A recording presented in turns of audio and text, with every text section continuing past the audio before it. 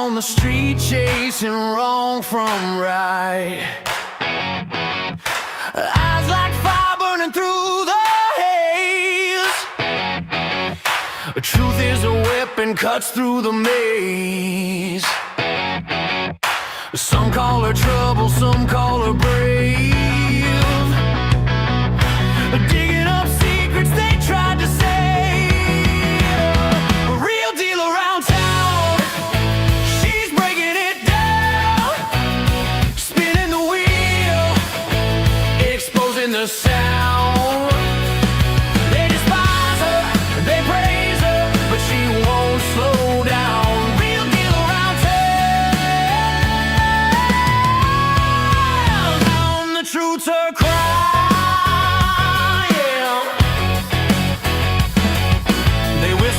Shadows, they curse her name. Afraid of the spotlight she brings to the game. But the grateful ones, they cheer in the dark for the spark she ignites in their weary hearts. Some call her danger, some call her hope. She's the thin line on the tightrope.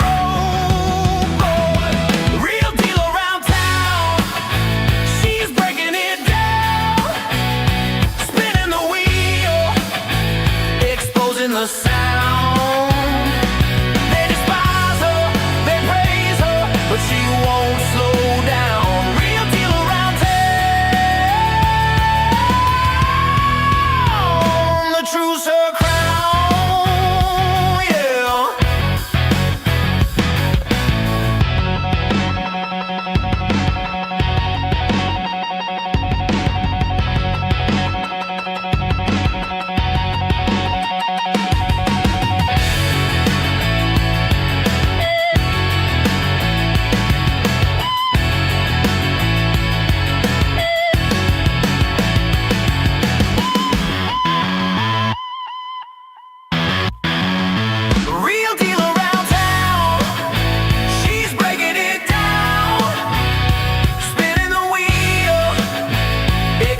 The sound.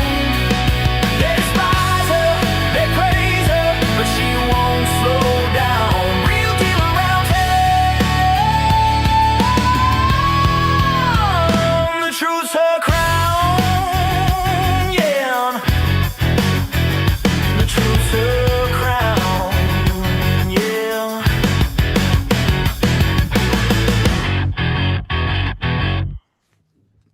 Well, hi, everybody. We're back. We're back. Let me pull that out of there before I forget. And I have to bring up the Zoom meeting is going to be starting in about 10 minutes. So I'm going to try to pull that up. I think I'm logged in. I don't think they've come to the table yet, but we shall see. Oh, boy, they call it different things. Oh, yeah. They're not. Yep, they haven't got the camera rolling. I think they stopped doing that because of me. But we'll see. We'll find out. Again, I'm still recovering, so I'm got a really weird pixelation on the camera. And well, here we are. So we have a select board meeting that's going to be starting at 3:00. They have, they're going to be doing a joint meeting also with the water commissioners. I don't know. We only have 2 water commissioners. Jesus. Don't get the flu, people. Avoid it at all costs. You know, I had COVID last March, and I'm getting over the flu now. I'd rather have COVID, comparing how I felt. I much sicker with the flu. Other people may experience different things. Just get the flu shot, wear a mask. It's everywhere. And I'm sure I'm not the only one out there. I know people are watching that are sitting home with the flu. I just know it. Or you're getting over it, or you're going to get it. So take it seriously. It sucks. I'm miserable. All right. So, what is the Board of Selectmen, the Select Board? I'm not in my usual spot, so I got lighting issues. Of course, I probably have a dead battery. Oh, that's the wrong button. Get the right button. Oh, too much light. Holy cow, that's bright. Let's see if I can put that where it doesn't bother me. See if that's a little bit better. I don't know. All right. So I'm here. Let's see. Let me look at my phone and read the agenda, the usual intros. Joint meeting with the Board of Water Commissioners. They're going to be going over the new rates, which an increase. Of course, it's an increase. I forgot how much it is. I had done a public records request and I had to appeal it, but I finally today got the presentation that I think it's going to be the same presentation because the Board of Water Commissioners did have Ty and Bond at their meeting and they went over the rate numbers because they do everything for us. Todd doesn't sit there and calculate what the rates are. I'm not going to go there. But anyway, Ty and Bond does it for the town. They do a lot of things for the town. But they did, and they're going to be doing the presentation during this select board meeting. But they did already do it at the Board of Water Commissioners meeting that they had a few weeks ago. And I'm assuming they haven't changed anything. But we're going to get a replay. And that will be, they're going to start, that's the first thing. That's scheduled first thing. Then there's a bunch of appointments that they got a whole bunch of things. And I guess Kieran, in case you don't know, Kieran Meehan is our new interim town administrator. And I got to say, I'm a little concerned. They haven't posted the job yet. So they're not even looking for a new town administrator yet. So I don't know what the hell they're doing. It's not on this agenda to discuss that either. And that's disturbing.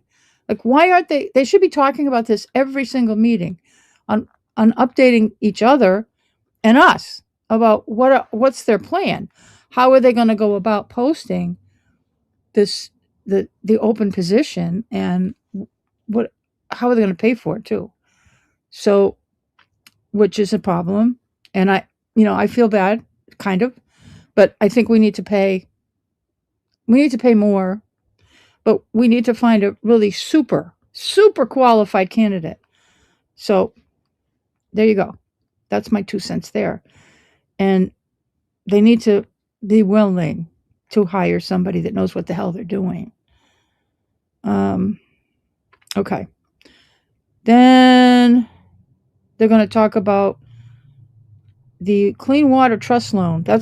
Which seems like it's put on the agenda in a kind of weird way. We're not used to seeing it called the Clean Water Trust Loan. So it's confusing. But it's the regular SRF that Todd always just throwing that term around like he knows what he's talking about. But we have loans out to have built the water treatment facility. They're supposedly 0% loans and supposedly going to be forgiven, these loans, at some point. Or they're 0% interest. And depending on what you worry about, and I worry about this, is because of the ethics thing, there's a lot of concerns about, will that impact some of the funding? Are we going to be holding the bill? I don't know. I'm not going to stay up at night worrying about it right now. I got a lot of other things to worry about. But the Clean Water Trust Loan is just the same shit, different day, if you want to call it that. But the select board has to approve everything anyway, despite the fact that the water commissioners, they're not really as independent as they think they are. But the select board has to approve all kinds of things that other boards do. So that's there. Then the select board, of course, micromanaging the West Townsend reading room, which it's my understanding is closed down because of a septic problem, that it doesn't work in the winter. So, because the pipes are all above the freeze point and it needs a lot of overhaul. So, I don't know it's going to be an interesting conversation that I will be paying attention to since I live around the corner from it. It's, it's a nice thing to have, but it's not been properly managed probably for decades. And it hasn't been taken care of. And as taxpayers, we really need to put some money into this building. Sorry. I know I keep adding to the bill. And I'm still advocating for all of you to support $1 million override. Yes. I'm not going to stop. Okay, then we're going to status and confirmation of budget meeting. Dates with the FinCom. That's a waste of meeting, but okay, they need to do that so we can see what a waste of time that is. Then we're going to talk about ARPA funds again because Veronica wants to spend all kinds of money, which could put us in jeopardy, but we'll go there. We'll discuss that. Then we're going to talk about taking away more transparency. They're going to do something about the public records policy again. They're mad because I got a fee waiver, which it was a fee waiver after the state told the town twice that it was illegal to charge me a fee for a certain public records request that I'm still in appeal and probably going to court over. But they're mad that in this process that the RAO gave me a fee waiver, but that was only to move things along because we're going to go to court then. So now I got a very improperly redacted response. I'm going to do a video on that at some point. But the board I think they're upset that I got a fee waiver and they didn't want me to have that fee waiver. But it was kind of ridiculous. But the state had already said they couldn't charge me a fee. So the fact that I got a fee waiver is not relevant. And they could discuss that in the courtroom, which they may be doing, because I have turned over this public records appeal to my lawyer, and because I'm done. I don't want to play games anymore, but we'll see. This will be another lawsuit that I will win. But anyway, I don't know. What are they doing? They're not. Oh, let me see.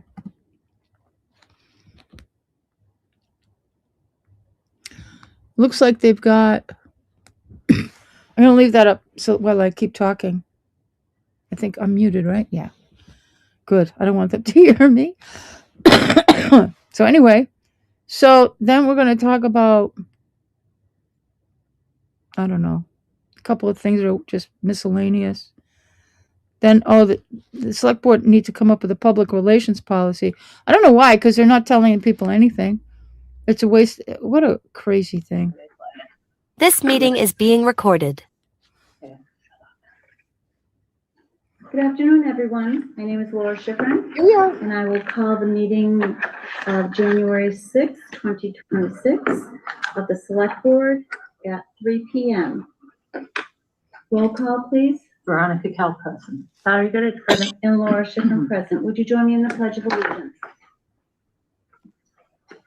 I pledge allegiance to the flag of the United States of America and to the republic for which it stands, one nation, under God, indivisible, with liberty and justice for all. I'd like to thank all of our veterans as well as our military currently serving here and abroad, all of our emergency response people, all of our elected and appointed community members that help this community to be a better place to live, and also their families. The meeting is being recorded and will be uploaded to YouTube. Is anyone else recording? Yep. Thank you. 1.4, Chairman's additions or deletions. I do not have any. 1.5, review, approve the meeting minutes of 12/18/25, 12/23/25, and 11/17/25. Is there a motion? Would you like me to make them together or separate? You can make them together. Yeah. Fine. I, Valerie Goodrich, move that we approve the meeting minutes for December 18th, 2025, December 23rd, 2025, and November 17th, 2025. There's a second? Veronica Cal, second. Okay. Any discussion? They look good this time. You were fine with me. Thank you. Okay. Roll call vote. Veronica Cal, aye. Valerie Goodrich, aye. And Laura Schifrin, aye. Thank you. 2.1, I'd like to call our joint meeting to order with the Board of Water Commissioners at 3:02 p.m. Roll call, please. Veronica Cal, present. Valerie Goodrich, present. And Laura Schifrin, present. Is there anybody, are any of the commissioners going to be in the joint meeting? Oh, And I don't see Todd yet. Todd was supposed to be here. you can come to the table, both of you. Okay. Please. We have Join space. us. It's a joint. We've fit more before, so. These are nicer chairs. A little easier in the back. So Jerry Lynn is here, but really, it's, we have 2 members. There's not been anybody else appointed, right? I wish there was. Yeah, I understand that. Well, once Todd gets on, you can call the joint, but can we go ahead with the Right, go ahead presentation? with the presentation. Yeah. Okay, so Ty and Bond is here. And who would like to speak from Ty and Bond with your presentation? Obviously unmuted. I'll introduce myself, but I think my colleague will be running most of the presentation. Hi, my name is Louis Sirocco with Ty and Bond. I'm a vice president here over in the water group, and I'm working with Hassan on a great many projects, and he helps us out on all of our rate studies. Hassan? Hi, members of the board. Good afternoon. My name is Hassan Doza. I'm a senior project manager here at Ty and Bond. And along with my colleagues, Lou and Joshua, it's been a privilege to manage this rate study on Townsend's behalf. And I'll share my screen and we will walk through our recommendations for the Water Enterprise Fund.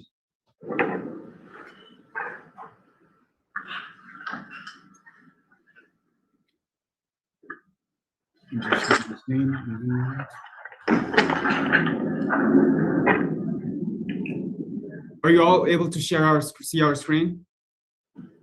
Yes. Yes. Wonderful.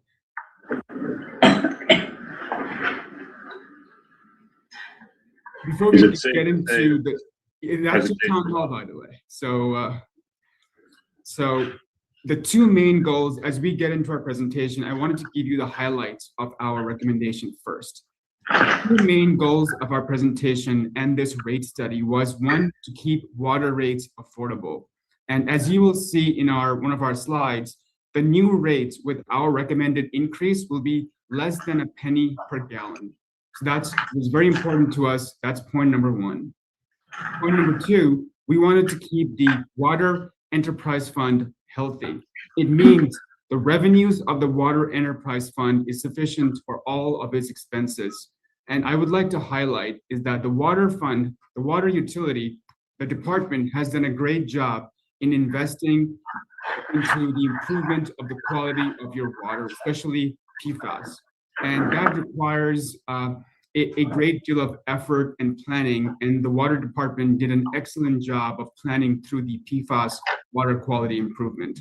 And given these projects, it is important for us going forward to make sure the Water Enterprise Fund is self-sufficient in that it has all the revenues it needs for all its expenses, so the water utility can continue to do these important investments in the future.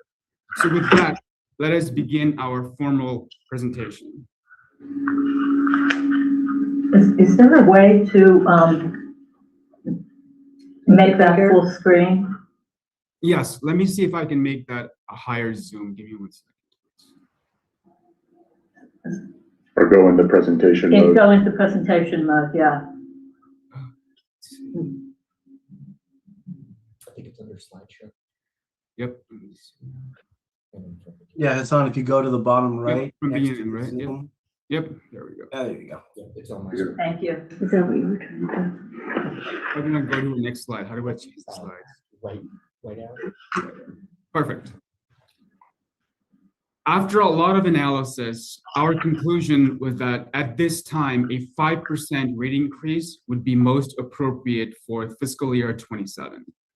It includes two items. One, as I mentioned, the important investments into water quality PFAS, and our rate recommendation includes the recovery of the debt service associated with this PFAS water quality investment, which has been an important investment for the water utility.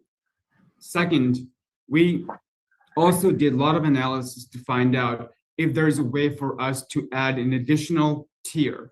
Currently, the water utility has a single commercial tier, and we're adding a new tier, tier 3, that is expected to generate additional revenues. And the thought process behind this new commercial tier is to have the largest and the highest water users pay for the water. So this new commercial tier would expected to generate about 300,000 in additional revenues, is one of the main reasons why the overall rate increase for the average residential customers is very manageable in our view at 5%. So those were the two main items of this rate study. Let me share with you the next level of detail. This bar chart graphically presents our rate increase recommendations, 5% for fiscal year 27, which we are presenting at this meeting. But just to give you some visibility in out years, and these again are projections, we're projecting 3% type inflation type rate increases for 28 and 29. And again, I underscore these two out years are projections just for illustration purposes. The recommendation we are recommending today is going to be for fiscal year 27 at 5%. The most important data point, I would believe, in this chart is the bottom numbers, where you see 8% for fiscal year 26, 15% for fiscal year 27. And the reason it's the most important data point, because that represents the retained earnings or cash that is left over expected at the end of the year. As you can see from this graph, the expected cash at the end of fiscal year 26 is projected to drop below 10%. So one of our goals have been in this rate study, when we talked about the financial self-sufficiency, is to make sure the water enterprise fund has sufficient retained earnings for fiscal year 27. And with this rate increase of 5%, we believe the water enterprise fund will be in a very good position, in a financially healthy position for fiscal year 27.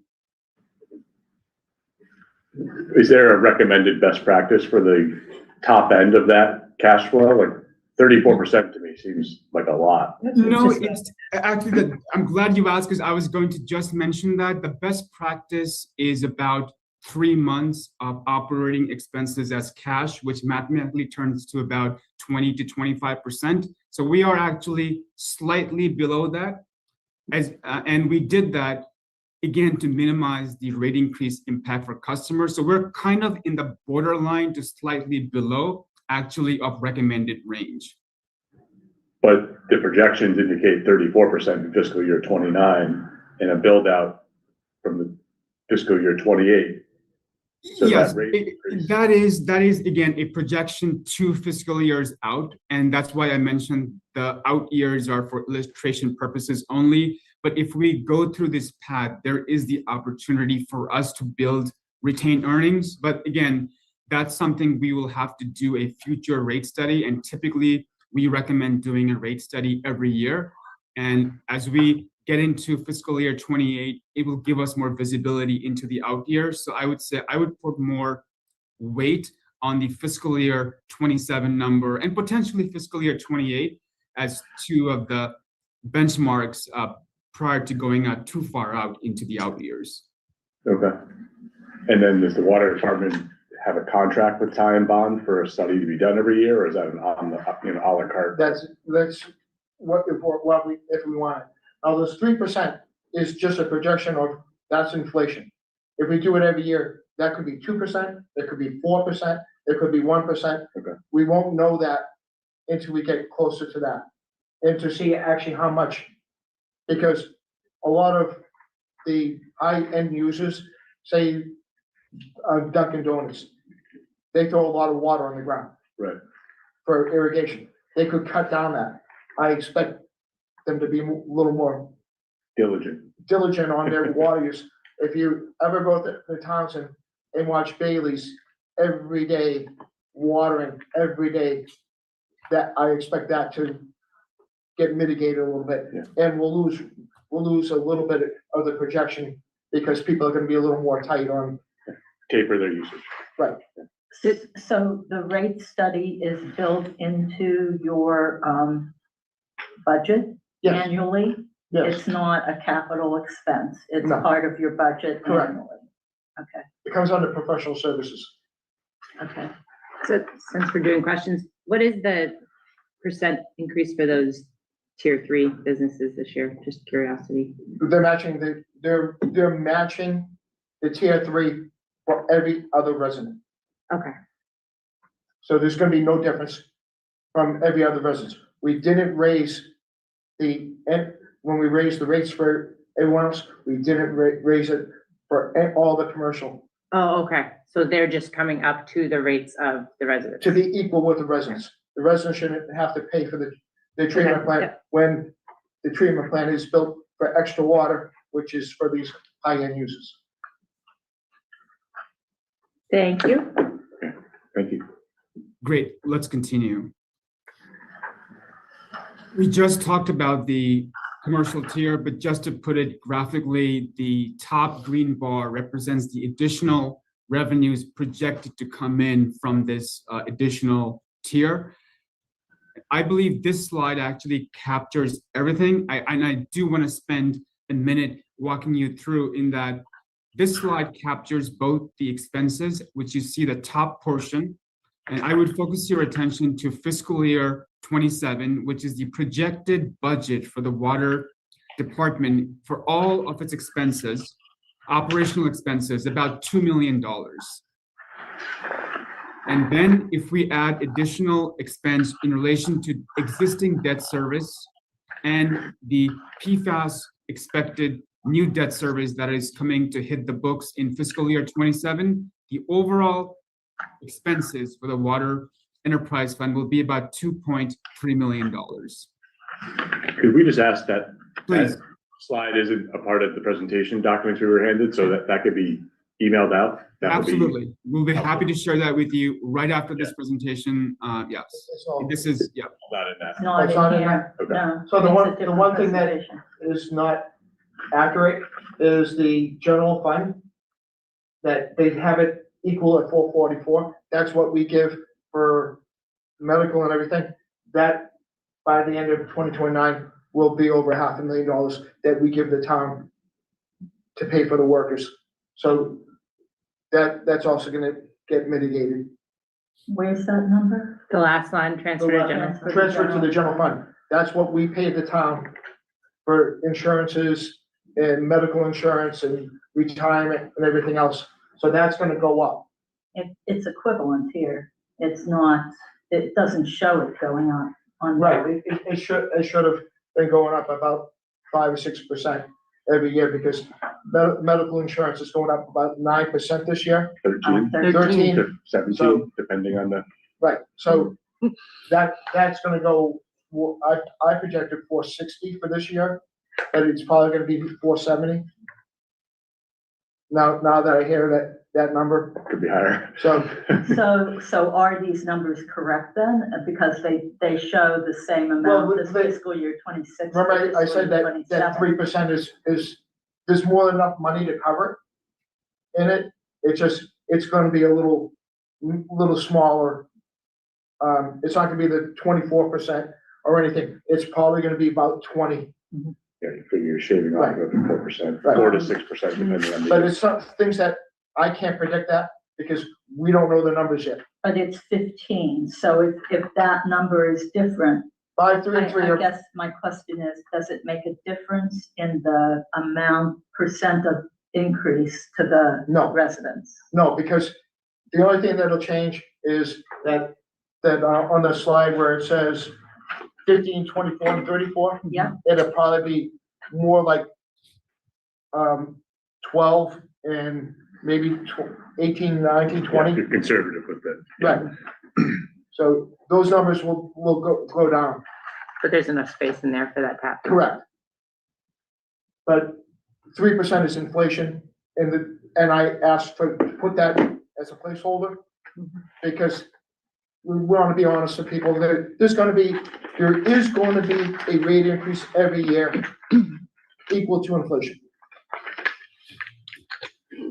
And I just want to underscore in that we're doing a lot of rate studies for a lot of towns within the state, and every town has done a lot of investments in PFAS and other water quality upgrades. So these are challenges and increases every town is dealing with. And we'll share with you your average residential water bill in the next slide, but I just wanted to give you that data point that these are challenges every town is dealing with. And I have to give credit to the water department in that you have managed your PFAS debt investments very well. And we have very good visibility into debt, and not all towns, believe me, have managed the financing of PFAS well. These are very, I would say, thoughtful way to finance this engineering construction of this project, and the water department handled it very, very well. So you have good visibility on your cost of debt from PFAS, which I believe is a significant differentiating factor from other towns who have not had the benefit of projecting these costs well, and they're dealing with significantly more higher rate increases than you are. And this is from experience of rate studies we're doing right now in all the towns across the states. I just wanted to share that feedback with the board. Great, thank you.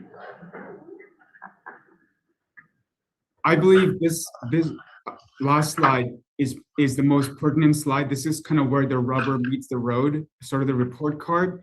And the number I would point to first is, with our expected 5% increase, the average bill for a typical customer in the residential customer will be about $540 per year, which is about $135 per quarter, about $45 a month. So it's very affordable compared to other services. If you think about what other services you're paying $45 a month, water is very affordable, and it's very much in line with median bills across the state. So I just wanted to pause here and take questions, because this is something we thought about a lot, and we believe our recommendation kind of presents a very good trade-off for customers and the value we're receiving.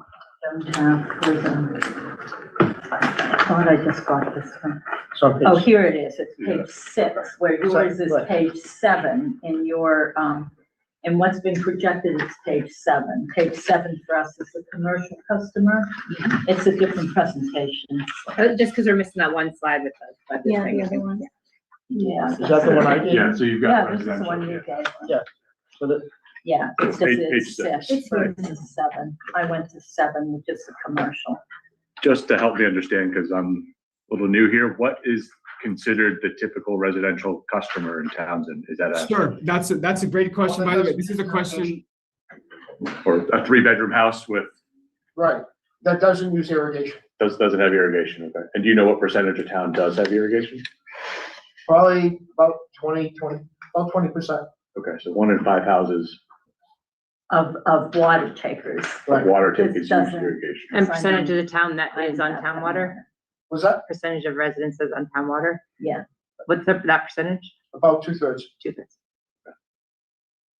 which will increase it in the next few years.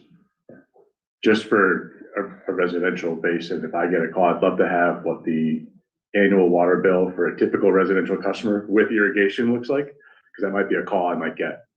You know, Depending on the neighborhood.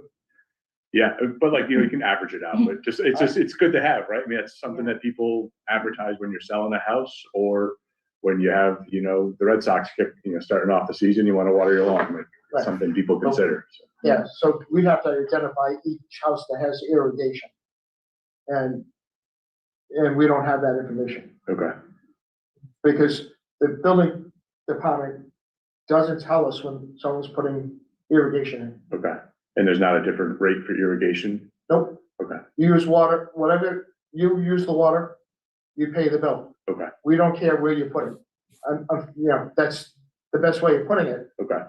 But your bill is in your own control. If you're watering too much. Yeah. It has come up today. Interesting, okay. I would tell them to call the water department. They do. They do. If they have a question, Right. go to the horse's mouth, right? Right. Well, I think because some communities will have irrigation meters for their usage. And that's charged at a different rate. Yeah, usually it's higher. Absolutely, yeah, Yeah. it's a premium The service. irrigation meter is usually higher than, but we're only Domestic charging use. one rate for everything. Yeah. But don't we have tiers? Aren't there tiers? Right, so if you And get so up to if you tier, use more water. right, You could you deduce irrigate, that you're you probably use more. irrigating. Yes, exactly. No, good data, thank you. all right, you can go now, sorry.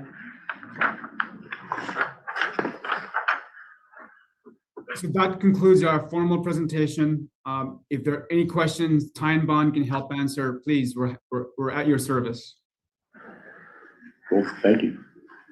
Can I ask a question about the commercial, the tier that you're adding? Yep. How does that, so what's our page 7? Maybe your page 8 do you have another page? Send on your, No, the additional slide is probably this slide, which you don't see. That's the only slide. Additional, but we have one There's the after commercial. the one. Oh, the that- commercial, yeah, The commercial rate. right. yes, So go to the next Right. slide and Yes. then, this one. He only had 7, so. oh, you only have 7. So the slide that we have here in this presentation. you So don't have. what was your question on that one? How does this change? Right now, the typical commercial customer is $1,725 per Correct. year. And so is it up here?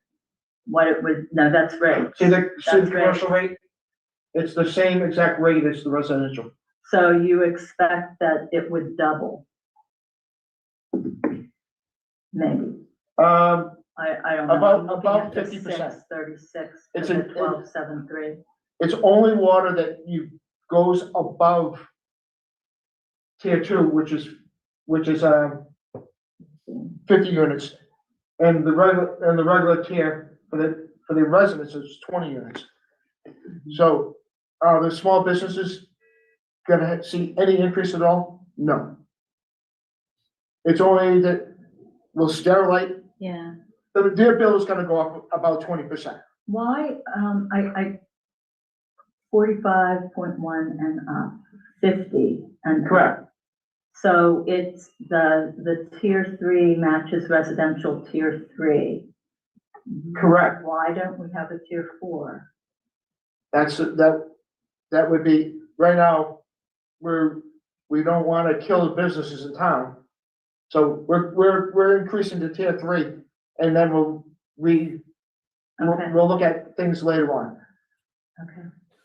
You can liken it a little bit to, the assessments and the tax rate. Not exactly, because we only have one rate for everything here, and there's Right, a reason for that. Right, that's right. But, and we that's will kind of the never, goal with because this. it doesn't make sense to, Right. but water is a little different in my right. mind. So we're adding an extra tier for the commercial. And then if we need anything else, then it's something we can look at in the future. Mhm. Okay. But the average business that it just has an office and they're never getting to 50 units, So they're not gonna get affected. It's just the very high water users that are gonna get affected. Just referencing the commercial customer slide we have. Yeah. Um, This is the one I got today, so yeah. The fiscal year 25 was 1725 was your annual water bill. And then fiscal year 26 says 1725. And then if you look at fiscal year 27, it's only a 4.76% increase. Fiscal year 28 is a 2.9% increase. Just wanna, maybe I'm wrong, am I that? This doesn't consider tier 3. That's, I think, where the issue is. They didn't put tier 3 in Right. for FY 27. They only used tier 1 and 2, which is what apparently. Okay. so it's. Always Can have. we just get an updated version of this well, along the way, I'll once you have have a it chance? changed. I'll have it changed. So tier 1 and 2 are pretty much the same. And like I said, until that actually happens, Yeah. we're not gonna know what because people are gonna change. It happened with the irrigation, people change the habit, and so, Yeah, I mean, using a little less water might probably good for everything, right? right. Save a few And- bucks and go from there, so. And what, in the 5% this year, you take away the 3% for inflation, and you're only, by paying for the very small part of the building, Mhm. is the whole budget, besides paying for the debt Yeah, for the building, only went up 1.3%. great. So but 2% for paying for the rest of the building isn't bad. You know, and this is the last one. We were told 3 years ago to raise the rates 18%, we raised them 5%. 2 years ago, they told us to raise them up 15%, we raised it up 5%. Because we didn't know how much money we were getting lawsuit and forgiveness, so I wanted to keep it low. And so that two extra percent helped pay for the building with this one, and we didn't have the skyrocketing, which other towns are gonna have to pay for theirs. Certainly very fortunate. Mm. in town. Any other questions from the board? Hearing none. Thank you very much. Thank you to Ty and Bond representatives. Great presentation. We appreciate your work. Thank you. Thank you very much. Okay. I guess I'll entertain a motion to adjourn Joint meeting? our quote unquote joint meeting. So we don't have to take any action. This is the select. No, So that, similar to any other Because we don't enterprise fund. approve. it's all Just up to informational. right, it's all up to the, Yep, just board. confirming for everybody listening in. correct. Lots of people ask me.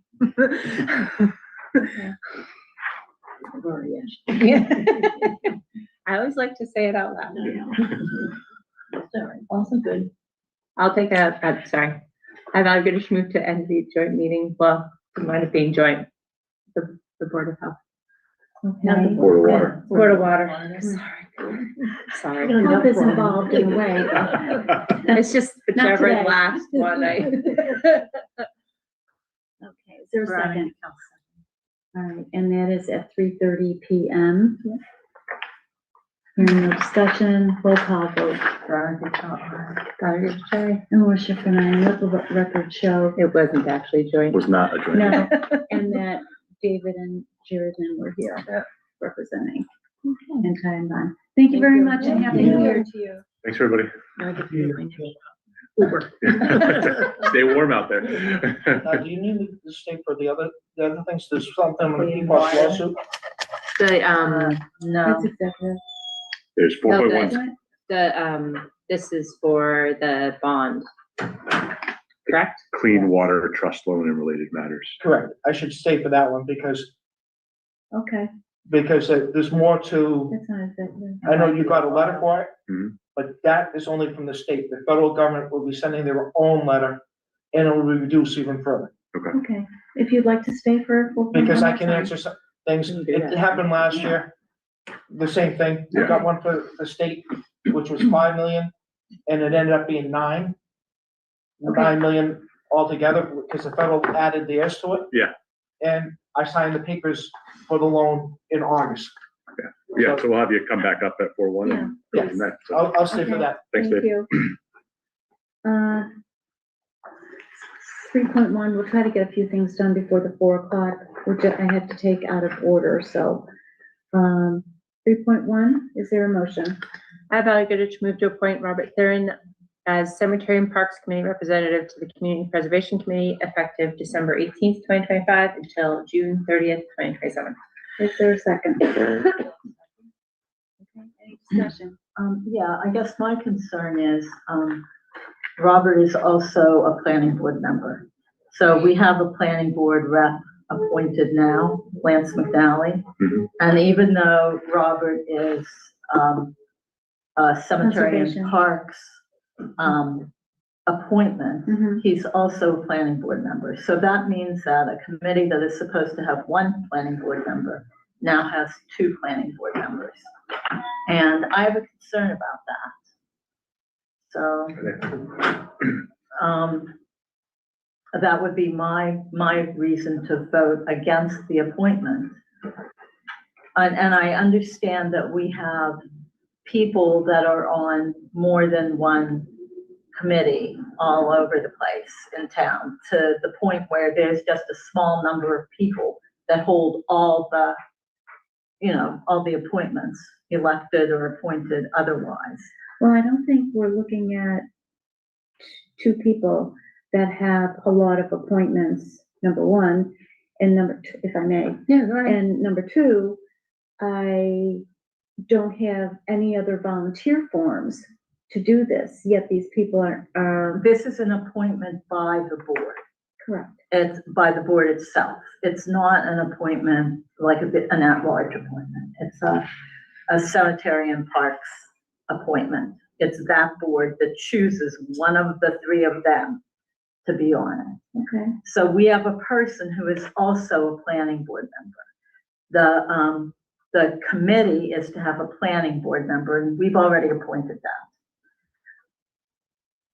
And also to have a cemetery and parks commissioner. So now we have 2 if this appointment happens, we have 2 planning board members, even though the second person is not representing the planning board, he is still a planning board member. And so what happens when you're making decisions on applications? Are you looking at it, oh, I'm not looking at this from planning board eye, I'm looking at it from the cemetery and parks perspective. I don't trust that will happen. But would that not apply to the second appointment also? Yes. Yes. Which is why I have the same concern So on the second appointment. My question would be, is it going to be nearly impossible to actually seat? I just think we need other people So to I'm, come forward. yeah, I'm from it's only really a concern if quorum is met. On the CPC.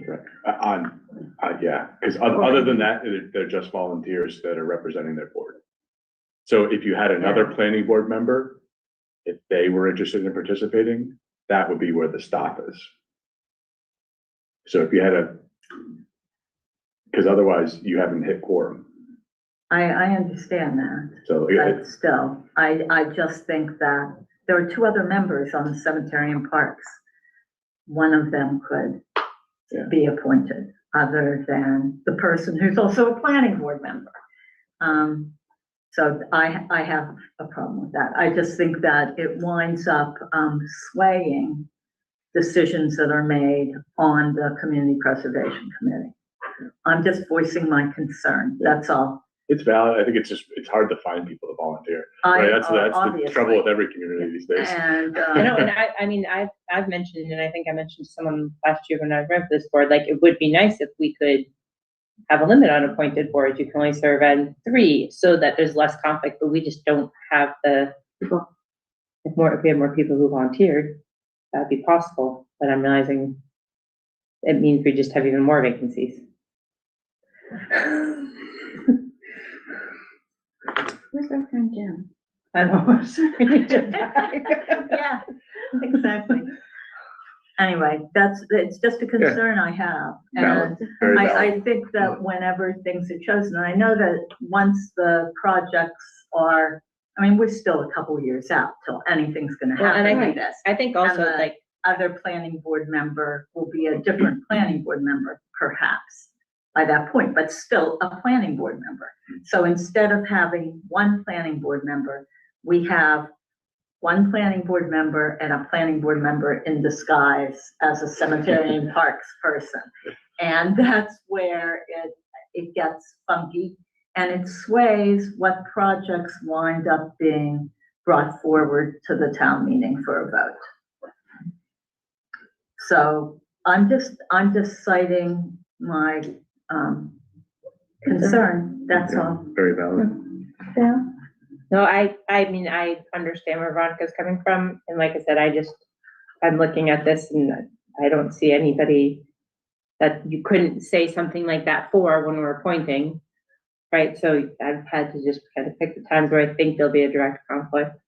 This one, I mean, I think it's like I said, I think it's a long way off from any actually thing feasible happening with this.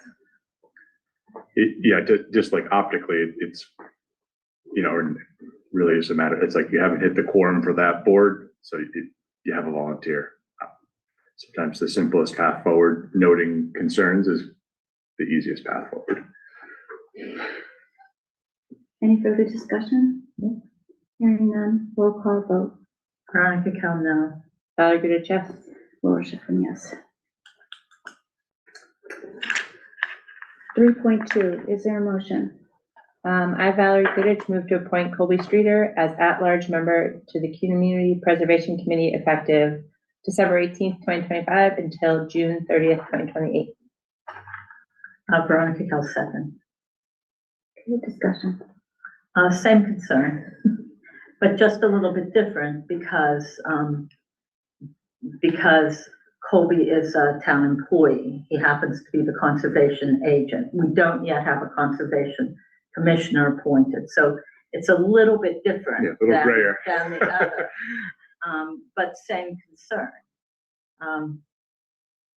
So that's all. It may be different, but also, this is, he's being appointed as what? Oh, yeah. At large, so this is our appointment. This Yeah. is Yeah. the select board's appointment. And I don't think we've gotten any other residents. No. Well, we have Kim. Yep. Kim, we've already appointed. Yeah. And so this That's would at be our large. second at-large. We have two at-large appointments on this committee, we, the select board, do. Okay. So And, I see this one a little differently than the other one.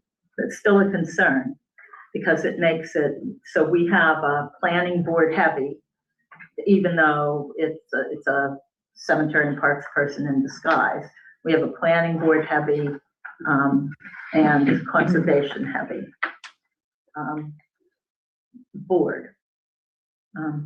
I mean, I guess one of my thoughts is they have to have open meetings and to bring up, if anybody sees that trend Yeah. happening, Mhm. no, But, not that it Not- has to, but. then it's just, talk or, put in 600 public records requests or try to find open meeting laws, to say that the committee is doing bad things, which is the modus operandi.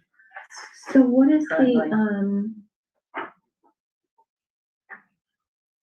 Is there still a vacancy after these appointments? Their housing hasn't appointed and Yeah. conservation hasn't appointed. Correct. And I'm not sure Historic District Commission has appointed. Oh, I don't right, remember it that. was, So there are still 3 appointments, to be made. Yeah. okay. Housing Authority will probably try to meet at the end of the month is my guess. 'Cause we Do they have- have 3 members now? We correct? do. Yeah. I have to update that for the next, the 20th meeting to say that they voted to approve Irene Congdon, so it comes to the select board for the appointment. Appointment, yeah, okay. Okay, And I think she may be a good person. I'll touch base with her along the way once we get there, but you never know. I think she'll be a good. Any further discussion on this one? Huh? Hearing none, roll call vote. Veronica Kell, yes. Valerie Goodrich, yes. Laura Schifrin, yes. Okay, welcome to Colby on that. 3.3, is there a motion? I, Valerie Goodrich, move to appoint Kathleen Spofford as alternative member of the Historic District Commission effective December 18th, 2025 until June 30th, 2028. Veronica Kell, second. Okay, discussion. We had the discussion, it's fine, we still have that one alternate is still vacant. No, we have two alternates on it. This would make it 2. This will make it 2, Yes. And then it's a full board. and then it's a full board. Members and alternates. Mhm. Okay. Any further discussion? Hearing none, roll call vote. Veronica Kell, aye. Valerie Goodrich, yes. Laura Schifrin, aye. Aye, yes. We can't make up our mind today. Or make them all the same. Like an Oreo cookie. Yes means yes. Yes. Okay. 3.4. We can't do that because we've already appointed 2 at-large members. Yep, so I think this is a take no action. Take no action, correct. So do we need a motion to do that, or do we, I, Valerie Goodrich, move to take no action on 3.4. Veronica Kell, second? Okay, any discussion? Hearing none, roll call vote. Veronica Kell, aye. Valerie Goodrich, aye. Laura Schifrin, aye. I'll work Thank with you. Sabrina to get appointment forms out and such, so we can have the folks sign and go from there. So, Yeah. For the CPC. Okay.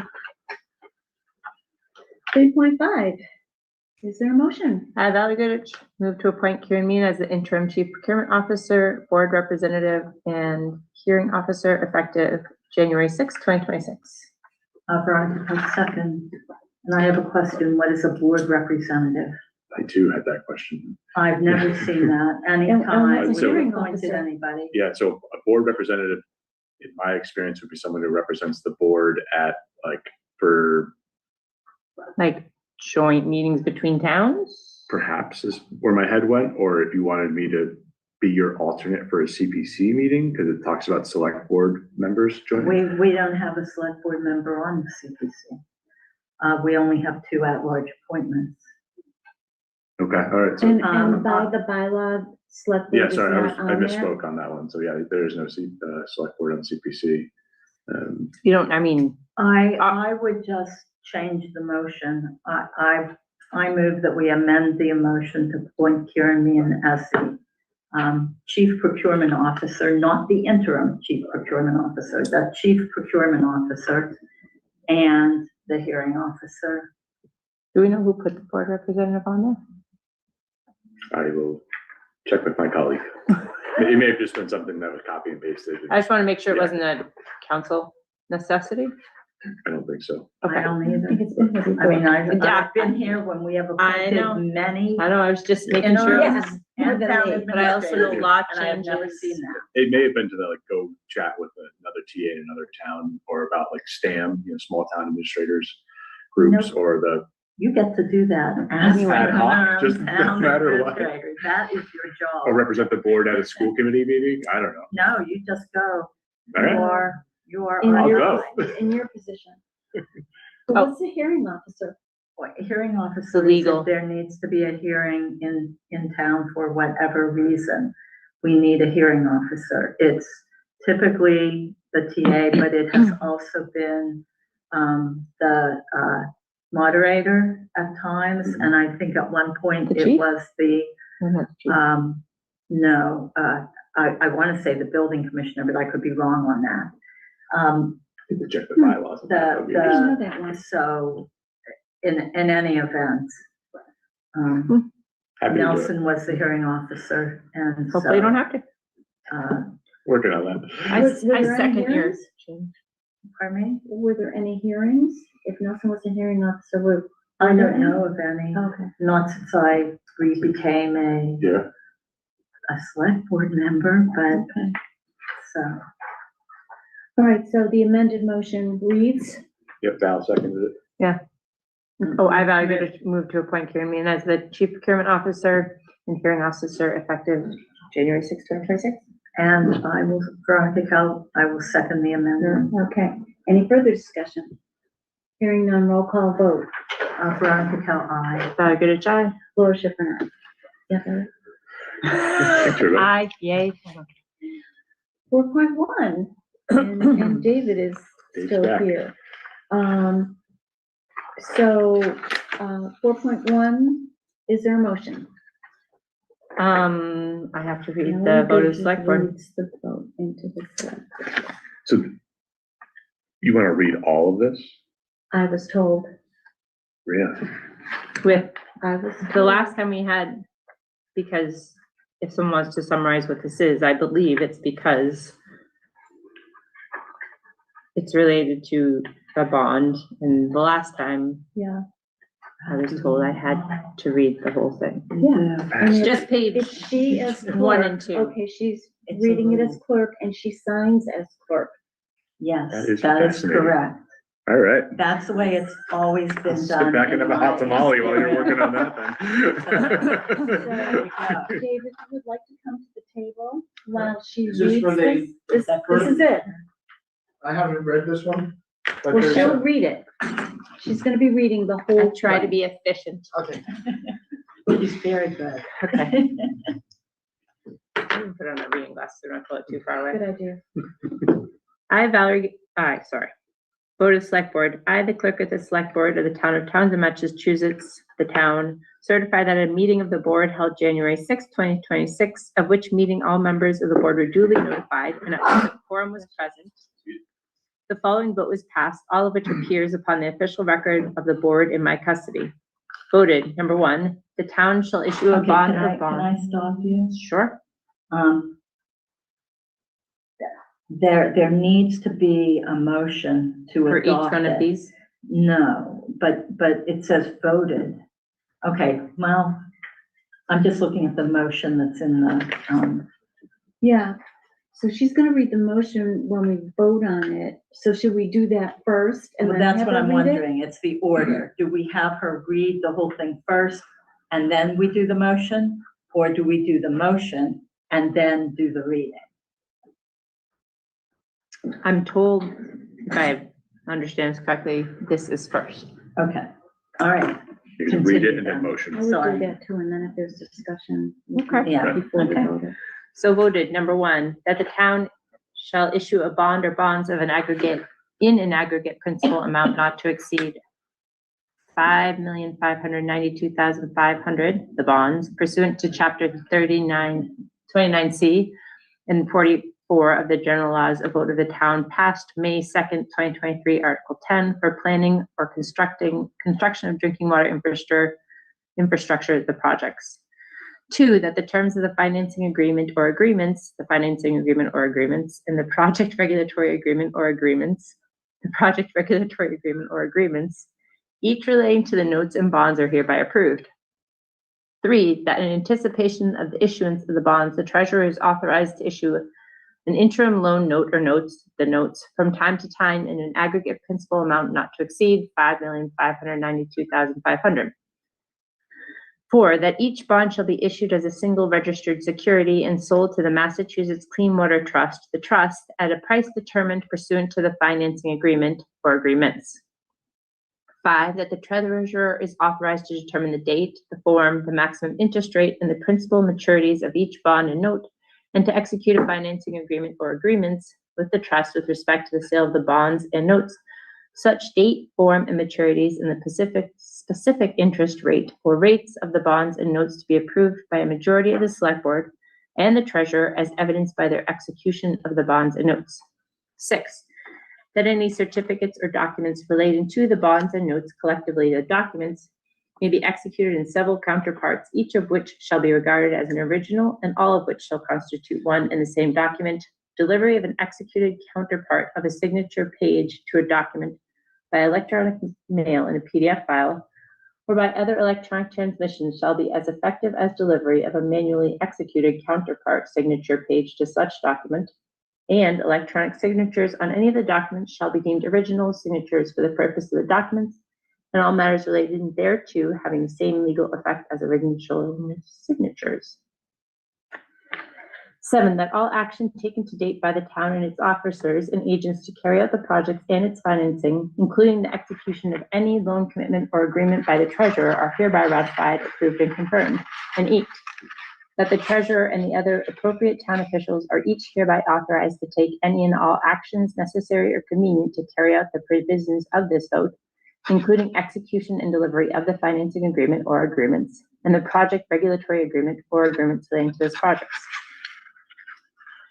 I further certify that the vote was adopted at a meeting open to the public, that no vote was taken by secret ballot, that a notice stating the place, date, time, and agenda for the meeting, which agenda included the adoption of the above votes, was filed with the town clerk, and a copy thereof posted in a manner conspicuously visible to the public at all hours in or on the municipal building that the office of the town clerk is located, or, if applicable, in accordance with an alternate method of notice prescribed by, if approved by the Attorney General, as set forth in 940 CMR 29.03 2B, at least 48 hours, not including Saturdays, Sundays, and legal holidays, prior to the time of the meeting, and remain so posted at the time of the meeting, that no deliberations or decision in connection with the sale of the bonds or notes were taken in executive session, and that the official record of the meeting was made available to the public promptly and remains available to the public, all in accordance with General Law, Chapter 30A, Section 18 through 25, as amended.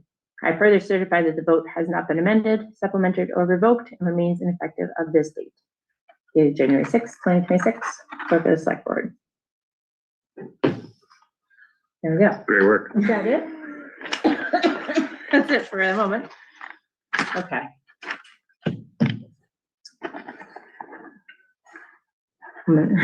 I, Valerie Goodrich, move to adopt the vote prepared by bond counsel and before the vote as read shall be incorporated in full into the minutes of this meeting and signed out of session. Veronica Kell, second. Any further discussion? Any comments? Dave, was Okay, correct? so that 5.9 is on the loan of $14.9 million. That's the only part we have to pay for. Okay. And then the rest, there's lawsuit money coming in, and hopefully we can pay it off early. If it's just a slow process. We got another check last week for $248,000, which makes Almost 650. almost $650 that we have in the bank right now, but to do anything with it, it has to go to town meeting to be able to Transfer to us. transfer it, right? Okay. Any other questions? Hearing none, roll call vote. Veronica Kell, aye. Valerie Goodrich, aye. Laura Schifrin, aye. Thank you, Dave. And do you know if, is that coming to special town meeting, or are you gonna wait? No, we're just gonna wait for the right one. It's not, we don't even have to pay anything till July or August. Okay. That's the first payment, which is, Okay. We'll It's try coming. these So it could at be the the end. annual. Thank you. Forget it. you're welcome. Is that Okay. the sign out of session?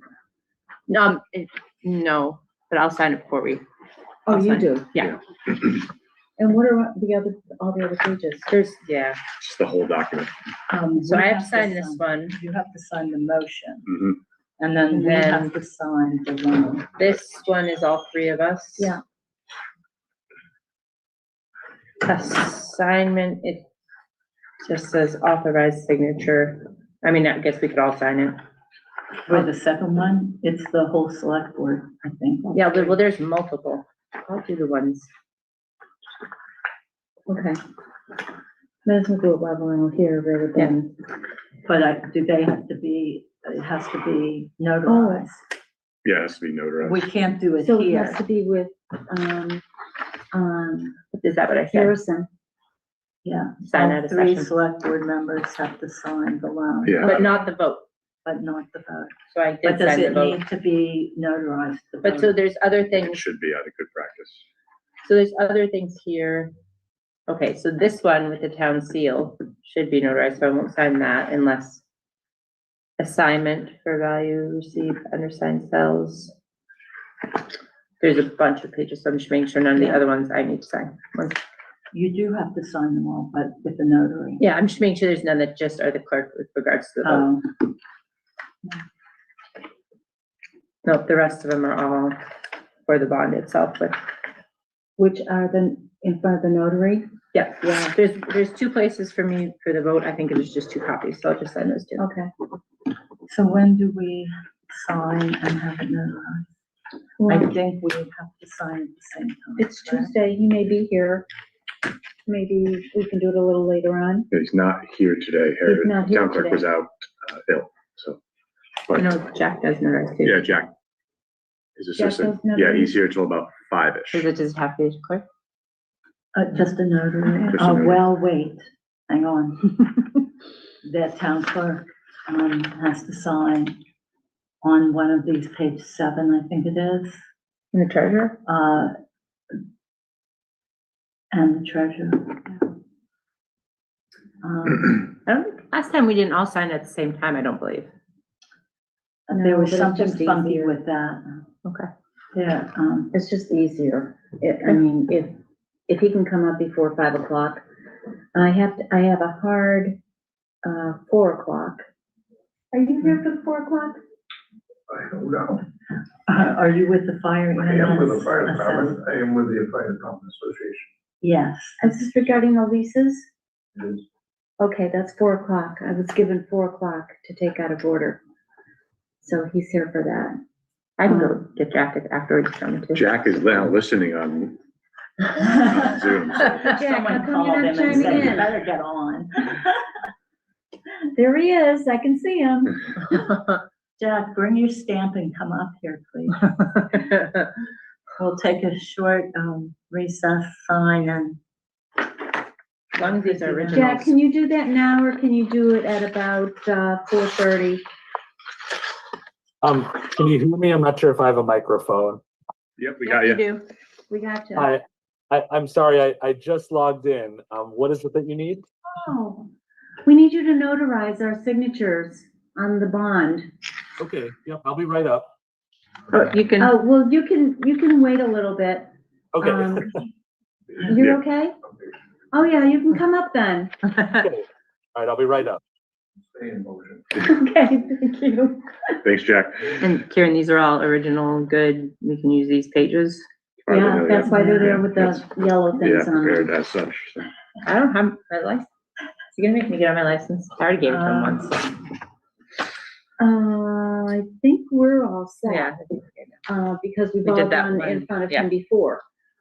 Oh, he'll know. Unless he has a, whatever. we'll see what he does. I don't, Harrison did it without that. A clone. Right, that's right. I don't think anybody who's an impersonator would want to be here. So it's, this one They needs to would be, not want to take our position. which ones need to be notarized though? Cause there's so many here. It's the last there's a couple of pages. I think that they all need, okay, so page 2, Yep. okay? Page 3. Yeah, Maybe.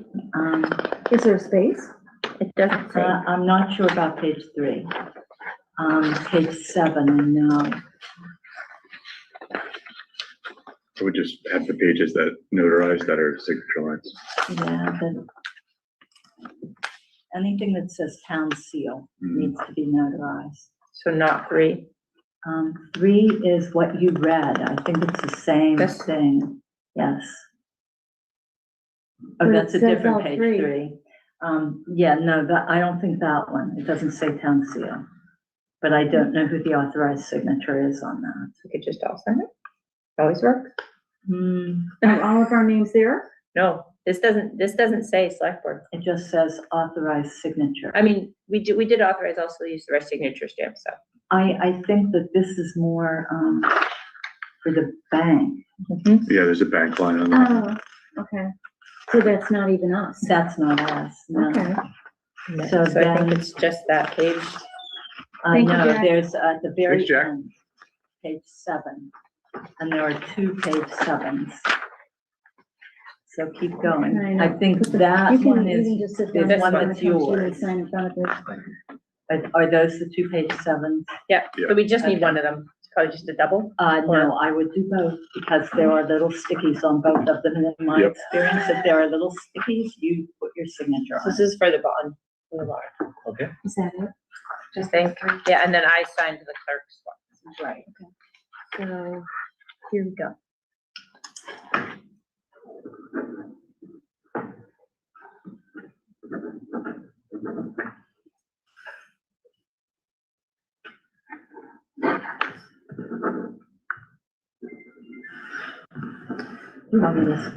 Either way, it doesn't matter.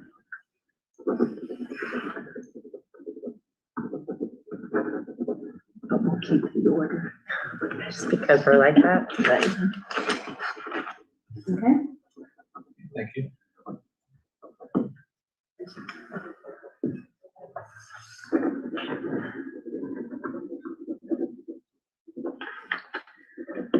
We'll save us a trip tomorrow. It's gonna be a little Thanks, Jack. snowy, so keep Oh, keep really? everyone at home. I think I could with staying home tomorrow. I See the rest of the never document? have a work tomorrow. And I'll just reassemble it. So this is, we voted on, this is the vote. And then I just had to sign that, and then this is what it's for, the Clean Water Trust. And then this is where it starts the, So page 3 goes in, so go 1, 2, 3, and I think this is page 3 or 2, whatever. These 7, there's 2 7s. which might be a So duplicate, but this goes in there somewhere. goes. I only signed 3 times. So if there's a duplicate, I didn't sign it, I don't think. Should I go Right right to here. 4 point? 2 is right there. Okay. Do you mind if I collect this document, look it over, and then follow up with you at the end of the meeting? Sure. My log entry? Sure. Yeah. Bring it back up. I mean, we've all signed in front of you. Yeah. And the world. It might be a little out of order. Okay, thank you. So I'll take the opportunity to get it in order. Sure. Look at how I should label Yeah. things. Okay. We can put it in order right now if you want. Do you have it all there? It's on the SharePoint, so, so the one that says page 2 should go in front of the page 3 that says assignment. Yes, that goes there. And this one, we're not signing. We're not That's right, signing And it that. doesn't say to be notarized, so. And then that's the blank page. Oh, that one I'll put at the end, don't worry about that. And then it's certificates. I have a question now. Look at the certificate. It says drinking water bond. Is that number wrong? 4614? Well, isn't that what, 717? isn't that what Dave was just referencing? Yeah, he was. Is it? Yeah. Okay, all right. Oh, she had this here too, there's another. So we copy have of the this drinking thing. water bond. There's 2 of them? Probably just an extra copy. I don't know, But this it is has in a order. little, it has the little Has little stickies things in on it, so I it. think it's In signed. my experience, anything that has Anything little that's got those on, stickies. sign it. I'm with Yeah, Veronica. This is the same thing. let's get this document back in order first. Yeah, Just to make so Jack's that's- life Yeah, really simple. so that, Yeah, okay. So we have this, 1 second. This is there, sorry, Jack. No problem. So my question is it being notarized or is it being certified by the town clerk? Kind of 2 distinct things. I think it's good being question. notarized, I I thought. thought you were notarizing signatures, that's what I thought too. not certifying a document. But it does say Townsend. And it does say town clerk. Right. Town clerk. So just to explain the distinction, so if a document's being notarized, that means it usually has a notary certificate, and as a notary, I'm either saying that, this person is who they say they are, who's signing, or Yeah, perhaps yeah. that they've taken an oath. There's a separate type of document, which, like a bond document usually, which specifically has to be certified by a town clerk. or can be certified by an assistant town clerk in the absence of a town clerk. Okay. But we do good. have one, Okay, so. so we have you. Okay, Right, but I just So- want to make clear that that's kind of different from All notarized. right, so you're certifying that you saw us sign it. That's correct. But I So do can believe, that. because his bond, it has to be, it has to be the second of the Yeah. two, not notarized. but. Certified. Certified. Okay, so, For what I can see, that's, it looks like that's what it is. So we need to come down and do it some other time. no, I think it's okay, because you said you can do it in the absence of the town clerk, correct? That's right. He's not present at town hall today. Right. So let's Okay, let's making get sure this we're all done. good. All right, so to get these in the page where it is, do you have them in the right location? 1 second. This one, I'll put this one here. Sorry. So, usually with a bond document like this, the treasurer signs first and then the clerk certifies after all of those are completed. Oh, well, we just did it without the treasurer, because she is not here. Is she here? I can text her. Yeah, text I'm her, not sure. tell her to come up here. Who's that? Melissa? Melissa? Is supposed to sign that too? It's just 4:07. Maybe she's still here.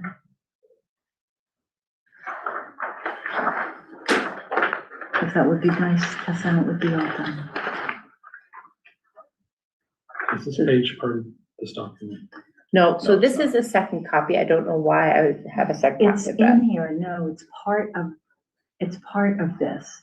Vote of the select board. It Twice? comes, yes, it comes Okay. before Down the there, get it page. too. All this has been working. It goes here The very end. at the very end. So those two pages are before this.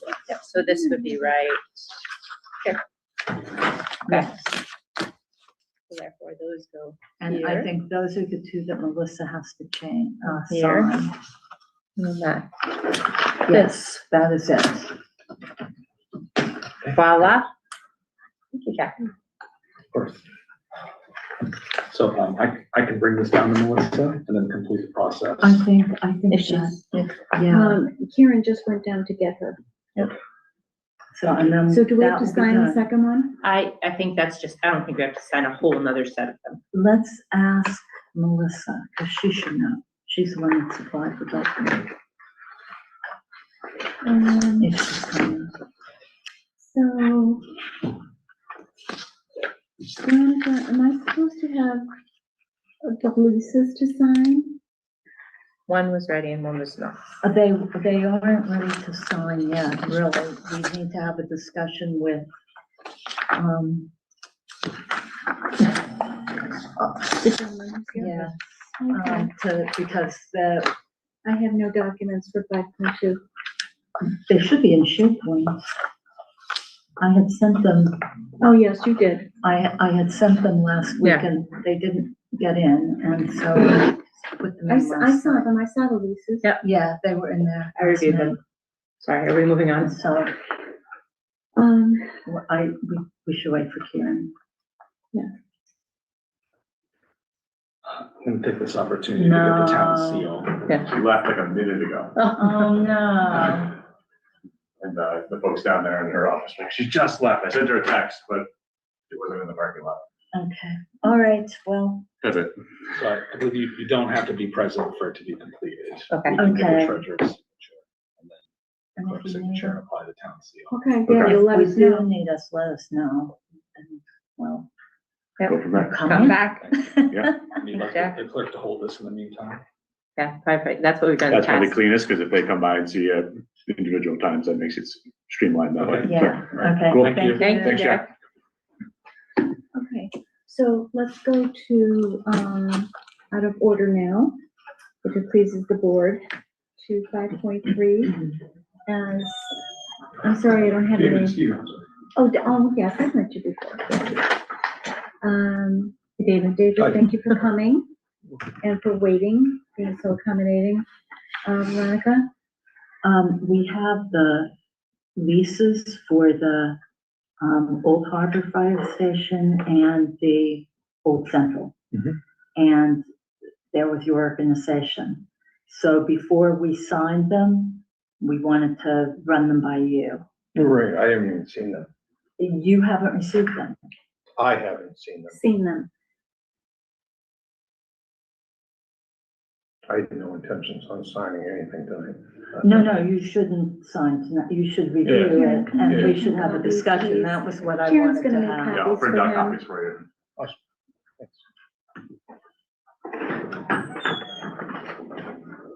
So I asked them to go through the general lease terms. Mhm. So should I go ahead and read these? It's a The summary, brief the summary, the sure. general lease terms. It's a 50-year lease with the Townsend Fire. You can see it right here. I don't know if I can make it bigger. That's good. With fire EMS relief from January 2025. So from last year. The rent is $1 annually. It's tough. In the lease, it says payable on the 15th of January, I think, and it's, so you would pay Each year. $2 this year to make up, that's a Okay. retroactive dollar payment.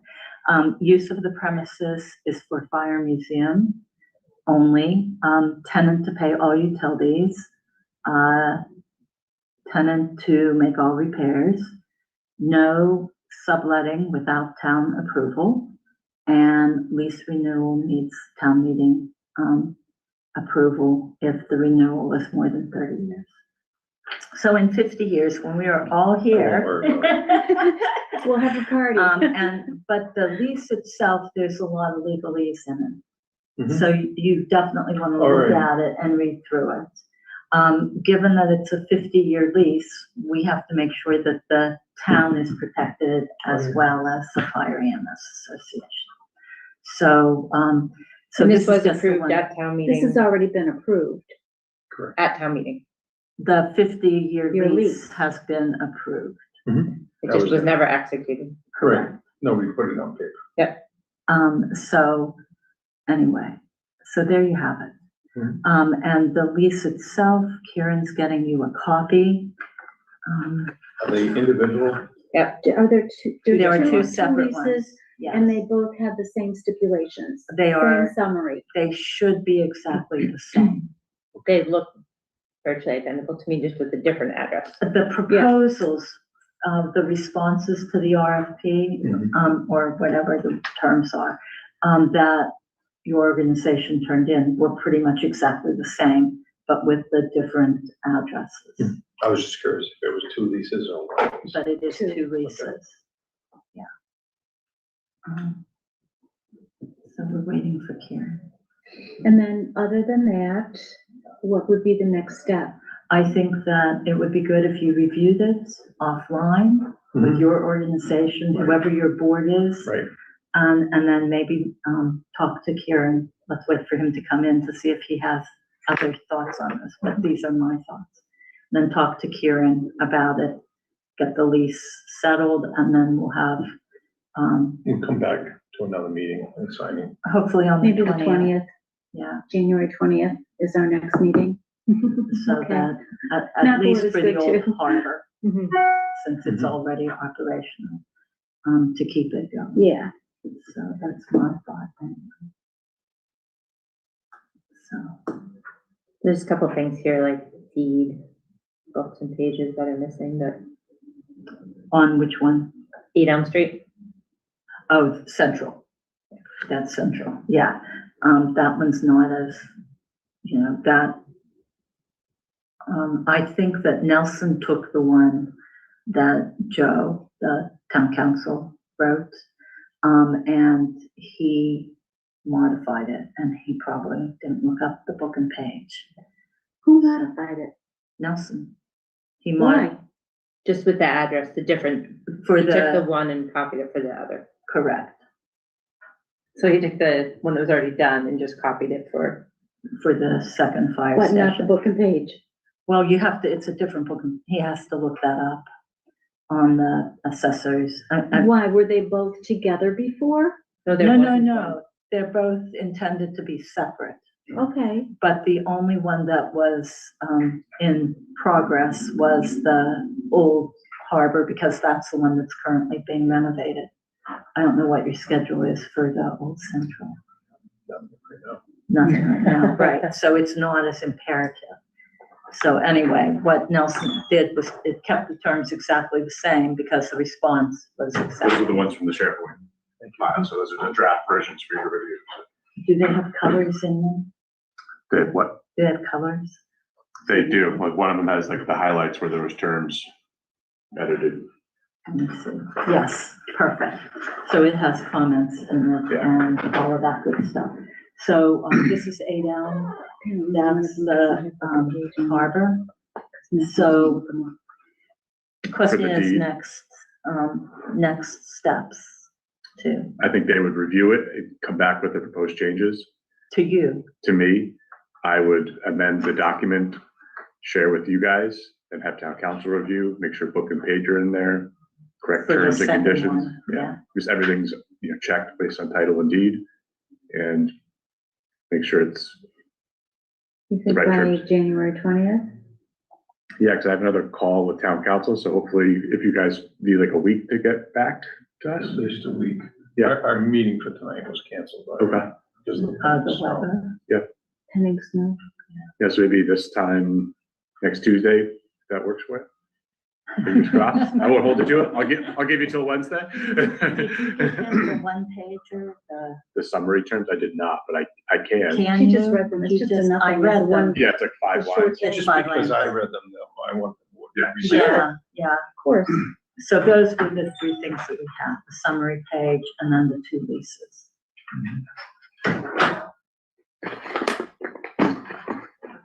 The hours of operation in the lease, I can see where there's a benefit to that, for the neighborhood. So it's 7 AM to 7 PM for operation of the museum, Right, but you have use all the time. right. We're not anticipating running anything after that. Well, what if the Boy Scouts want to have a sleepover or the? Have you been there? It's not gonna be there. No, There's not not any much room. Maybe you could- But get the church.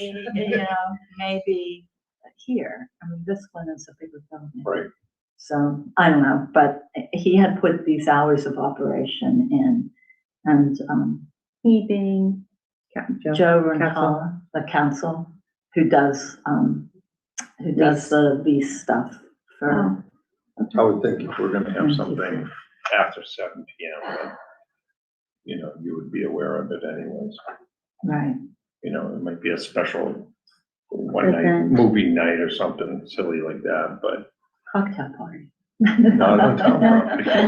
Right, true. Special permit for that, one day That's license. right. We haven't Those processed. days are already gone.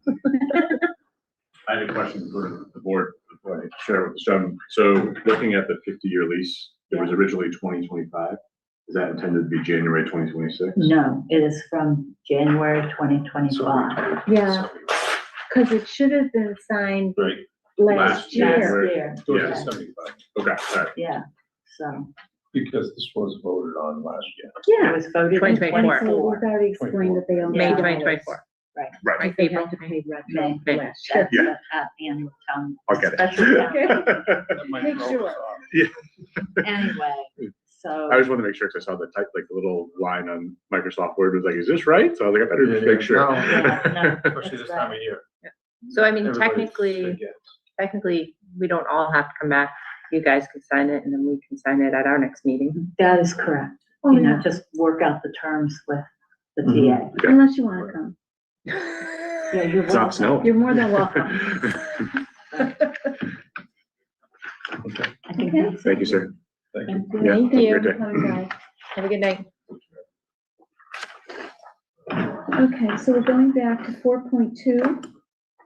And Karen, I guess I'm gonna give this one to you. Yeah, so just to sort of set the table, the West Townsend Reading Room is a little bit older building that's used for some rental things in town. You could have a fantasy football draft there if you wanted to, and you paid the town, you could sit there and use the chairs and such. For a long time, the Seventh-day Adventist Church has been using the space as well. And recently, I was informed that the septic system doesn't really work during the colder months. In general, it needs some pretty heavy exploratory work to the tune of about $5,500. You know, having toured the building recently, you know, you can see that there's some seasonal critters in there. There's some deterioration of the building. And in general, there's some questions in regards to whose inventories is whose in that space. Sabrina categorized some of the inventory. We also advertise specific types of inventory available there. And there's some questions coming from our Seventh-day Adventist church friends in terms of which is theirs and which is ours. So we do need to get to the bottom of that in terms of who's responsible for what.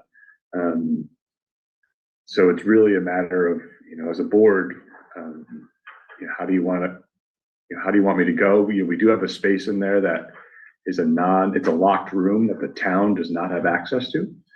And we believe that might be our church SDA friends. I'll use that acronym to describe that group. The SDA might be the ones who's put the lock on that room.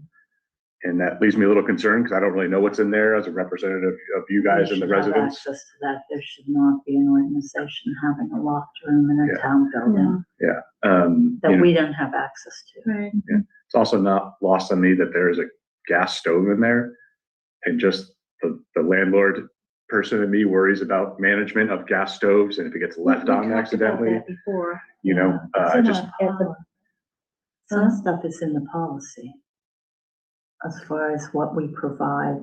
it is, yeah.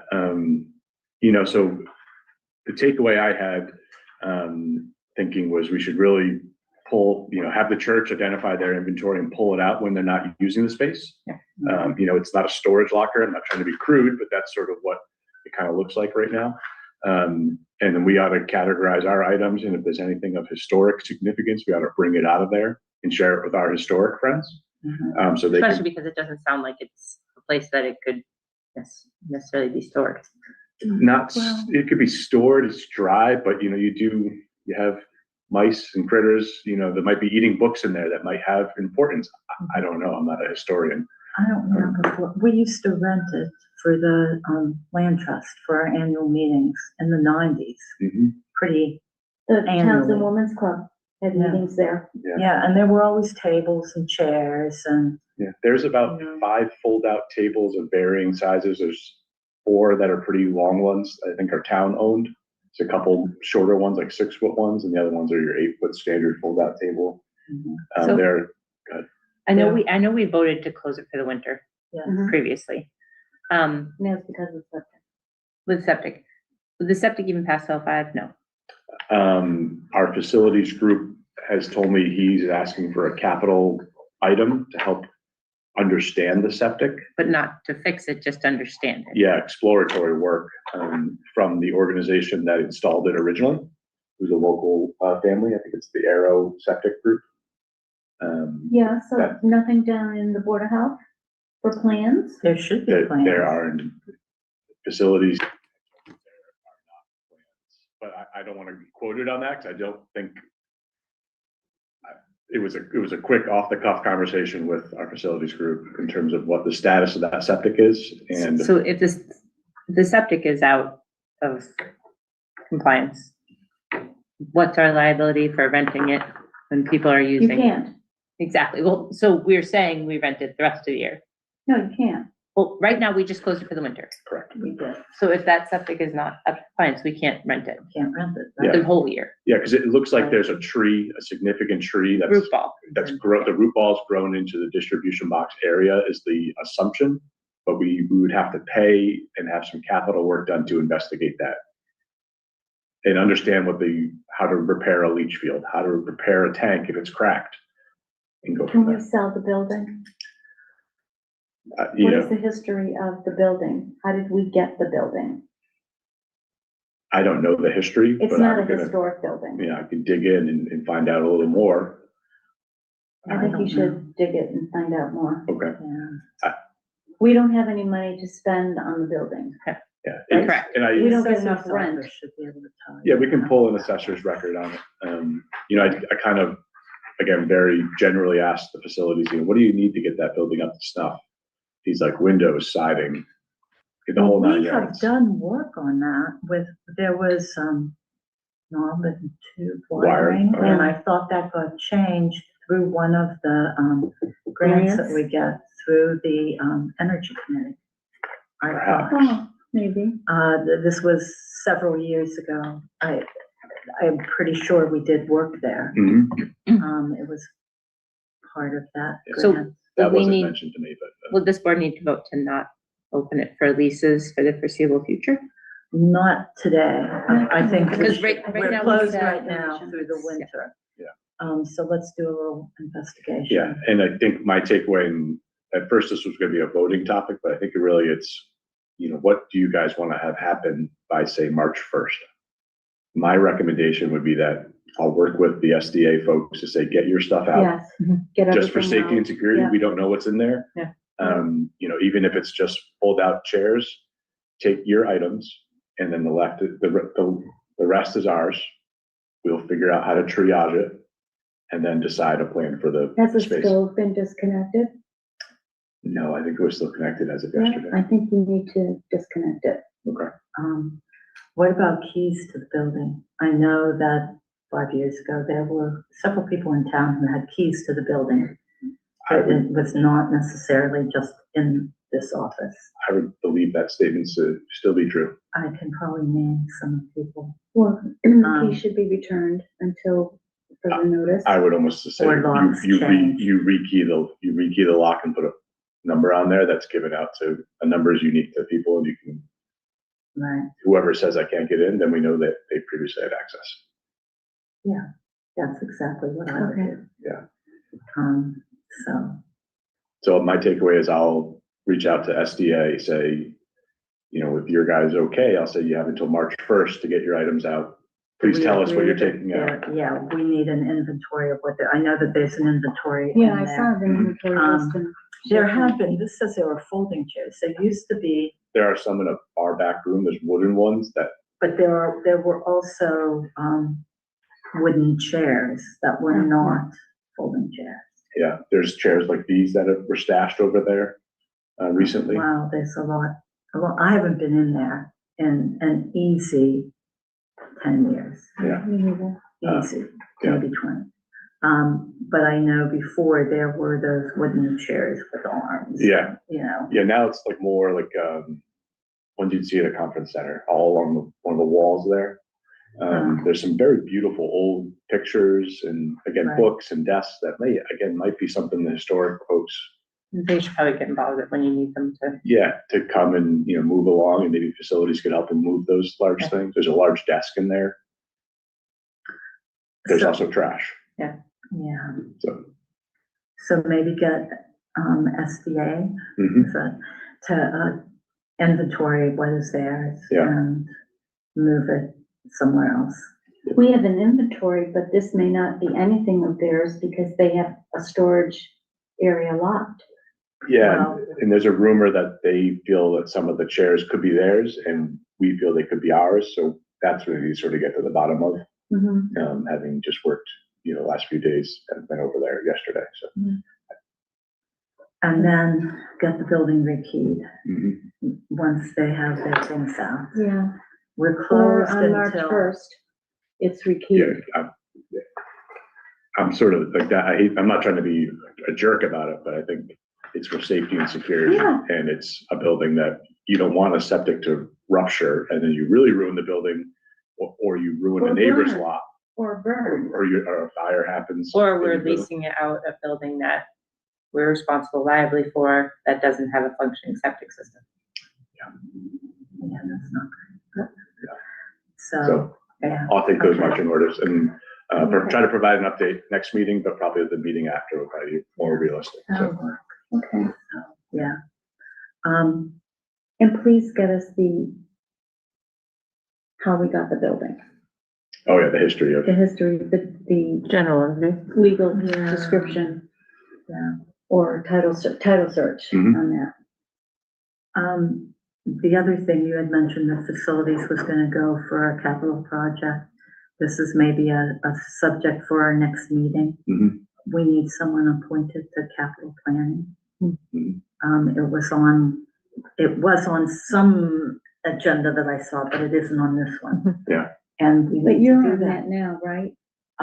But we just got the information, it was appointed for too long, I was appointed for too long. as was the FinCom. Yeah, so So the appointments FinCom, are for one, right. Yeah. And FinCom Yeah. has reappointed, To but capital planning? to capital planning, but we haven't. And capital planning has to have a plan turned in for budgeting by the 1st of March. Or maybe it's the 4th, it's 2 months prior to Right. Can town we meeting. put you on for January 20th to appoint you through through April 27th? Excuse me, 26th? We can put that Why on. not? I'm just saying we need to do something about that. Okay. And capital planning needs to start meeting. Yeah, They do. So, and I have no idea what's happening. There are some capital requests. but will you That were do part it? of the budget coming in. Will you do it for this year? I could. I don't want to chair it, but yeah, I could do it. Mhm. But let's get this on Offline, the so, agenda. yeah. I just wanted to bring it up that it's an agenda item. Yeah. For the next meeting. Something you can talk more earnestly about at the Right. next meeting. Okay, so that will be put on January 20th to appoint someone to capital planning. Mhm. And if there are people already on capital planning, we should maybe get capital planning meeting Yeah, prior. I don't know. Anyway. who else appoints to that? Well, isn't it? finance. Finance, planning board has a capital planning, select board has a capital planning. And then there are, I think, four. From the Right? moderator? 4 appointed by the moderator at large. And I don't know who those appointments are right now. Are you on the town website? Let's see who's on Karen, capital can you check planning. with, John Bear Mhm. for his appointments? So that hopefully they can meet before the end of this month, for sure. Yeah.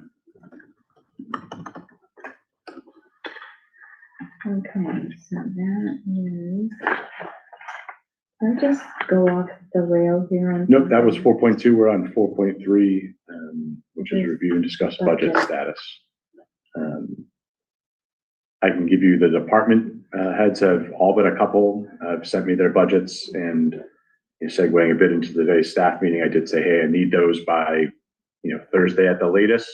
One group was meeting as a trustee organization. Our library folks are meeting tomorrow, and then they'll have the budget to me first thing Friday. Okay, So it does sound like you I'm- should have them all by Friday. yeah, and I'll put them in the shared drive. Land use, I'm gonna do that as they don't have a department head now, so I'm gonna work with our Beth. colleagues there, Beth and Colby there. Mhm. Libraries meeting tomorrow, and assessors said I'd have it first thing tomorrow. So I believe that should close out the loop in terms of where we're at. Okay. I have police, he was working on a couple details, but he should have it to me shortly. I can't remember if I have one from fire yet, but I'll follow up with those folks to sort of see where they're at. Introduce myself as well too. So, Okay, and then I've asked the finance committee to join their next meeting. I'm just waiting back for a date. I haven't heard when the next meeting is. And Sabrina, I think, followed up with them today too. and did they confirm the joint meeting date? That's why Part of Kieran and that, I are gonna go to the next meeting. Yeah. There's some confusion about that just needs clarification. I think by liaison and the TA being there will be helpful. Yeah. Just clarification of the process, what's written down, what we have in our charter and by policy is They're not having to following. happen. And just, so everybody's clear on Okay. timelines and roles and. Yeah. And I'd like to work with them. I Well, think yes, that's in such particular. it's a valuable group. So let's try to Yeah, figure out how we can Exactly. get to some meeting of the minds. So I think hopefully by coming all together, then we can get set for February. I watched their last meeting. Yeah. And, the 13th, Tuesday the 13th, so next week from today. And then 2 weeks from today, the 20th, which is our next meeting as well. Are the 2 dates that I had Okay. from what they did at the end of the meeting, Yeah. so. Add it to the- are you saying they confirmed joint meetings? Well, they said it. No, they have not yet. They have not.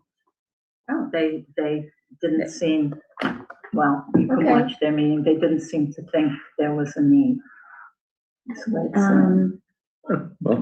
We'll I'll visit and learn have more. to, go back to the charter and bylaws and Anyway, all right, let them know so, that they're advisory.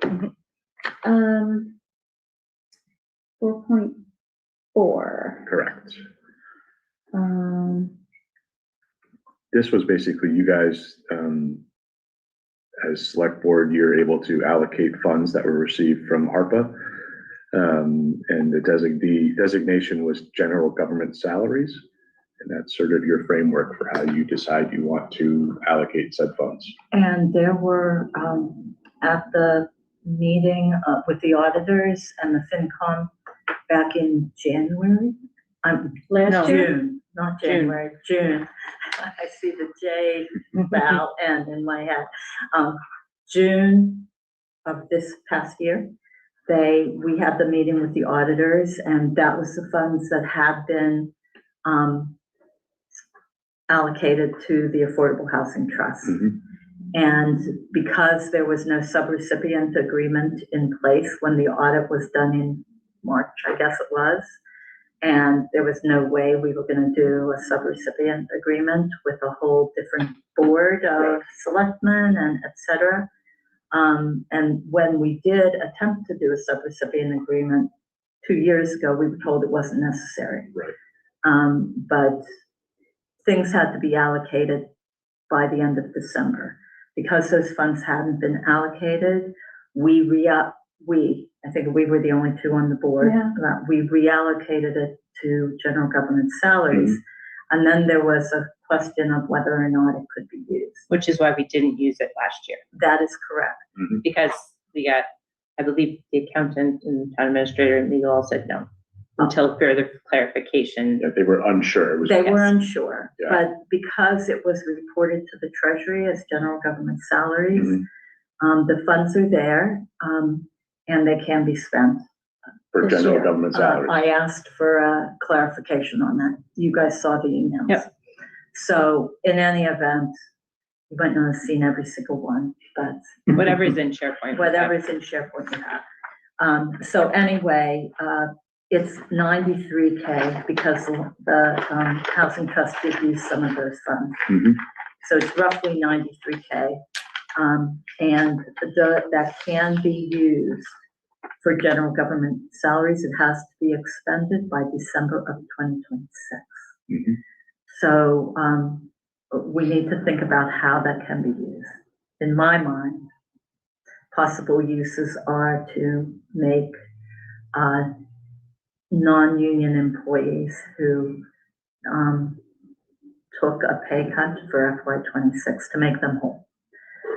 Anything that is allocated does not become part of the budget because it's ARPA funds and you cannot reflect that in your budget. Right.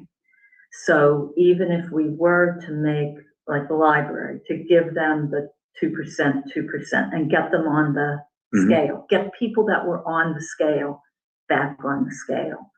If we were to do so that we only have one scale working within town, even if we were to do that, because it's not part of the, it wouldn't be reflected in the FY27 budget. Because what the FY26 budget shows Is not that. is not that. So it would. One-time funds. Yes, they're one-time funds. So it would throw things off a little bit for the FY27. So we have to think about that. Another option is we're down a police officer, just in general. There's other, but we didn't hire a police officer at the beginning of FY26 that we were going to hire. We can talk about that more later. I don't know, we could increase salary for cleaning, for example, for building cleaning. We could, because we cut back those hours, we could put those hours back in. So things that were already in existence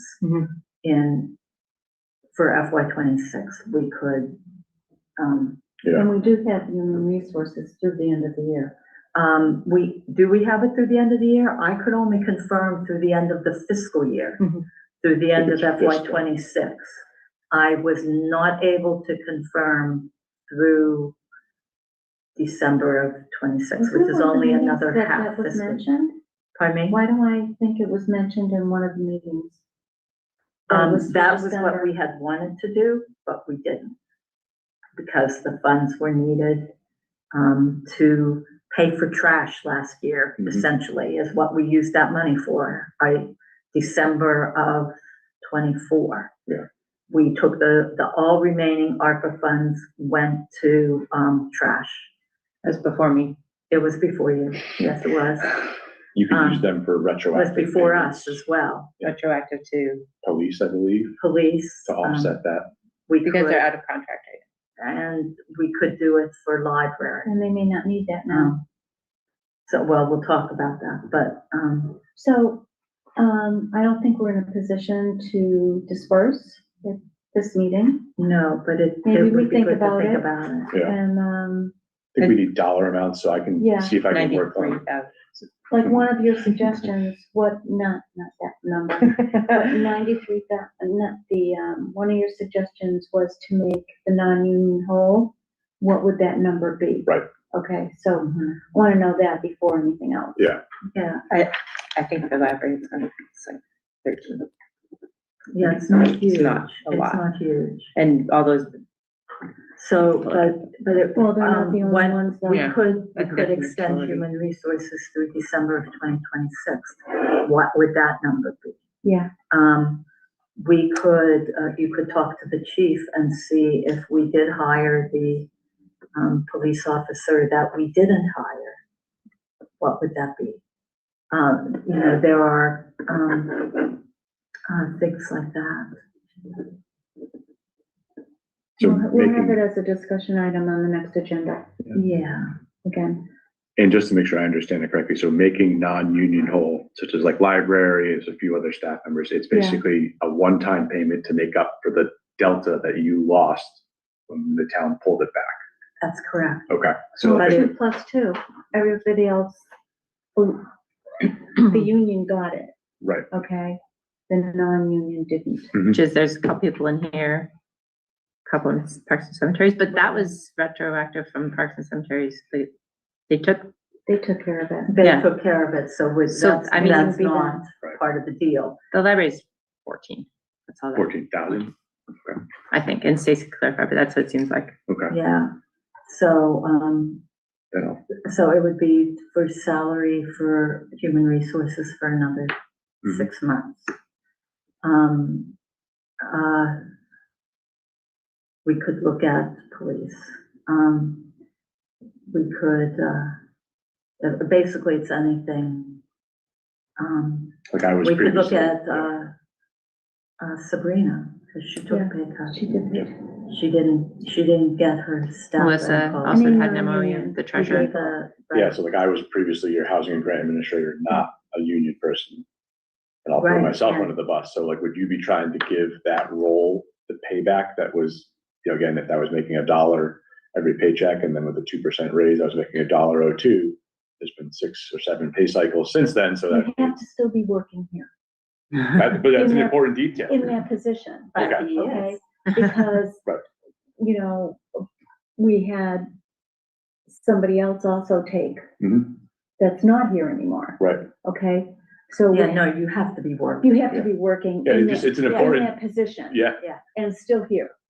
Yeah, exactly. That goes, believe, in my mind, that goes without saying. Yeah. You know, we're trying to But be like, these are the good things to that the like, people you're that gonna are need still to, here. to really be, Yeah. make it very so- black and white about Yeah. who's eligible, who's not eligible for If you're everyone. not here, you're not eligible. I agree with that. But if you want to come back with some ideas, Yeah. Yeah, okay. And we're, okay, I don't want to go off topic again. This was all on the ARPA funds, what to do with it, okay? Yep. I have other comments, but it doesn't come under this, so, if we're good to go on to 4.5? Mhm. Yeah, this is, yeah, go ahead.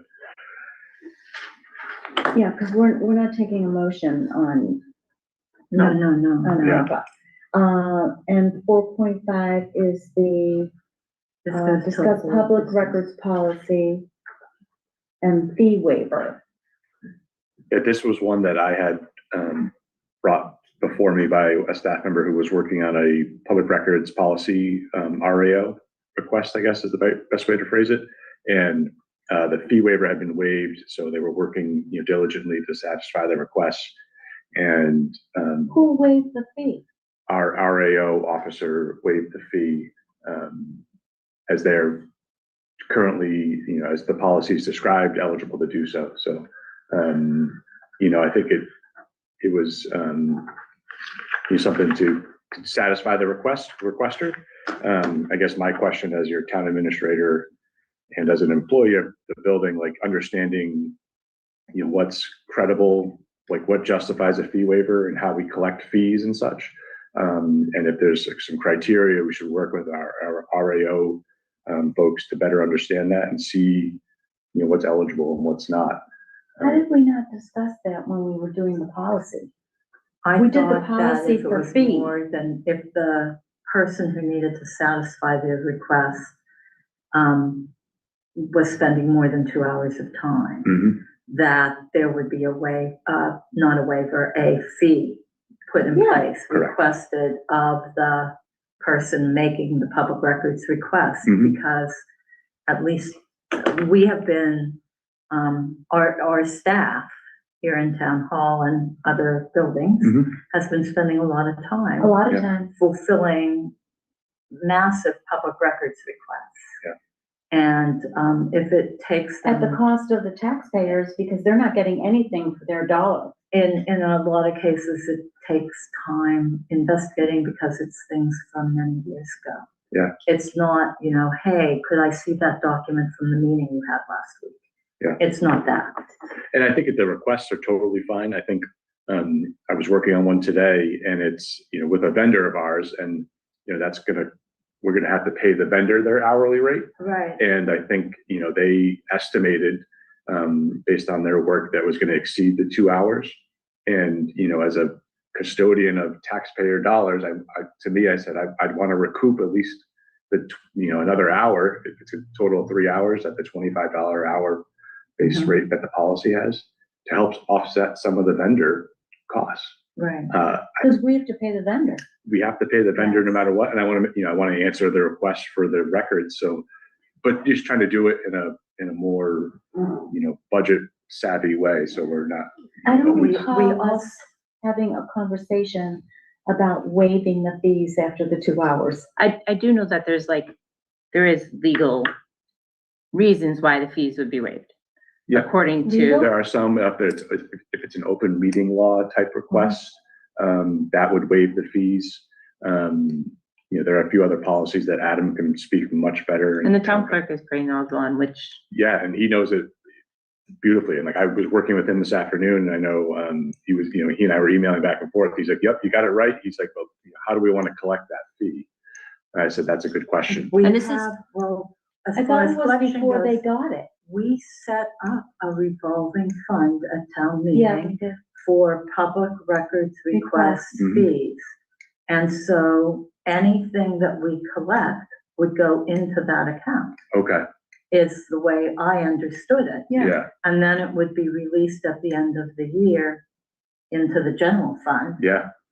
for free cash. I like that question. Have we had free cash certified yet?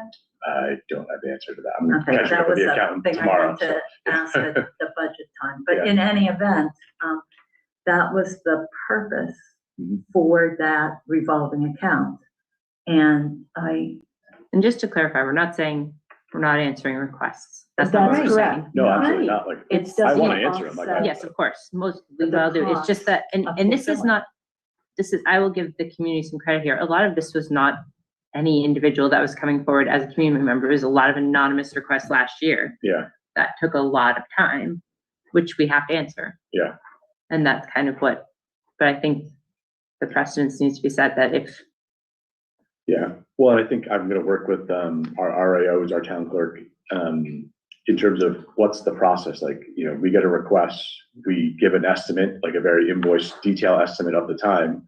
And if it's gonna take 2 hours and it's gonna cost the vendor $500 to do it, you know, or say it's gonna take 3 hours and it's gonna cost the vendor $500 to do it, that third hour, we should get a $25 check payable to the town of Townsend, you know, RAO revolving fund or whatever the category is. Let me see. So we offset that $500 expense that is gonna be charged or assessed by the vendor, whoever they are.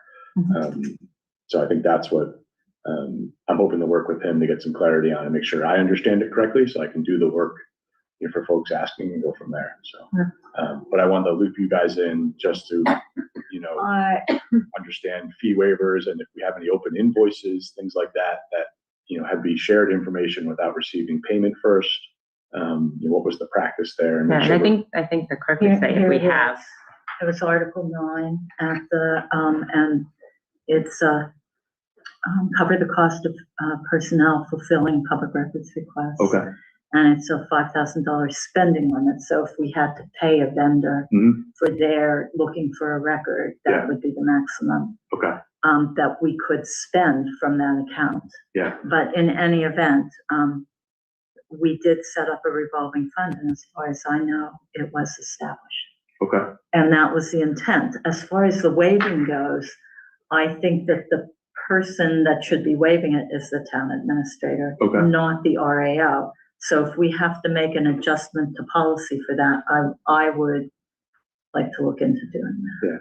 I would, welcome that, and I'll catch up with town council as well to make sure we're following Okay. his protocols and best practices, and you know, if Yeah. you wanna help work on it, and we sort of collaborate and get, you know, Yeah. make sure we're- And with the RAO too, because Yeah, and the. the person fulfilling the request has to, it's their process Perfect. under our direction. Yeah, and the town clerk, he is super knowledgeable on it, so I wanna make sure we appreciate the level of detail we're getting from them, so we answer the records and it satisfies, you know, all the different things I don't Like think you of. can't charge for redacting. There are things Exactly, that you yeah. cannot charge for. Yeah. And so he could be a good resource for that. Yeah, absolutely. Having But- redacted records personally, I know that. But Not that I can when charge a anyways. request comes in and a charge is made, this is where that money goes. Okay. And we did this specifically because of that. Yeah. In May. Great. So that has to be clarified. Yeah, so I wanted to bring it up, and then I'll work with town council. I have another call with them on Thursday to catch up on a few things, and I'll sort of hear some of his best practices, and I'll try to summarize them and get them out to you guys. And then we And can, if the policy has to be tweaked, we can bring it back up so that not only, so that it kind of leaves the RAO out of that decision-making, or it, you know, Yeah. so, I would say welcome them into the process and help us make it more efficient for them, because they're getting a lot of requests. And then, you know, hey, if anything's gonna be more than that 2-hour window, let's make sure we get a payment for the work, and then the results will be produced. And that's sort of, you know, like you plant the sunflower seed, you watch it grow, but you gotta plant it first, and then you get to enjoy the flower. Like, just the way it goes, so. And correct me if I'm wrong, but it's the person who's producing the record that assesses how much time it would take. Correct. Yes. Yeah, like in this So- case, Guardian gave me their estimate Yes. today, Yeah. and I said, oh, can I have a more detailed production of that quote? It's still more than 2 hours. It's, you know, 60 days worth of tickets, and it's pretty expensive. So my first thought was, man, we gotta work on our budget, so. you Yeah. know, But there is a place to put it. Right. And we should be assessing for these long, when it takes staff time. Yeah, And Or it's not vendor time. exempt, because there are reasons it would be exempt, as you said, but. Yeah. yeah, this one, based on the policy I've set forth, does not qualify as an OML exception base, so. okay, so that comes back on January 20th. Yep. No motion at this time. Correct. Research more.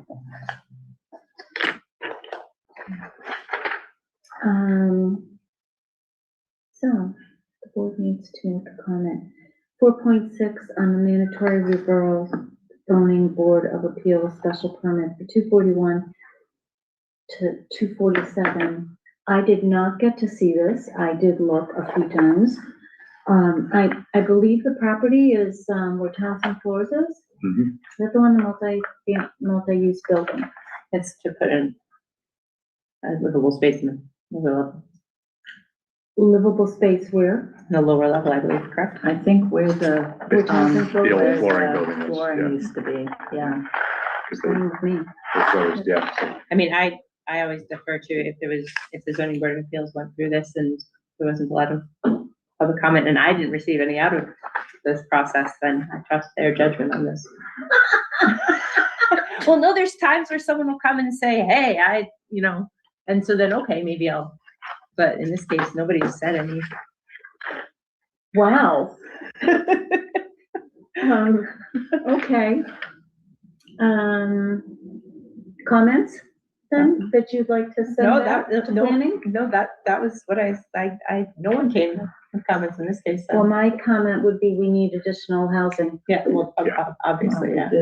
Okay, so, I don't, do I have anything in here? Wouldn't I? 4, 6. for a motion, I think it was just, asking if the board has a comment. Oh, yeah, so that's our comment. We need more housing. sounds fine to me. Yep, the project was to convert the basement level commercial unit to a one-room residential unit in a mixed-use commercial building. Perfect.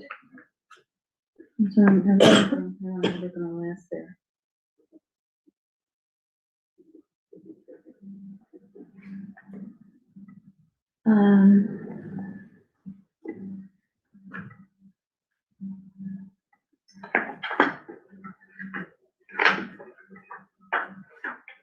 Four point seven is discuss, dissolve cable advisory committee. Is there a motion? Have I go to move to dissolve the cable advisory committee? Veronica Kell, second. Okay, well, we've done They did our their work. job. Yep. It's over for 9 years anyway. Okay, any further discussion? Hearing none, roll call vote. Veronica Callahan. Margaret Achai? Laura Schiffern, aye. Okay, under old business 5.1, I'll move that to January 20th, 26th, as we do not have town council, input yet. The board is okay? Nice. January 20th on that. 5.2, review, discuss public records request portal. Comments? I don't have any comments on this at this time. Do you want to, is this something you were looking to vote on in the past, or I just, don't think it's a vote. it's just a No, discussion? Yeah.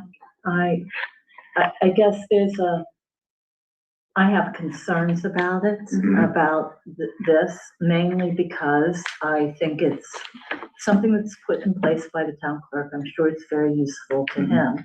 It makes it difficult for a regular person, I think, to find the requests. Yeah. It's way easier as a user Mhm. to look at the way it used to be done on the website. Yeah. Because you could scroll through them and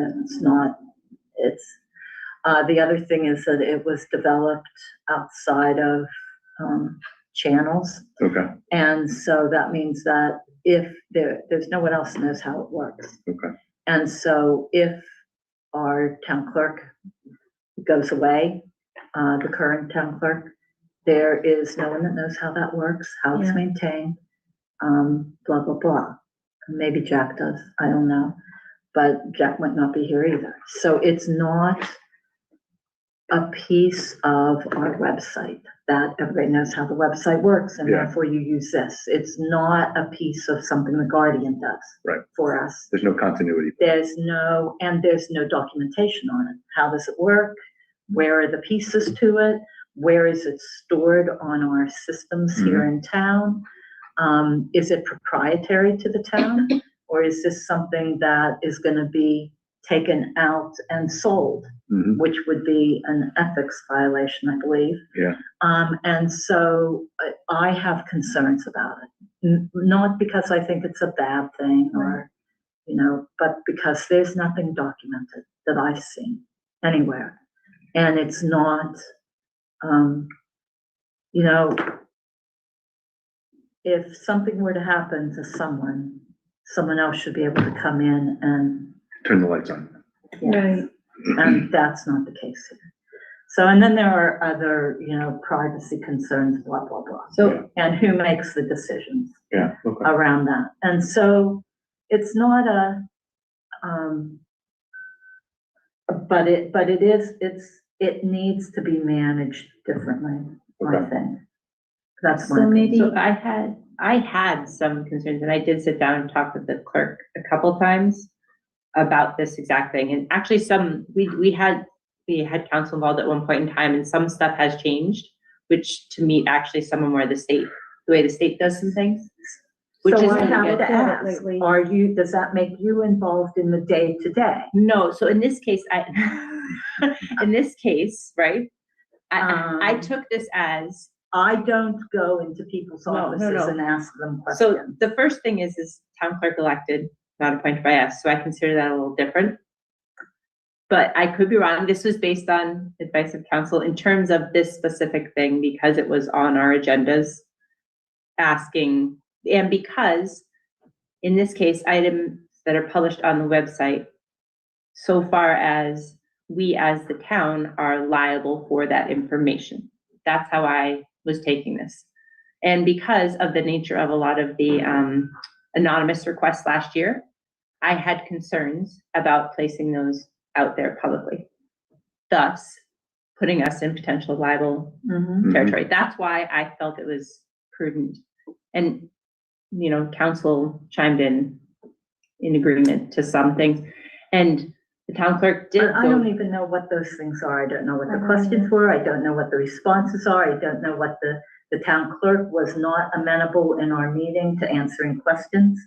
and so, I mean, I'm happy to bring, and we can discuss some of those here, but it was very much along the lines of how is the state doing this? And like, how is other towns Mhm. approaching this information from the point of you're liable for whatever information you publish. And I mean, I thought it was better with that feedback from council. Okay. So do you have any idea how it works or where No, on I'm our not a technical systems it's person. I stored? mean, Yeah. What I'll do is I will check with our colleagues in Pepperell, Tingsboro, and Groton in terms of how they're handling it. Kind of similar size towns, actually a couple a little bit bigger, and you know what they do day to day, and report back, and then look to work with our, you know, town clerk who's overseeing it now, and say, hey, can we, like, this is what I'm seeing in other communities. What are you seeing in your network? Can we bring it back to the town website? So I kind of agree with that. Like in the event that people win Powerball, I always love that recognition. We may not ever see them again. And like, what's our plan? What's the legacy plan here left behind? and I think they're seeing, I mean, I would work the RAO because I think they have some ideas of how that would work, but Yeah. you probably would be better suited to do that. Yeah. There wasn't a lot of leadership at the time, and I was worried legally. That's why I thought it was okay So to. I'll check with a couple other communities, come back with some other, how they do it, share that with you, try to do a screen moment where we can see what Pepperell does or what Tingsboro does, what Groton does. Okay, And we can start to sort of and compare it to what we have. compare, and you know, if it sits on their website, it sits there. If it sits externally, we understand what the ramifications are. Okay, I think that sounds like a good idea. Mhm. Another concern I have, since we're talking about public records requests, is I'm not seeing a whole lot of public records requests, but I'm hearing that there are a whole lot of them, but I'm not seeing them. I think They never are coming to the select board until they're already down the road and should have been responded to. And I'm a little concerned about that. And I think it's because of the way the portal is being used. I think the responsibility is being put on the portal for notification to people as opposed to a direct notification from the RAO. But I could be wrong. It could just be that There aren't any. I think there are a lot less than there were, and I think there's a lot of outstanding ones still, from the way I understand it. That would be I don't even know what the outstanding ones are. I will spend an hour organizing that for everyone tomorrow and email you guys. Because some of them I can have. probably help. Yeah, with that, some of them, especially if they go back to an earlier time period. yeah, and there's a couple clocks ticking on a couple of them for like the 20th. Like that, I think there's a couple lined up for that date that asking for Anything like, that we're involved in? yes. And it's Like been, all the select board data for 3 years between select board, fire station, the lease agreement that we just shared with these folks, that association, and any correspondence related here I too. already answered mine. So, I but don't have any. Yeah, I mean, I don't have any records responsive, but previous select board emails, but I I could can't do. tell you where, because I was on the board when the RFP was Mhm. written, Yeah. when we Over the put wall. out the survey saying, hey, what do you want to use these buildings for? There was a survey that went out to the town. A Yeah. lot of people answered. Yeah. And then, all of that. And so I have a general idea of what meetings things were discussed in. Yeah. I'll share them with you. Okay, Yeah. because then there was the gap where I wasn't a select board member, and that's where the RFP was responded to, and during that time period. So it's probably Guardian again with the select board members at the time in their emails and the search for. Yeah, and if they still Yeah. have it, I mean, I don't know, I just clicked on that email this morning and I was like, 3 years worth of stuff, okay, let me put my, But any of those, I mean, we can at least Shovel do on. our part if we have responsive records. Yeah, I don't remember. Like, I think having there's one any. still out there with my name on it. I don't know. Yeah. Whatever's outstanding. Yeah, I'll summarize them all tomorrow. And, thank you. yeah. All right, Okay, which number? now was we're that? at 5.4. Correct. Is there a motion? I, Valerie Goodrich, move to approve opening and closing dates for special town meeting warrant, opening on January 21st and closing on February 2nd, posted by February 11th, with February 25th at 7 p.m. as the date of the special town meeting at the North Middlesex Regional High School. Is there a second? Veronica Cal second, but I want to ask a question about this. So, I want times for opening and closing, in particular closing. So Monday is the 2nd, so we could say 4 p.m. Yeah, on 'cause Monday the 2nd. Are we meeting on the 3rd? I think we're meeting on the We're 3rd. meeting on the 3rd, correct. And,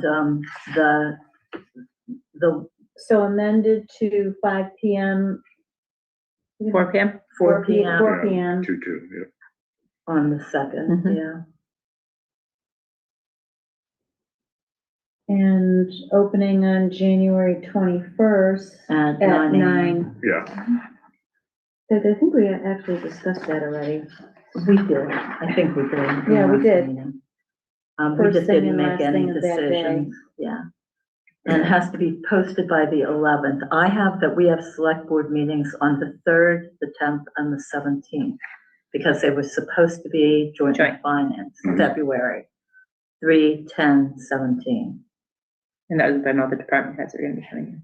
Yes, Mhm. yeah, that's what I thought. And then So that that way we could discuss the warrant, get it to town council, vote on it to approve on the 10th. Correct? That sounds like a plan. And then post on the 11th. Post on the 11th, first thing in the morning with the town. Yeah. clerk, So, So we're not meeting on the Want me to read 24th? that with the times or? Are we meeting before the meeting on the 25th? I don't think we made a decision, but we usually do. If the meeting's at 7 p.m., we Meet at usually 6 meet p.m. at 6. yeah, 6 p.m. and it's pretty standard for most select boards, Okay. so. All right. And it might be a joint meeting if you have your finance committee there with you, just quorums all come together.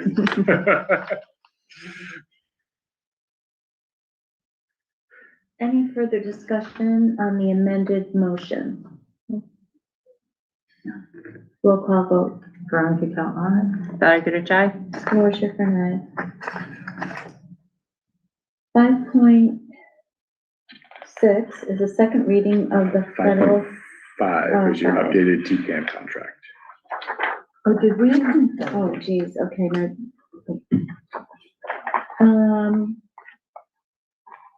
Did we get one? There's it says it's signed, so It was, we voted to sign it out of session with Yes. stamps based on Town council review, yeah. so I have a signed contract here. I just don't know why it's on the agenda, to be honest with you, so. TCAM, Oh, the TCAM Not the contract, not the Comcast. Yeah, Comcast. TCAM. no, No, Did I say no, Comcast? we've no, not no, done no. TCAM. We haven't done TCAM yet. Unless that's the old one. It says update on TCAM contract and, This is the old one. okay, That's the old one. Well, this is 2020. Yes, that was Yeah, the it is. very first one. Veronica Summer. I think I'm on it, Yeah, yeah. Me, no, Wayne, we, and Dawn. there's no update from Dave, to my knowledge. yeah, I think, Well, But- no, it's us. Comcast contract had to be signed for them to do the TCAM contract. Correct. So the signed TCAM contract went to Dave. The signed Comcast contract. Comcast Yep. contract Went went to to Dave. Okay, Okay, haven't heard back. we do the agreement with TCAM. We, the town. yeah, The last time we did it, we, the town, the select board worked with, Attorney Solomon to Okay. write that agreement. That tells us, how frequently they come to us to show us their financials, mhm, how we disperse the funds to them, the Comcast money. It tells us, how the drops are managed, Mhm. what boards are filmed. mhm, It tells us, I'm trying to remember all the things from it. So just the it's liabilities and responsibilities of the Yes, contract. yeah. somewhere where Solomon agreed to do the TCAM contract. I read thought that, I I thought, remembered that from the last minute, Yeah. in the minutes. I read it somewhere. Probably in the minutes, Yeah. is my guess. Okay. So what we should do then is review the TCAM contract individually. The old one. The old one.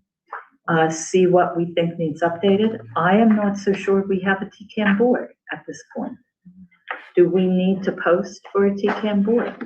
And if I remember right, one of us is supposed to be on that board. I know that when we originally did this, way back when, I attended the TCAM board meetings. I was the select board representative Oh, to TCAM. I could be, I was on the advisory It Cable wasn't the advisory? for advisory. Comcast. It wasn't it's separate from that. I know that. Oh, okay, okay. I'm just saying. Yeah, you could be I've if been you wanted working on it, if you want me to If continue you working wanted- on it. to be the TCAM, but anyway, we should review the TCAM agreement Okay, and think about what we want in there or what needs modified. okay. And, When do you want to report that? how do we want to do that? Let's wait for Karen. Mhm. I mean, Yeah, I don't 'cause want to give we're out of everything to contract Karen. as of the end of October. Correct. All right, as soon as he comes in, see what he thinks.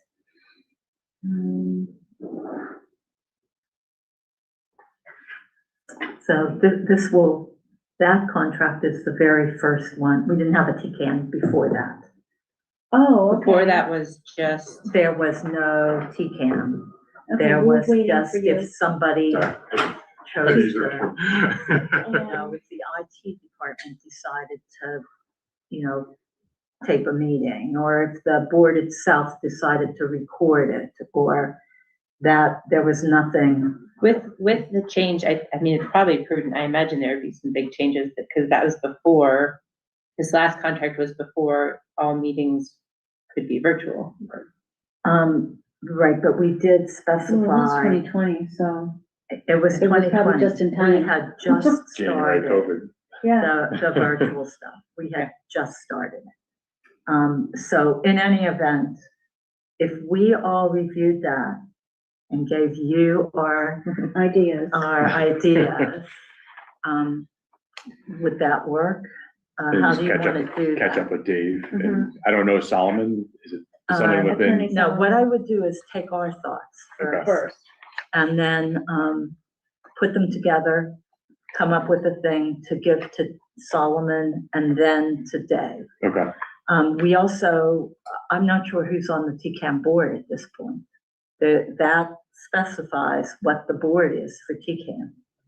And so we need to, Dave is the worker for Yeah. TCAM, but who is the board that's overseeing the financials? Mhm. I'm not sure at this point.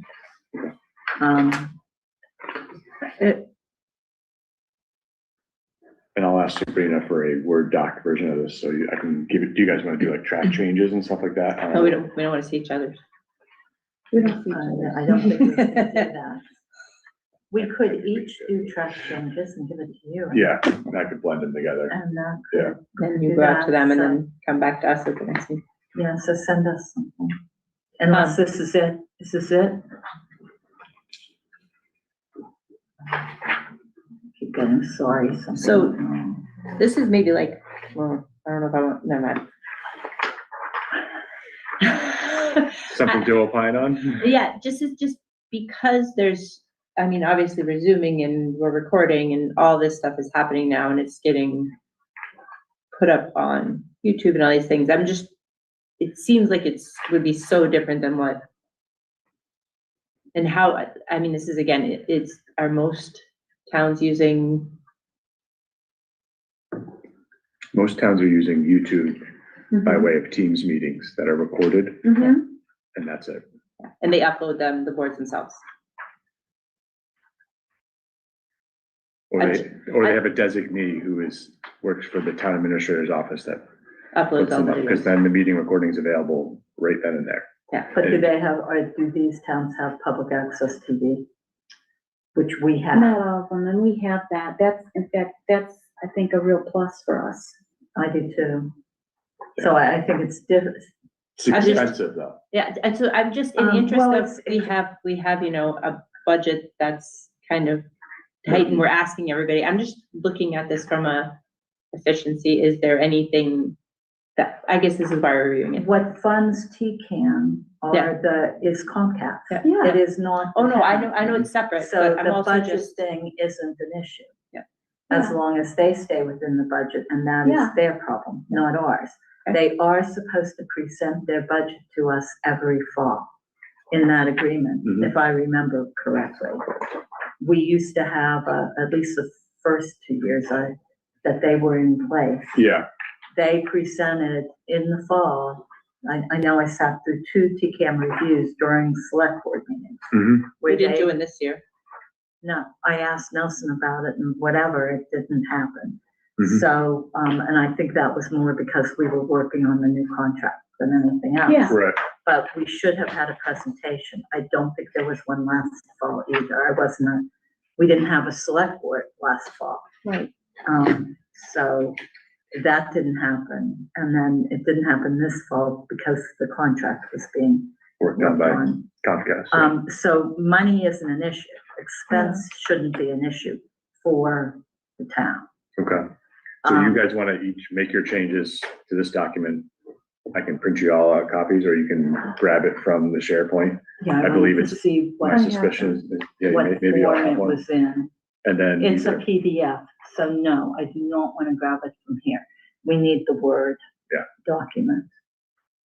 So, Right, and you can put that in SharePoint. yep, you go from there. So okay, yeah, and we'll get that done. All right. We're done. And we'll just, put that on the next agenda for the 20th, see where we are then. Okay, so now we're on 5.6, second reading of federal funds policy. I have a note here from Sabrina on this. With that, with respect to the federal funds policy, we understand it is being adopted so as to satisfy the town auditors Accordingly, we recommend that prior to its adoption, the auditor verify that it is acceptable to him, her. Oh, yeah. She can sign it. So in this case, this is from council, the board decides to change the policy in 1.6. I will suggest a vote to approve and to sign out of session with signature stamp pending review by the auditor. So Okay. I'll do second reading, Brett. We should not sign at this meeting. Okay. Because the auditor should review it. Because the Because, motion is going to state to be signed after. but I just wanted to clarify, Okay. because we often sign policies after Yeah. the second reading. But in this case, the auditor was the one that recommended this policy last spring or summer at this point. Oh, okay. So we read it? You're gonna read? Yeah. I mean, we can make the motion subject to.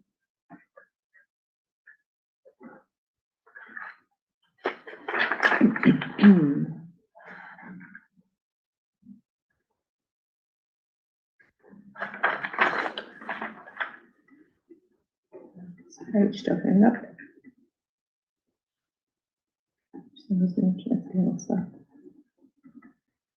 Yeah, my internet wasn't working. Yep, it's back now. Okay, policy number 10/2025, acceptance of federal funds policy. And it does not replace one. Again, this was at the request of the auditor. Acceptance of federal funds policy, one purpose. The purpose of this policy is to establish consistent procedures for the acceptance and administration of federal grant revenue and related funds by the town of Townsend. The town recognizes the value of federal assistance, but also the need for fiscal oversight, compliance with federal and state law, and accountability to the community. The policy ensures that all departments, boards, commissions, and officials act in accordance with MGL Chapter 44, Section 53A, the town charter and applicable federal regulations, 2 CFR Part 200 Uniform Guidance, when accepting or expending federal grant funds. Town boards authorized to accept federal grants. Number 2, town boards authorized to accept federal grants. It is the policy of the select board to respect the authority of town boards, commissions, committees, departments, and officials to accept grants as provided by statute and town charter. The following are authorized to accept grants and gifts of federal funds for their designated purposes. 1, select board is authorized under Mass General Law, Chapter 44, Section 53A, to accept grants and gifts of money, tangible personal property, or real estate on behalf of the town, subject to the conditions of the grant and to town meeting appropriation when required. Number 2, town administrator may, upon delegation from the select board, sign and manage federal grant agreements, coordinate applications, and ensure compliance with applicable requirements. Number 3, school committee is authorized under Mass General Law 71, Chapter or Section 737A and Chapter 44, Section 53A. There needs to be a chapter inserted in there. Sorry. Number 3, school committee is authorized under Mass General Law, Chapter 71, Section 37A and Chapter 44, Section 53A to accept and expend federal grants for educational purposes, subject to school department accounting controls and the town accountant's oversight. Number 4, other boards or commissions or departments may accept a federal grant for its authorized purpose with prior approval of select board and subject to all accounting and reporting requirements of this policy. 3, evaluation criteria for federal grants. Before acceptance, the done board. Someone was done writing this document. Before acceptance, the select board, committee, or department must consider the following. Number 1, whether the grant serves a legitimate municipal purpose consistent with the town's needs, whether the grant is restricted or unrestricted, and whether the restrictions are practical. Number 3, whether the grant imposes additional long-term costs or obligations on the town. 4, whether the federal requirements are achievable. 5, whether the town has the capacity to administer the grant in compliance with CFR 200. 6, whether the grant's goals or expenditures could create a future financial burden on the town. 4, protocol for acceptance of federal grants. Upon award, the department shall provide the select board with and award notice in grant terms, a budget summary, funding period, and any obligations or conditions. The select board shall vote to accept the grant under MGL Chapter 44, Section 53A, and authorize the town administrator or department head to execute the necessary agreement. 5, deposit of funds. All funds received shall be deposited with the town treasurer within 5 business days of receipt. A copy of the award and budget must be filed with the town accountant. Each grant shall be assigned a separate fund number to ensure proper reporting. 6, accounting and financial administration. The town treasurer and accountant are jointly responsible for the financial administration of all federal grant funds. Each department receiving funds shall. Somehow some formatting got lost in this. 1, deposit all revenue with the treasurer, provide copies of the award, terms and approvals to the accountant within 30 days of acceptance. The accountant shall establish separate accounting records for each grant, ensure compliance with uniform guidance in state and accounting standards, report annually to the select board and town meeting the status of all active federal grants. 2, insert a program income generated by a grant shall be handled in accordance with grant conditions or credited to the town's general fund if unrestricted. Oversight and reporting. The town administrator shall maintain a register of all federal grants accepted by town departments. Quarterly, the town accountant shall provide the select board with a status report on all active federal grants, including exceptions, expenditures, balances, and pending deadlines. The town shall comply with all federal audit and reporting requirements. Annual review. This policy shall be reviewed at least every 3 years or sooner if federal or state regulations change. Any amendments shall be approved by the vote of the select board.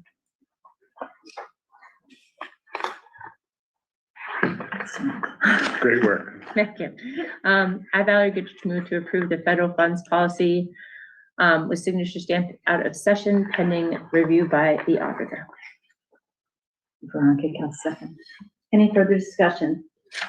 Hearing none, roll call vote. Veronica Cal, aye. Valerie Goodrich, aye. And Laura Schiffern, aye.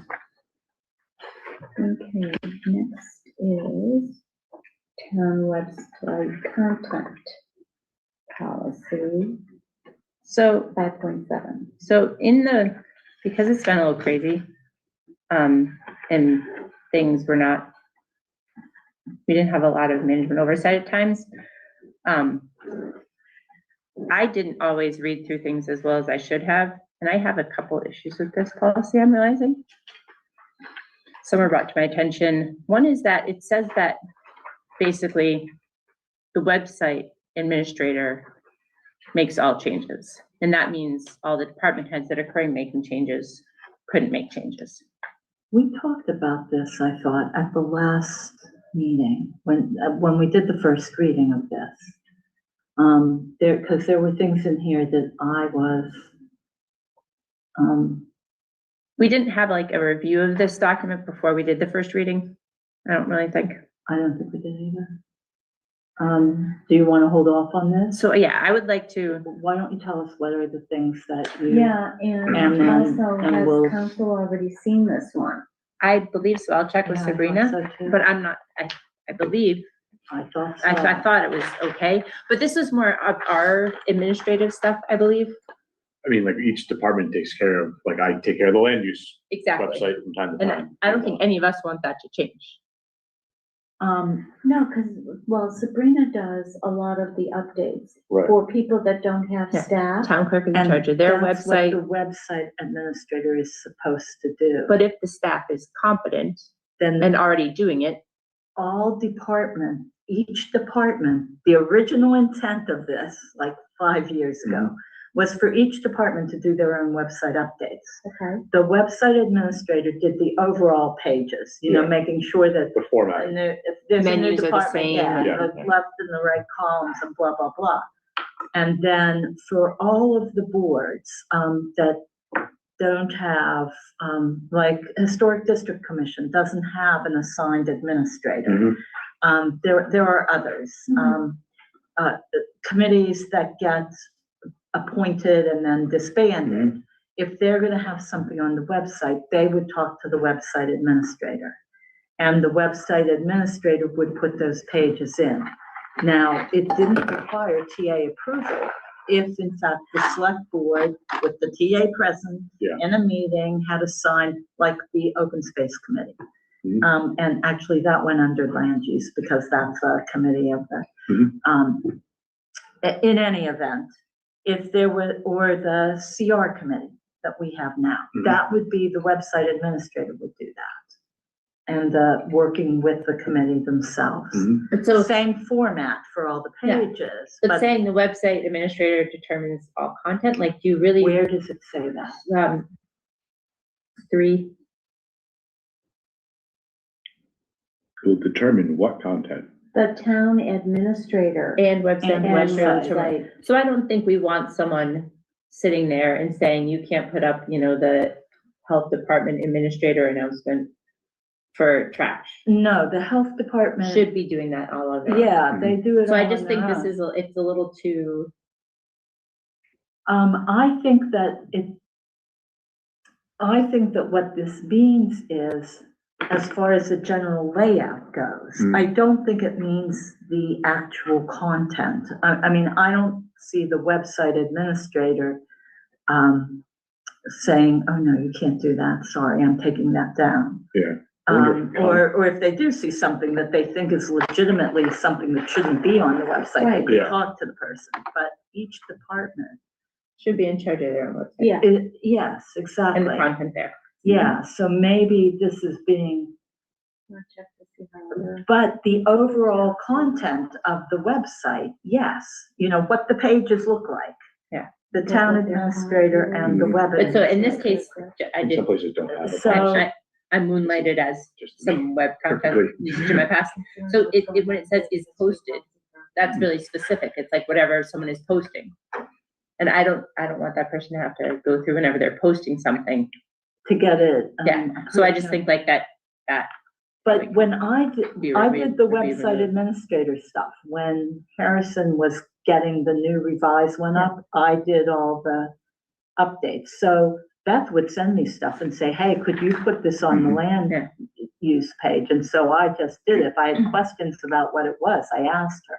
But she had to give me what she wanted in the form that she wanted it. I didn't make a decision as to, you know, the form or anything like that. I mean, I did do those duties for 2 or 3 months, spring a year ago. So like I don't have a problem with prohibited content. That's great. Disclaimer is great. Permitted content, I just think that's not actually permitted content. That's who's in charge, which doesn't. So I think, yeah, I don't think that legally it's a problem. I think this is just our administrative.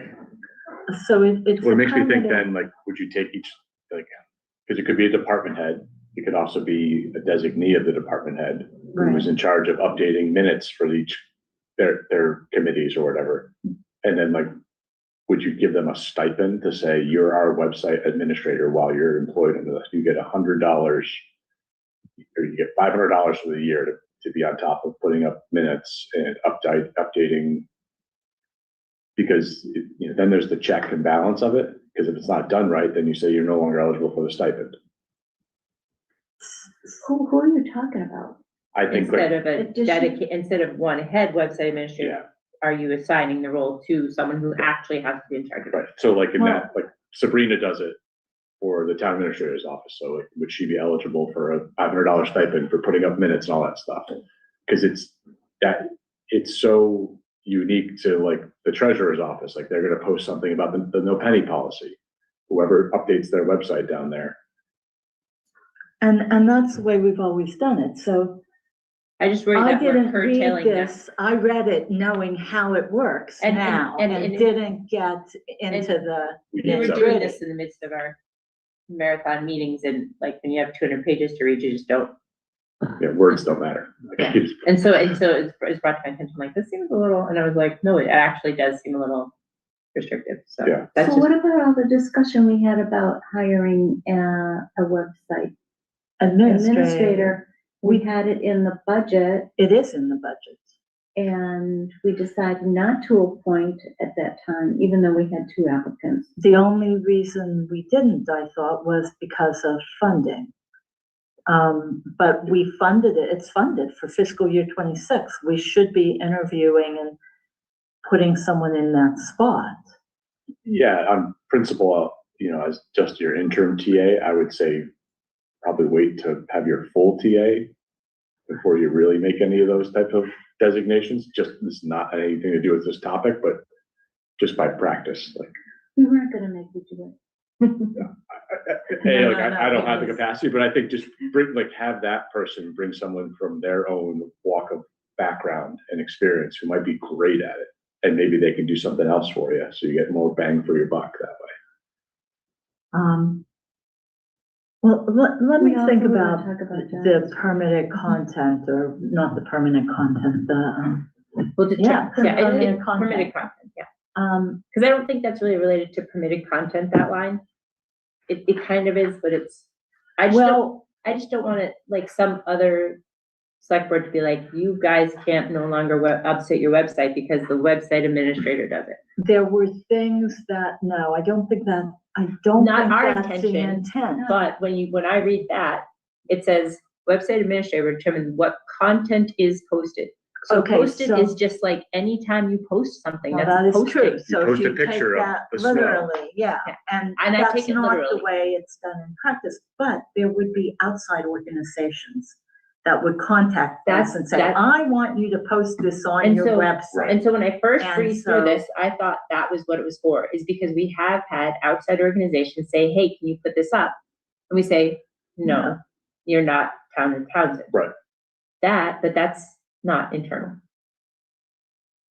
This doesn't distinguish internal versus external. So maybe it should. That's what, Maybe kick it back to town council.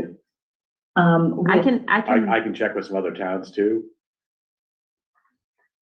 Yeah, I mean, I didn't see this as this is how your website works kind of thing. I worry about when you say which content is posted, having worked in that world, posting is whatever you put up there at any point in time. It's an announcement, that's a post, if anything, is website information being posted. It's not a design or an overall usage point, it's related to any piece of information. So I didn't know if we could take a pause just to evaluate that. I don't want to put in a policy that accidentally could be misinterpreted and be restrictive. how about like the town administrator and website administrator will determine the layout available on the website. Exactly. All content of the website must further meet the town's business. That's fine. So it's the layout, because that goes back to your point, Ron, about Right. the layout. The layout, of the I mean, page. that's pretty much it, yeah. Right.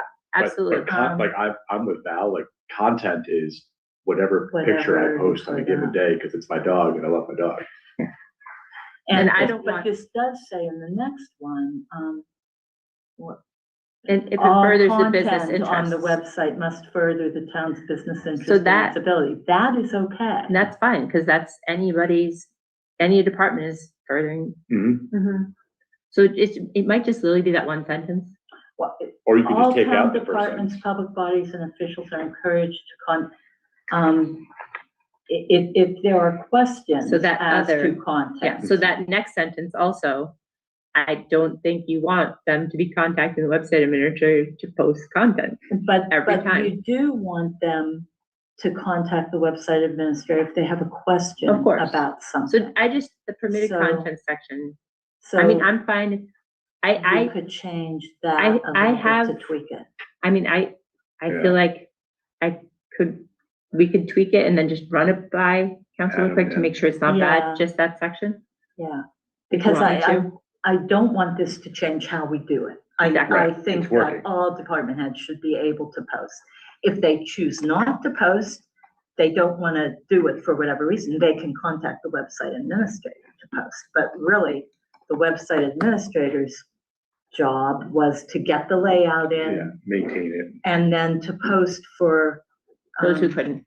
those who couldn't. I mean, we made pages for Historic District Commission in 2020, 2021, whenever we hired Harrison for that position. There were several other, I think the Energy Committee didn't have a page. There were several and that's what that They all have pages. administrator did. I think they do. I haven't looked to see, but in any event. So do you want to bring that back on the 20th? Yeah, and I think we can Yeah, fix that and then just run it by council. It's just that section, really. Yeah, and I think, I don't have any problem with specifying, so.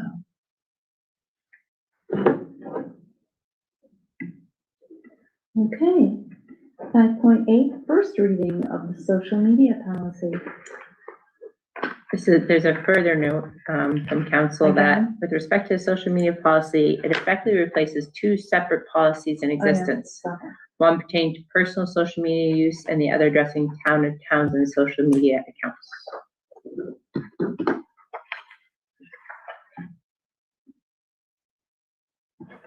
So Yeah, it so would be that- this one replacing does those two two. that, so I mean, we probably have to specify that it's replacing those two Mhm. policies. It says so. I mean, in the motion.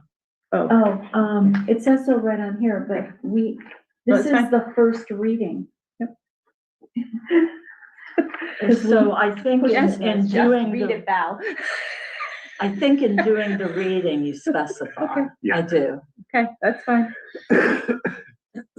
Go for it. First Right. reading.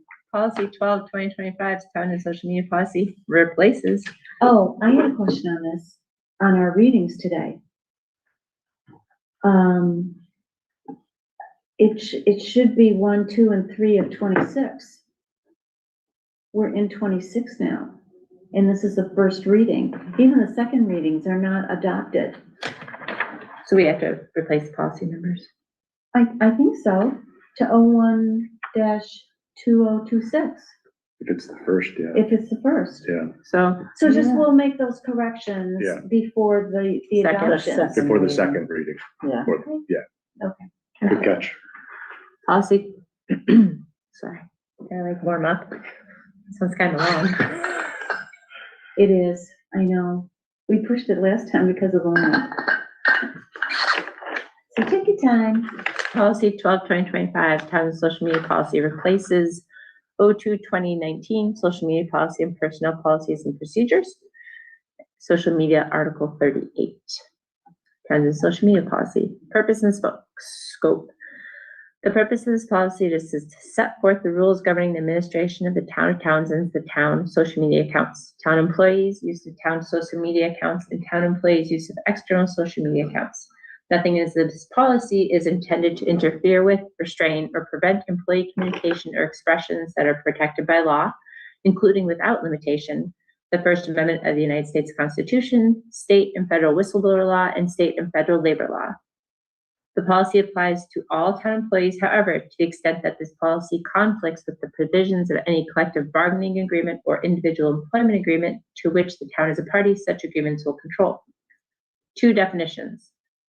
Social media platform means websites that facilitate user communication, participation, networking, and collaboration through the submission of user-generated content. Examples of social media platforms include, without limitations, blogs, wikis, microblogging sites such as Twitter, now X, and Wikipedia, social networking sites such as Facebook and LinkedIn, video sharing sites such as YouTube, photography sharing sites such as Instagram, and bookmarking sites such as Pinterest.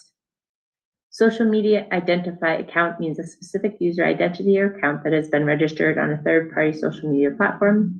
Account administrator means a town employee appointed to monitor and control what content is posted on this to a specific town social media account. Town employee means a municipal employee as defined in General Law, Chapter 268A, Section 1G, who is employed by the town. 3, establishment of town social media accounts. Before being created, town social media accounts must be approved by the town administrator and the town's director of information technology. Once they approve the account, they shall appoint a town employee as the account administrator. Are we asking questions as we go, or just Is reading? that like the Facebook account? Mhm. Okay, well, the thing that keeps coming up in my mind, and may have nothing to do with this, but I'm not sure. AI. Where does that play in here? I think that'll be the next version of this, probably in 2 years. And Well, they're using AI now on social media. I understand that. I think it's just a matter of towns haven't caught up to it. the state hasn't caught up to it The yet, state hasn't caught up to it, like, no Well, one the has. state hasn't had their audit yet either. but like, It just, policy-wise, no one's caught up with it yet. Oh, okay, Yeah, in terms of the town's director of information technology, I had a question about that. I looked for a definition of that. because that, we don't have one. It would be guardian. And by default. mhm. And I don't think I want Guardian having to approve. Well, they do if we're gonna put it on our site, on the But, town. but this wouldn't be, this is other people's sites. So if the library is getting a new Twitter page, Mhm. I don't think the Guardian should be approving that. Yeah, and like social media is tricky, and I know, I'm catching some of the previous emails from Nelson, in regards to like a Facebook page. I know that our town Yeah. clerk Harrison had been running it before and was trying to, share it back to the town administrator's office.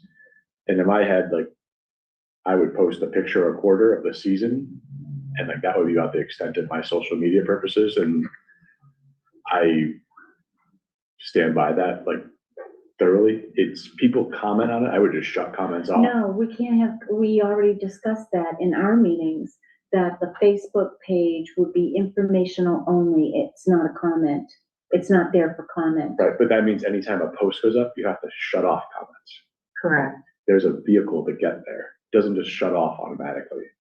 Like you have to have someone, so like your town administrator or whomever like has to be savvy enough to know how to shut it off. I don't know. Like it's not much. The policy's fine. I think it's just a matter of like, what do you actually want as a select board to have happen via a Facebook page, a LinkedIn page? It's supposed to be informational only. And Mainly because there are people that don't use websites. So they don't see the announcements. They don't sign up for the announcements that get dispersed. I mean, fire has one, police have one, Facebook pages. is They it do. the police station or is it is it their association that does it? No, It's their it's, actual thing? No, it's our police station and our fire department. Police, isn't it done by their, by joint, yes. it They is have a by media their person that does it? Yes. Oh, so I guess the question is I always thought it would just be whatever. I'll just use this as an example. I still don't receive town announcements via email. I've signed up about 10 times. Now I also don't have Facebook accounts, so that's just different taste. But I thought, I mean, like this would be town announcements is what would go there. That's all. Yeah. Yeah, Yeah, that was the thought, is that, like Lori said, information only. So that people that go to Facebook or Mhm. wherever, have access to things that they say, oh, it's nowhere, when it is somewhere. mhm. Right. You have to go to the website. And I stand What's by the the, library do? They have a variety of social They media have a accounts. Facebook page. Facebook, Instagram. So it kind of the same thing. Each. Who does it for the library? It's library director primarily. The problem is, and you're gonna run into, is you have to have personal phones associated with it. Right. I mean, we can keep going and see if they can address it. But I do think that needs to be changed. Town's director of information technology. and it really is truly like a town administrator's office that does it. So long as the bandwidth is within there and there's, someone monitoring it. I think that's who oversees this village here. And then the police department oversees their version of it and fire department does their version of it. But whatever information you post, you gotta own. Yeah, So that's anybody in any of this. I guess my question is, and I'm fine if you want to continue with this reading, are we in a place where this is a good time to be accepting this policy? Yes, You think so? I think so. I think we it's have to long have a overdue. policy. Because I think the two policies that it's replacing are outdated. I do agree with that. And so, Okay, I'll keep going. It's fine. That doesn't mean that this can't be looked at again I either, or do changes think- can't be made. I agree with you on the town's director of information technology, which we did not have. Okay. So, Okay, so that would be a change. Oh, sorry. Oh, my God, I see it up there. Yeah. Sorry. thought maybe this is more. Okay. yeah, we weren't even Did you- looking at that. Not paying attention. Thinking about this? Yes. Okay. Well, first of all, AI might not be the first, right? And everybody should be conscientious of that, but, I was wondering if you could read the first part of that as far as who it applies to, because the old policy, I don't have it in front of me, but it also pertains to board and committee members, volunteers, other people who may be posting. This is, And I believe what you read was pertaining this to policy employees. applies to all town employees. However, to the extent that this policy conflicts with provisions of any collective bargaining agreement or individual employment agreement to which the town is a party, such agreements will control. So do you have the original 38 in So front of you? it should be the So that did elected and include all appointed officials. special employees also. I think it should specify that though, as it does in the original one, Article 38. Because once you're another elected or question. appointed. I you don't think represent that's the a bad town. idea either. I think it says read the very first sentence there. I'm just writing this question. Yeah. The other way around this is have no social media. Well, have no Mm. policy. That doesn't mean there isn't no social media and people You participating need in to it. have a policy. I mean, have no social media. For the town? Yeah. We don't right now. The town of We Townsend. don't. But you have a police department with a page, you have a fire department with a page, you have a library with a page, all that goes away. It's done on if it's a page and they want to talk about the library, it's the individual, not the employee of the town. Because that removes all liability and makes the risk almost zero. I think I'd rather take the risk of being able to communicate with the community and mitigate that risk by not having comments or whatever we can do. And that said, I overhearing your previous conversation about that has very much to do with how it's set up, because Facebook does not have a true business account set up. It's an individual personal setup.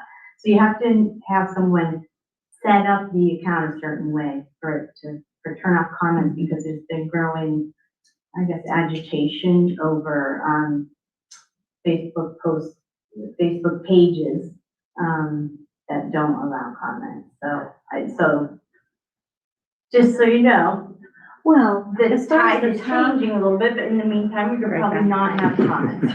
as far as the town goes and the departments, I'm still in favor of having the fire, police, the town hall, put information out there. The policy should be about the content and also about those who are elected and appointed and paid for staff to act in a certain manner as they are representing the town.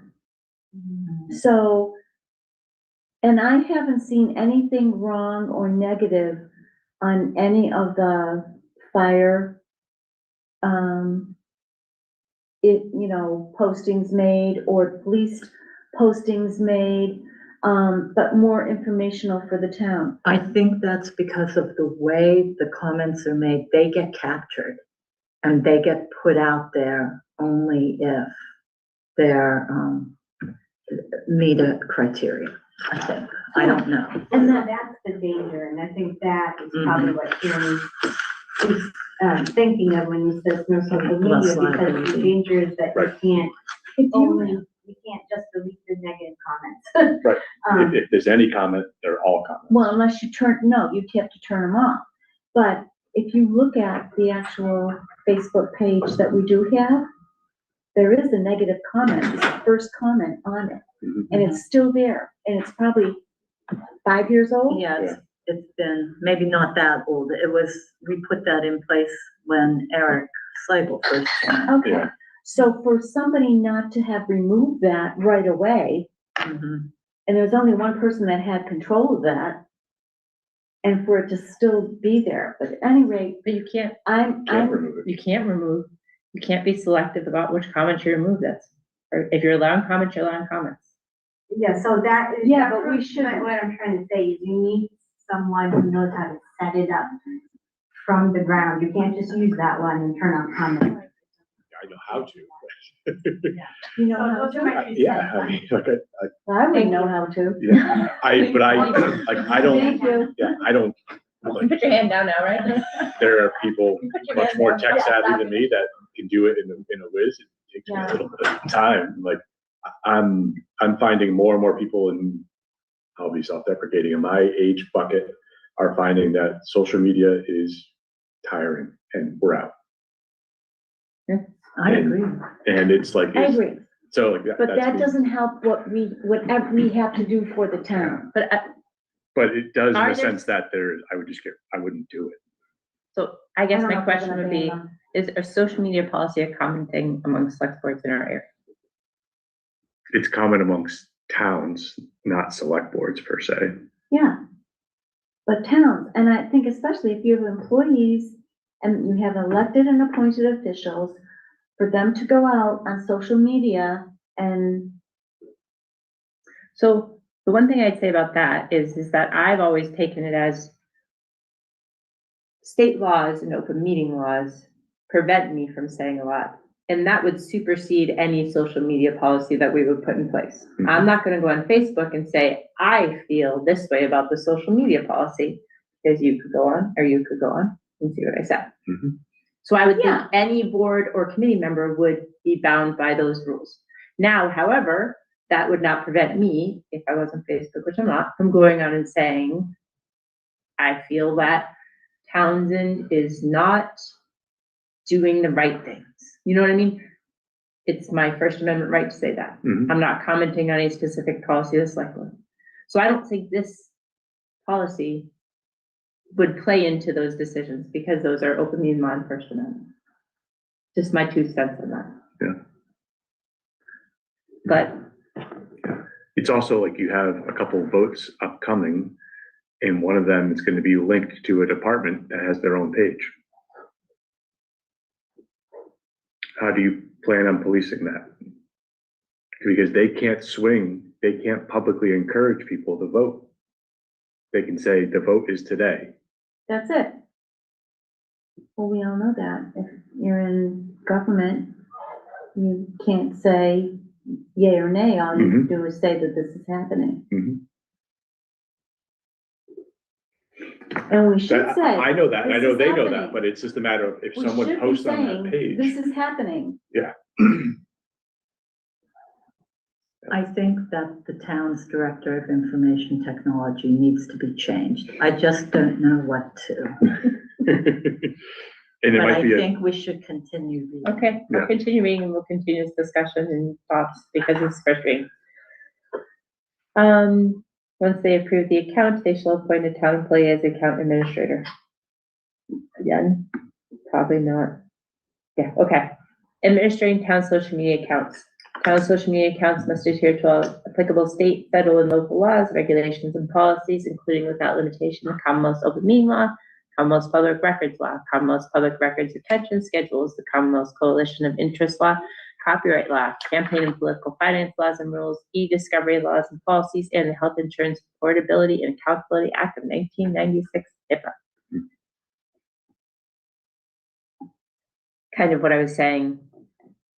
All these things are already kind of in place, which govern how employees can use social media. Because the Commonwealth's public record law, public records retention schedules, and e-discovery laws and policies apply to social media content, such content must be capable of being managed, stored, and retrieved in a manner that complies with the same. Further, once such content is posted on a social media platform, it must stay posted unless it is removed for one of the reasons set forth in subsection H below, or unless it is modified to fix spelling, grammar, or other clerical errors.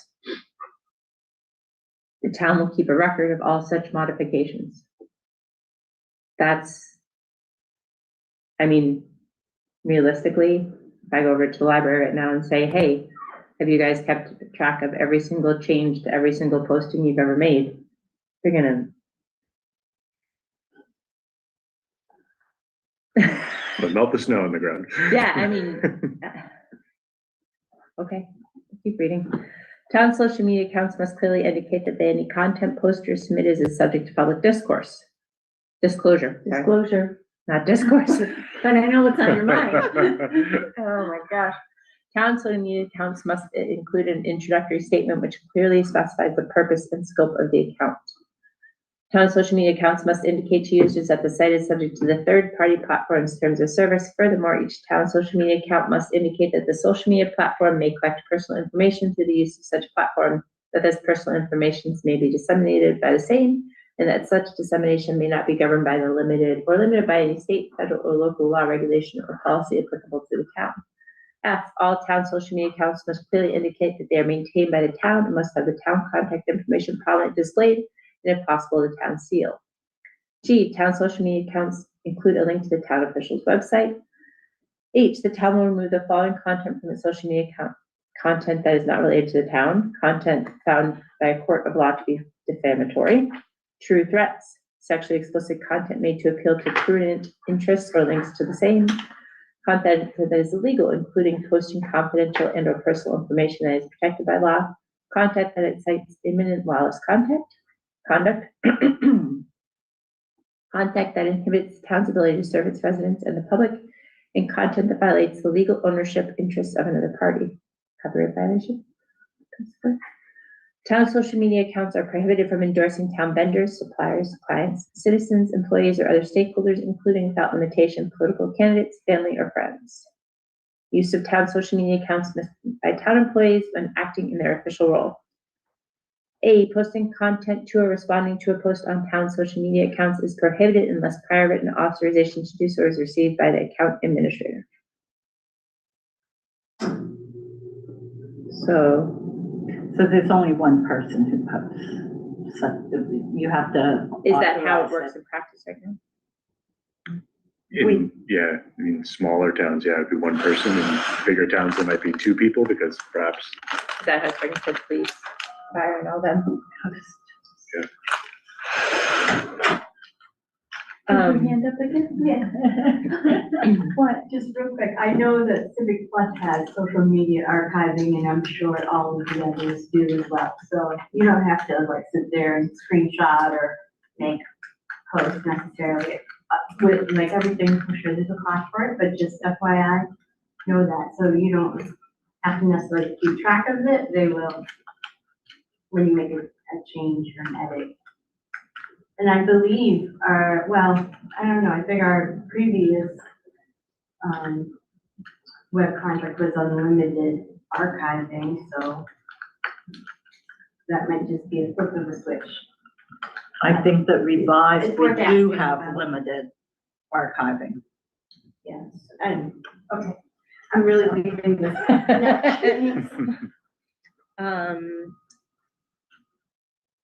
Where was I? B, posting content to town social media accounts for any other reason than official town business is strictly prohibited. Town employees must conduct themselves as a representative of the town and in accordance with all town's rules, regulations, and policies. Town employees must abide by the laws governing copyright and fair use of copyrighted material owned by others. Accordingly, town employees are prohibited from reprinting whole articles or publications without first receiving written permission from the publication owner, and quoting even a short excerpt of someone else's work without acknowledging its source. E, town employees are prohibited from posting legally protected personal information that has been obtained while performing official town duties, including without limitation information that is not public record under the Commonwealth's public record law, or information the dissemination of which is restricted under applicable state or federal laws or regulations such as HIPAA. Town employees are prohibited from disclosing conversations that occur between the town employees outside of open meetings unless authorized to do so by the town administrator. Information about policies, rules, or plans that have not been finalized and officially adopted by the town may not be posted unless the town administrator explicitly approves of said posting. When town employees respond to a post on a town social media account, they must do so professionally and respectfully, no matter how provocative, cruel, profane, vulgar, uncouth, disrespectful, or insulting such post may be.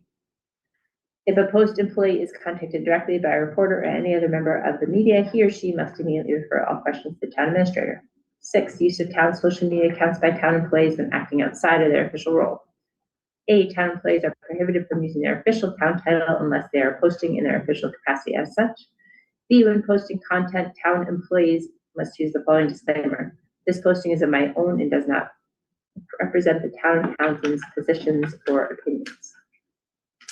Are they legally required to do that? Well, if you're posting on Townsend what's going on, and you are a town employee, Yeah.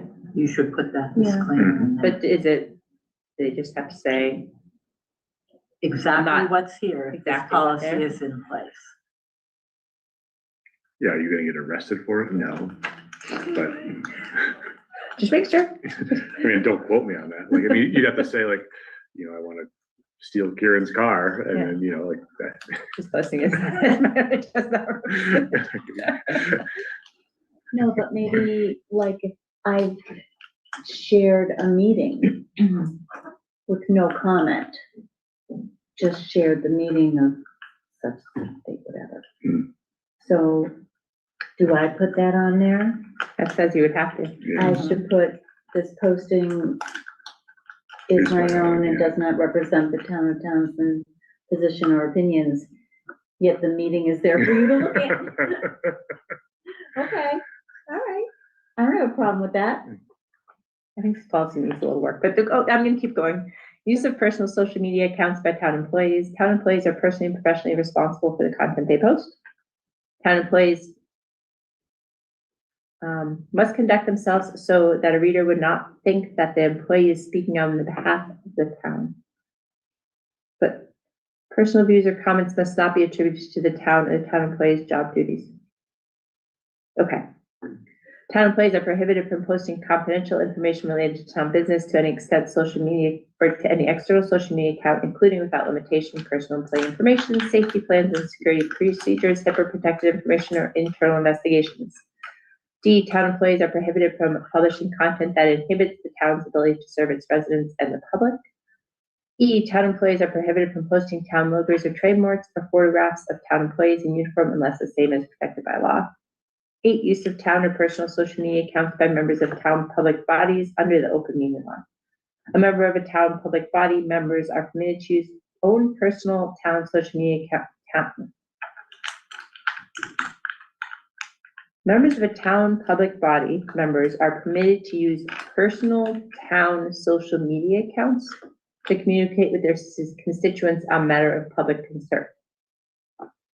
So that's a personal town social account. That's like select board member Val account. Yeah. I could make that account. Yeah. Is what this is saying. And I could say, hey, we were talking about the town social media policy. Go to YouTube at 3 hours in. Yeah, to learn more.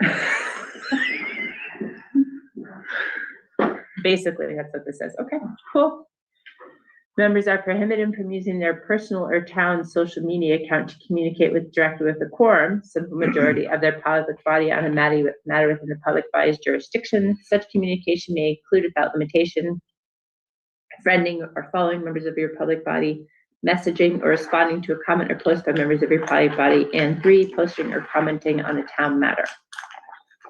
Violations. Town employees who violate this policy will be subject to discipline up to and including termination from employment. In addition, social media account users will be personally liable for any losses, costs, or damages incurred by the town that are related to violations of this policy. Illegal use of town or personal social media accounts may result in referral to a municipal, state, and/or federal law enforcement authorities. If made aware of a violation of this policy, town employees must report the violation to the town administrator as soon as possible. Retaliation against another for reporting a violation of this policy is strictly prohibited. So the first reading date's correct, so I'll ask Sabrina to change the page 1 policy 12-25 Townsend social media policy, right? To make that say 1/20/2026. Yeah, whichever that is, because we had 2 other policies. Yeah, I'll check those too. Yeah, Yeah, and, this was first reading, but the others are in second and probably third. yeah, So they'll all be in 26. So however you think the order should go, yeah, because but she they're did, 26. yeah, she captured 26 here, 26 there. And for the website one, the policy was 11-2025, so, Yeah, Okay, so, yeah, I'll ask. I mean, that might be the number 1 for 2020, Yeah. 26. Yeah, And then the other 2 after, yeah, as we'll far as hammer that out. how the readings are and whatnot. Someone's phone ringing? It's not mine, it must be in there. She left. I do hear it though. Yeah, I hear it Oh, too. it's not mine. Or can't- I think it's the town phone. Oh, maybe. The 1700. I think that one of the things that's important in here is 5H. If a town employee is contacted directly by a reporter or any other member of the Yeah. media, he or she must immediately refer all questions to the town administrator. That's in one of the policies. And that we need to have that. It's an important one. Yeah. Yeah. So, and remembering that this is updated policy of 2 existing policies. Right. So may not be perfect, Yeah, but, it needs to be updated, and I still think we need to be able to have something. Oh, that's fine. I was just- there's think a we couple should things. look at who it applies to. Does it apply to volunteers? And because it doesn't say that in the beginning, but If then it you're says, it appointed- refers to it later on. Yeah. If you're. There's just a appointed whole or section elected, about it. I think it should be. There's a whole section on appointed and Mhm. elected. I mean, yeah, that's by town, that's section 8. Which one? members of town public body. Oh, And that, so that kind of refutes the first part, which is, Who it applies to, I think. it's called to applies to all town employees. Yeah. And then every volunteer is gonna think they're an employee. But they are. They just are. don't get paid. They just don't get paid. Yeah. That's what we're considered. Yeah, For personnel policy. yeah. Okay, All right, thank you. no problem. And we are now Oh, yeah, I think that before we go to 5.9, we should go into the executive session for 7.2. We can discuss 7:10, but, at. 5:10. 5:10, okay.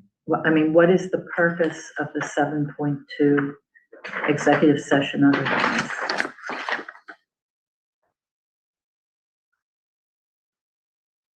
I thought it was to discuss the vote for 5.9. Mhm. That's up to you. I don't know. That's That's what the I thought fire it was union. for, and I don't know if we have, anyway. Because there was so- questions relating to that. Yes, so, and we may Do you not want have the chair answers to move today. to 7.2? I would like to move to skip over 5.9 for now. Do you want to And, complete the rest of the agenda and then come back in general after? I think that we do want to return to open session after the executive session. Okay, so, So let's I skip 5.9 for now. and 5:10. No, 5:10, we can vote. I had a note not to do it. Oh, wait. I thought that was a surplus. Yeah, that's just the That's a surplus. So the motion is kind of funky. I don't know. I can make the The motion for 5:10. motion Don't worry, For I got it. 5:10, I it got looks like the motion for 5.9. I got it. Got none. We're good. So, okay. Let me do 5:10. Sure. Um, Skipping 5.9 For now. for now. Yeah, we'll come back to it. I moved to surplus, this is basically the action that we need to take, and so. Let's go back there. I moved that the, select board surplus the fire truck E1 truck retired engine number 3 from 2002. Is that the only thing? It's just that one. It's kind of a big item, so. Okay, I thought it was, I thought there were two things going to surplus. I only know about one. Yeah, I have Okay, one as then you that. know more than me. The truck, yeah. Is there a second? Could I hear the motion again? Sure. I, Valerie Goodrich, move to, sorry, it's confusing here. To surplus fire EMS department 2002 emergency fire E1 truck retired engine number 3. Veronica Kell second. Okay, And, I would like to just read what was in the letter from the fire chief okay. into the record. Mhm. So this is from December 9th, 2025, to the Honorable Select Board. The Townsend Fire EMS Department would like to surplus the 2002 emergency fire E1 truck retired engine number 3, VIN number 4ENRAAA 86210052215. The intention would be to research and attempt to market the truck for the highest value to a retail customer. There are a variety of options to sell fire apparatus online or through other affiliated resources. We will research, advertise, and hope to enter into a purchase and sale agreement, which I will keep my liaison informed of the price prior to executing the sale. It is my understanding that these funds will be returned to the general fund. Thank you, Gary Shepherd, Chief of Department. But there has to be an actual, There are different ways to do fire equipment. There is, yeah, And so the because chief it's over will- $10,000. Right. anticipated. Yeah. And so the chief will work with the TA to, get the best price for the town Yeah. that is possible. And following whatever Within procurement the- procedures we have to do. Within the There needs to be a procurement bidding procedures. process. So, but that's different from other types of Yeah. RFPs. Yep. Yeah. So, so I would just say that the fire chief will work with the TA to, Get the highest and best. for the town. And whatever official Correct. processes that has to go through. Yeah, and Yeah. he'll know them because he's been down the path before, so he's Correct. likely gonna revisit some channels he's been through before and see what the best number we can get. Share it with me, and then, As long as we follow whatever procedures. need to be yep, as followed. long as all the procedures are, If dot the there's a i's, bidding. cross the t's, and, It doesn't mean that it has to go to a certain place where other equipment might. right, So just has to go through the just process. realize that. Yeah. And So, okay. So what is the first part of that motion? It was just, It was a little jumbled up by, That should have by gone some to text. 5-9. supposed to be there. Yeah, Should've 'cause there gone was, yeah, 5-9. like there was a typo there, Oh, I see. yeah. Right, that part goes with about. And then are you anticipating I'll come back to say we have a bid for $1?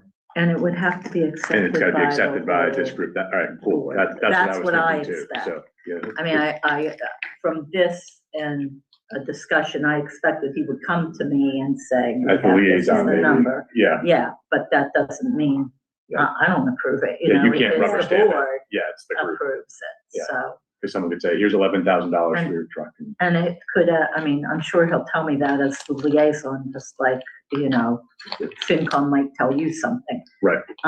But it still comes to the board. Mhm. So, because you guys will sign the purchase and sale agreement That is in correct. session, that is correct. It won't or just the chair be- may sign. Right. Excellent. So, as long as we follow whatever procurement procedures we have to follow for it. So you guys, yeah, you but made the I motion, think voted. that, I think we all received after the last meeting a missive Yeah, from a Just why town it has to be person. surplus, And I don't think it has to be done exactly the way that is but stated. it does have to be surplus. It does have to be We voted need to to be vote it. surplus. We didn't vote on it yet. We did, right, we have to take a vote, but it does need to be surplus. Right. And So the motion then, still stands. yes, Was there a second? yes, I seconded it, Veronica, second? Yeah. Is the So- discussion over? yeah. Roll call vote. Veronica Gale, aye. Sorry, good job. Laura Schiffern, aye. Thank you very much. You're welcome. We are now on to work session 6.1, Town Administrator's Report. I like to. report, Love by it. the way. Probably don't like me after my social media rambling, No, so it's fine. I Doesn't appreciate matter, we it. can ignore certain things. My mom says that about me too. She's like, Karen, I'm just gonna ignore sometimes some of the stuff you say. So thank you for letting me serve as your interim town administrator. Only a few days in, but I've been sort of working prior to the holidays and such. And looking forward to working with you guys. Had a nice department head meeting today, just to sort of reintroduce myself to those folks. Shared some donuts and water with them. I think people like that. And just like your candy, people like candy too. So I have a little basket of candy going to my office. Very high level. I said, I do need your monthly reports. I'm gonna, work with Sabrina to have them all, available. One department head had asked, can I see other departments' monthly reports? I thought that was actually a nice ask, to be honest. I thought we used to be able to do that. Yeah. Like 2 years ago. Yeah. All the reports were put in a shared place. Yeah. Yeah. So I'd like to It should be revisit that posted. policy if there's some type of stopgap, reopen the door, if you will. You know, in different groups, we'll put in different levels of detail because it helps keep them accountable. You know, each month, this is what I've done. So I'm going to revisit that. I did tell people or asked folks to say, make sure you send your budgets in. At very high level said it's a challenging budget year ahead, but kept it really dry, to be honest, just so there wasn't any, weed growing type questions, if you will. So hopefully we'll keep trucking along there. Over the next few weeks, I'm going to try to meet with every department head in their zone. So I'm going to the library tomorrow. I'm going to go downstairs and sit with the assessor, the treasurer, visit with the police chief, connect with the fire chief and such, I think that means something to folks. And I think that's a good practice. And if I'm still waiting on their budget or I have questions about their budget, I may start to sort of understand some of that. But overall, been pretty positive. I haven't caught up with the schools yet, but I'm on an email thread with that Nelson introduced me on, but I just haven't had a chance to follow up with them. We have, I'll connect with you on that, Okay. because we have a meeting coming up. Yeah. And I'll just update you on where we are, and actually I just had, Yeah. And then we can talk about. Yeah. Regards to budget. Yeah. In general, it's really. I do have one update, so I'll. Yeah. In general, it's just understanding what's working well for each department. Any urgent needs. I think of our folks in highway, we seem to be getting snow. Even the 1 to 2 inches is resulting in some work to be done. And ice. And the ice, and just sort of understanding what's coming up or what's the plan if the budget looks like it's going to be sunk by routinely having the shovel and salt and put down stuff to treat the roads. But hopefully I'll be able to work with them for a future budget exercise for a reduction, in numbers to sort of see where we go from there. And I'm going to remind them that I'd like to be their primary point of contact. I know there's some deep, loyalty to some of the folks in different groups, but I'd like me to be the voice that they yell at. And I'll disseminate that information to you guys, especially, and then our finance committee, conservation, planning board and such. So, it's one message that's consistent. It might be a lofty goal in the short term, but hopefully that can sort of set that groundwork to keep things moving forward positively. Otherwise, for an external partner coordination, I have a meeting with CBIZ tomorrow.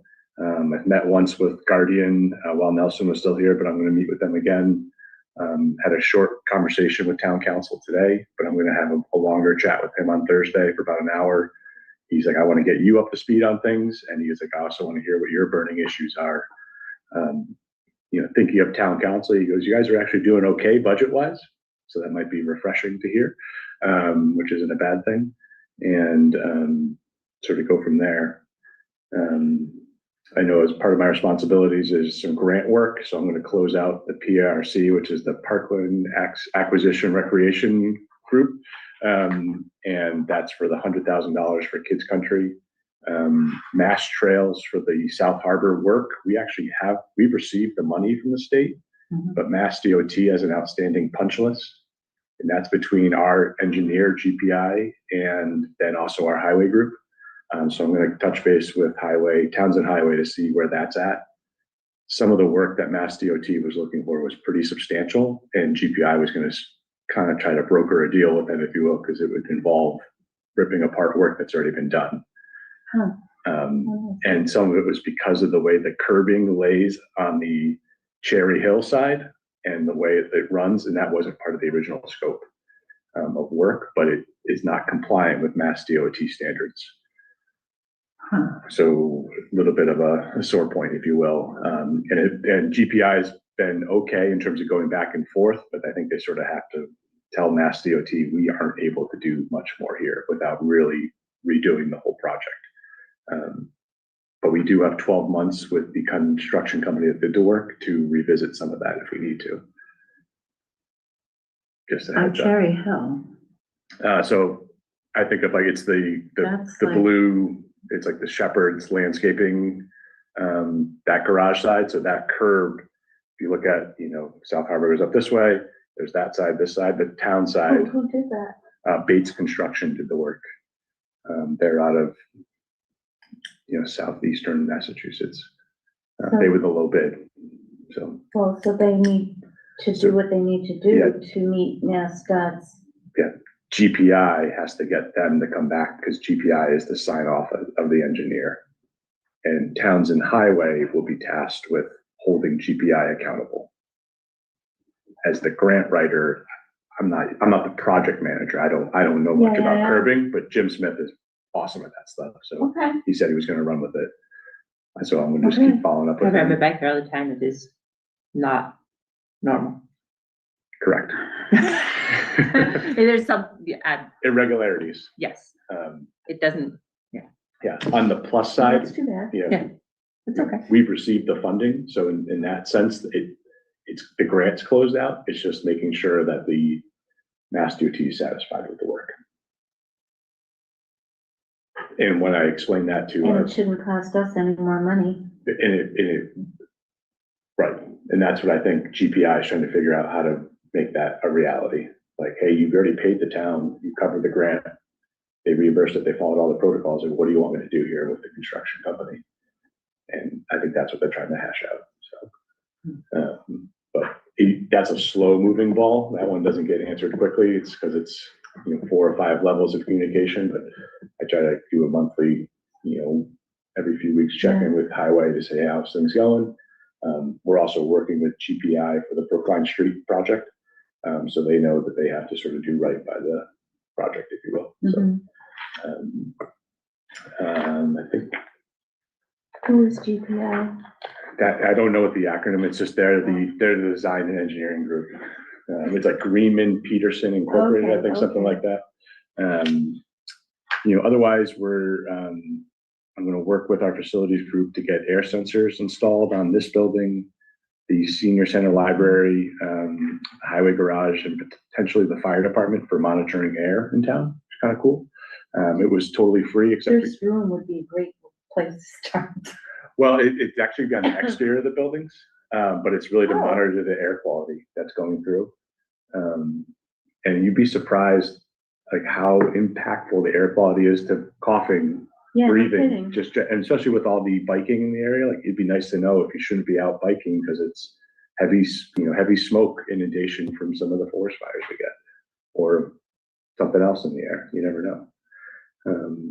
So that should be I something thought we I could. get that on my phone, You might. air quality. You might. Yeah. And you On might the actually weather- use on the those weather. type of You're probably sensors using here. you're probably using the air purple sensor resources, because there are others on the edge of town in Pepperell. But often we're getting details from Fitchburg, You could be getting for Fitchburg too. so we don't actually get it from Townsend, so if that's, Yeah, and I really Fort get it. Devens, some of the air stuff comes over this way. Hmm. Otherwise, quickly looking at, we do start our compact fiber phase 2 construction for the phase 2 project that's being done by contract, and the highway department for running fiber optics up to the recycling center. That's a nice grant. It's not very expensive for us. It's only about $5,000 in the town for 115 or so covered by the grant.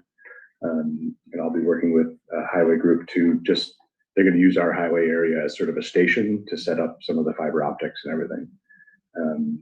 We also received a grant for $70,000 to install exterior Wi-Fi at this building, the senior center library, That's great. and also create like a pod station in this building so someone could take a call and talk to their vet about maybe the dog, broke their leg and they need to have a private moment conversation, because I think it's kind of tough in this building. Sometimes people have personal calls, or I could talk to someone and they could yell and scream at me on the phone, and Sabrina or whoever's sitting over here wouldn't have to hear it. So that's sort of a reality that a lot of offices and schools are doing these days. And cool grant. we got that one for free. Last but not least, we have a tree planting grant that we submitted for that we've gotten a positive read on for Old Meeting House Park. The conservation group had a timber plan there that I think has begun to remove red pine scale infestation at the park. It's about 10 acres of trees that's going to come down, and it's going to create kind of an eyesore over there. So there's a potential that we get this grant to replant it with pollination type products that are more natural and native to the area. And then also use it as a learning station. So they would put some signage in there so that you could bring a Boy Scout group over there to tell them about the pollinators. So a little education background to it. So hopefully we get some good notifications on that grant in the future.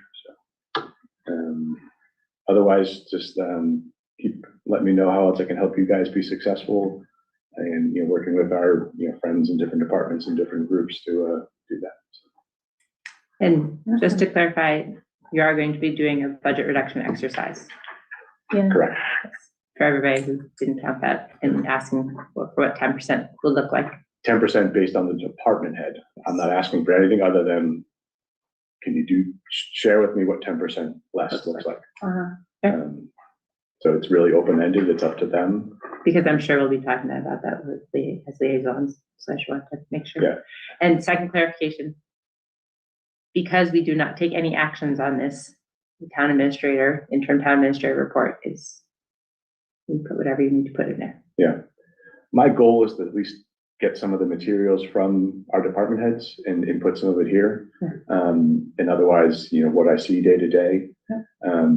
But we're not taking any votes or actions, because I know some people say we discussed a lot of stuff. If we're not discussing, it's a report. Yeah, this is what I'm experiencing, on behalf of the residents each day. and each A week, so. written report, which I've asked for months. In which anybody can And we request. got a written report and it's public record. Yeah, I mean, I can put it on the town website. And you if can you put it wanted on the website, to. Says what's happened. all the other reports. Other towns do that. Yeah, which I mean, as part of a packet available online wouldn't be bad. Yeah. Yep. So Tell me about great information. The what? the town newsletter. Yeah. Yeah, so a Oh. town newsletter to me would be, so we're gonna have a February town meeting, special town meeting. Yeah. I would use, and I would encourage that, because our social media policy is still being worked on, linkage back to that, I would say we create a half sheet piece of paper that says, here's the special town meeting, here's what it's for, please show up. It's information only. Going farther into that, like if you're, whoever your town administrator is in August and they've really got their feet under the ground, creating a quarterly newsletter that talks about, here's what's going on in the building. Here's how many police calls we had in the last quarter. Here's 2 or 3 grants we got in the last quarter. And, here are the concerts going on in your town common over the next 3 weeks, as well as, don't forget to sign up for baseball season this fall. Something to that effect that shares information that's going on in the town. It is written by the town administrator's office. It is approved by the select board for material, and then it's mailed out to every single registered voter in town. So you're thinking the first one goes out before special town meeting? I would do that in terms of just encouraging that one would be like a half sheet. Okay. But then the next iteration of it is a 2-page document or a 3-page document. And when would that one happen? I would aim for, Before annual town meeting? you could do it before annual town meeting. You could say, here's what's on the warrant. Here's what else is going on in town. When you do the mailer, is it something that can go in the tax bill for the second quarter? It could. That's after town meeting though, Yeah. usually, isn't it? Yeah. No, when does it May come out? 1st is when it's due, so it has to go out before. That would be perfect. You could pick the 30 vehicle that days you wanted to before. go out. I know Goes other, out in, It could would be go 2 out in pages. April. Front yeah, back, front, back. 1 page, Yeah. but, front back, so. Some communities use Neshoba Tech to help print it and organize it. It's just a pre-sorted piece of mail, so you prepay it. And, to someone else's point earlier about like, oh, I didn't see the information. You mailed it to your house. It was on the website. It was on the signs in town. Did you pay your taxes? Because it was in your tax bill. And I have some templates for how that can be built out. Simpler the better to start with, and then go from there. Let it grow. And I think it's a great idea. I do too. and it has nothing to do with like, John Doe's plumbing company. None of that's mentioned. It's Yeah. just factual information. you get a little blurb from your school, you get a blurb from, you could feature a town department each month. You could come up with a lot of different ways to jazz it up. So, Okay, I like the idea. and, I would, looking at your budget, you've done pretty well spending. This might be a communication type item gets you a pretty positive response. You could post board vacancies in there, things like that. Definitely would always have that. Always have that. I mean, you could even empower you could pick a department if you don't want your town administrator to do it, to be the leader of it. Who gets the most foot traffic each quarter? I mean, you could really think about how you want to bake out this plan. I mean, I think you can say something about all the departments and what they do. Land use or building. Yeah. Process of what you need to, or even just for them to put out their link. Yeah. To say, if you're looking to do this. Yeah. Or, did you know the town has a new fire truck? Here's it's a big accomplishment for a town to get these really high-end pieces of equipment. Yeah. Sometimes people have no idea. I know. And it's kind of a No idea shame. how lucky they Usually, are. people have no idea, Yeah, sometimes. based on my neighbors. Yeah. And we have a lot of new equipment coming in. And between the highway department and fire, we do. Or the water department worked hard earlier to bring the rates down. I mean, the rate increases, a penny, whatever it was, a penny, something like that. Less than a penny. That's pretty effective, they ought to be, receive a little pat on the back for that. When I saw the first presentation, and it was higher. And so with a lot of discussion and a lot of reworking, Oh, they came and down. water, you mean? Yeah, Yeah. they did a good job. They really did. Yeah. So, and that's, a tool that if it is the town administrator's office that you guys feel is the best one to do it, I think there'll be positive payback for that. Compared to, other things that office does day to day, like that one is really, it's useful. So on the agenda, it talks about all of your plans, and so I would say that was in your report. I didn't see, or maybe you mentioned about the dam, Adams Dam. Yep, not in this report, but the Adams Dam is a non Issue. Well, it's a grant we've gotten from the DER to study the dam in terms of what's the plan for it. It's, there is a program that will evaluate dams at no cost to the town, work with your conservation agent and public groups to understand what's gone on, why it's here, is it man-made, is it natural, and then give the town ideas on next steps and recommendations from the DER, Department of Environmental Regulation perspective from the state. If you get to the point where you wanted to move forward with it, you could apply for more grants to remove it, or you could just leave it alone. No obligation whatsoever. Okay, so this is only a study Completely a study to analyze. to analyze. Yep. And I know there's a letter from Yeah, one of the groups in town that Parks Center. felt Yeah. strongly about keeping it, and I totally appreciate that. They're going to get a great opportunity to work with our conservation agent, who's going to be really, hand in hand with DER to understand the value to the public, and let DER put that as part of their equation for giving a report back to the town. yeah, so we'll see what happens with that. I think he was also already talking to MRPC about future available funds, depending on what the outcome is. Yeah. Of the analysis, so. Do you mean the conservation agent? Mhm. Yeah, he was on one of the meetings that I was on. Okay. Board liaison reports. Anything, Veronica? I don't, not this week, probably in probably the first week of February. Okay. Is- Did you say you had an update on school? We're kind of, school is still working through their budget, and I don't have any specific things I think that I want to talk about at this point in time. I think Okay. Karen and I need to get together and talk about, you can ask questions as to what I know or don't know so far, but I've been, Usually the schools do a presentation to yes, all that FinComs and is, that is select in boards. February. Do we have a date on that? I just Let me, want to get that on the books. Yep.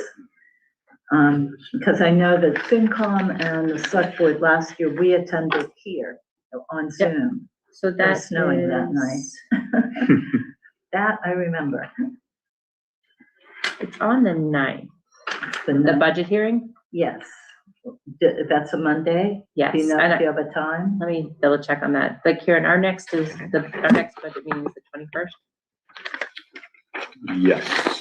at 10, usually at the high school. But so we'll catch up before then with what like just been going on Mm-hmm. and some questions we have. I mean, there's some questions outstanding about, just I'll give a brief overview is Townsend's calculated percentage, our assessment for this year. It looks to be going up partly because a little less from Ashby Mm-hmm. because of stuff that happened last year, and also because we're attending more at Squanicook Okay. because that's just pre-K, and now it's pre-K, K through 2. So that changes kind of our share of the debt and everything because that school has more of that. So that's kind of some of the pieces that are up in the air, but then the rest of it's, I mean, they're still waiting for state information and numbers, and so they don't want to, the school committee hasn't voted on anything yet, so I don't feel comfortable saying this is what's coming forward. Yeah. But that's coming for them in January, so. In general, in the region, schools are seeing an increase. Just put your seatbelt on. Yeah. Why So is it what- any different than any other year? That's exactly it, 100%. So we don't have anywhere else to go fund-wise. I think we have to start looking at the organization chart. Yeah. I mean, right now, we don't have enough people to plow. Highway department is down, what, 2 people? But we have people at cemetery and parks. Why aren't we using them to help plow the roads? That's the DPW idea, have this group of people who work across all these areas. Yeah. That's, at least that's in But my I mind think and you'll what I get some saw of the from heart of that BLS. if you're having this discussion with the department heads on Yeah, what that would look like. it's a great way for me to sort of connect with those folks and say, hey, you know, we're putting all the ideas on the table. Again, let's do this Or exercise even the and, water department. and sort of go They from have there. men. And my last thing about the school I'll say is I think based on the last, and again, don't quote me on this because they haven't voted on yet. This is just the initial discussions we're having, is that the assessment is probably going to be the hardest to come forward by Townsend for this year. It looks like Pepperell and Ashby, just the way the percentages work out, will probably be closer to 3% and we'll be above that. So it's important for us to recognize that they likely, I'm not speaking on behalf of Townsend and Pepperell, Ashby and Pepperell, but they are more likely to be able to accomplish that in their budget. So And we if we won't. are, but if 2 towns pass it, we will have to, Get an based on the override. regional agreement. So we should just have, I'm not saying that's what's gonna happen, but we should just be aware that if we're the one that's a little off, we'll have to, because Pepperell and Ashby, it looks like will be closer to the 3% and likely more able to accomplish it within their budget. Yeah. And I'm not saying they will, I'm just putting my thoughts out there at the I'm moment. pretty sure we can't. No, because I think ours is gonna be closer to 4. It may change. It may It go was down a lot. over for the last I Yeah. heard. And That's TBD, so. and I know that what we're gonna hear is, oh, the fire department got this money that was released and they being the select board, should just use that money to fund the fire department budget. And I don't think it's that simple any more than it's as It's simple as the It's tied. school going and getting more funding, which they got. They got, That after all of our assessments had already been set, and that wasn't distributed to us. I mean, It's not unique for any other community. and No, it's not. We're all trying to figure out these challenging, you know, limitations in Chapter 70 funding and the State House and all this stuff. So, but even if it does come in for the schools, it's unlikely that it's gonna be distributed to the towns. And so I can just hear oh yeah, well, Townsend got this, whatever it was, 360K. You know, Groton got $1 million, we got 360K, and Yeah. we can just put that right on there, and you can't, it's not that simple. yeah, there's more to it. And so any more than the schools could just put it on us, you know? Right. So I just think that people need to be, aware that overrides are a thing. And if we don't get the override, snow-covered roads are a thing. I hate to say that, but I don't know how you do it otherwise. Yeah, maybe we can look for that 20th, the 120 meeting as a, I'll check with some other TAs in the area, especially Ashby and Pepperell. Like, how are you guys doing it? Like, your number might be closer, but what are your plans if it's not? And I think that's the discussion at that school meeting too. Yeah. Because they're all there. So it's all the TAs, like remember, FinCom has been coming. I invited, so Kathy and Jerry from FinCom have been coming to those school budget meetings too. So they have a sense of what's going on. Do they? Yeah. So they've been there at those meetings. That would be wonderful. Yeah. So, and that's been good. I think for them to be hearing what the school is saying, because that helps for. Yeah, we did meetings. TRICOM meetings in other community where it was, we had one night where it was like, ask us anything.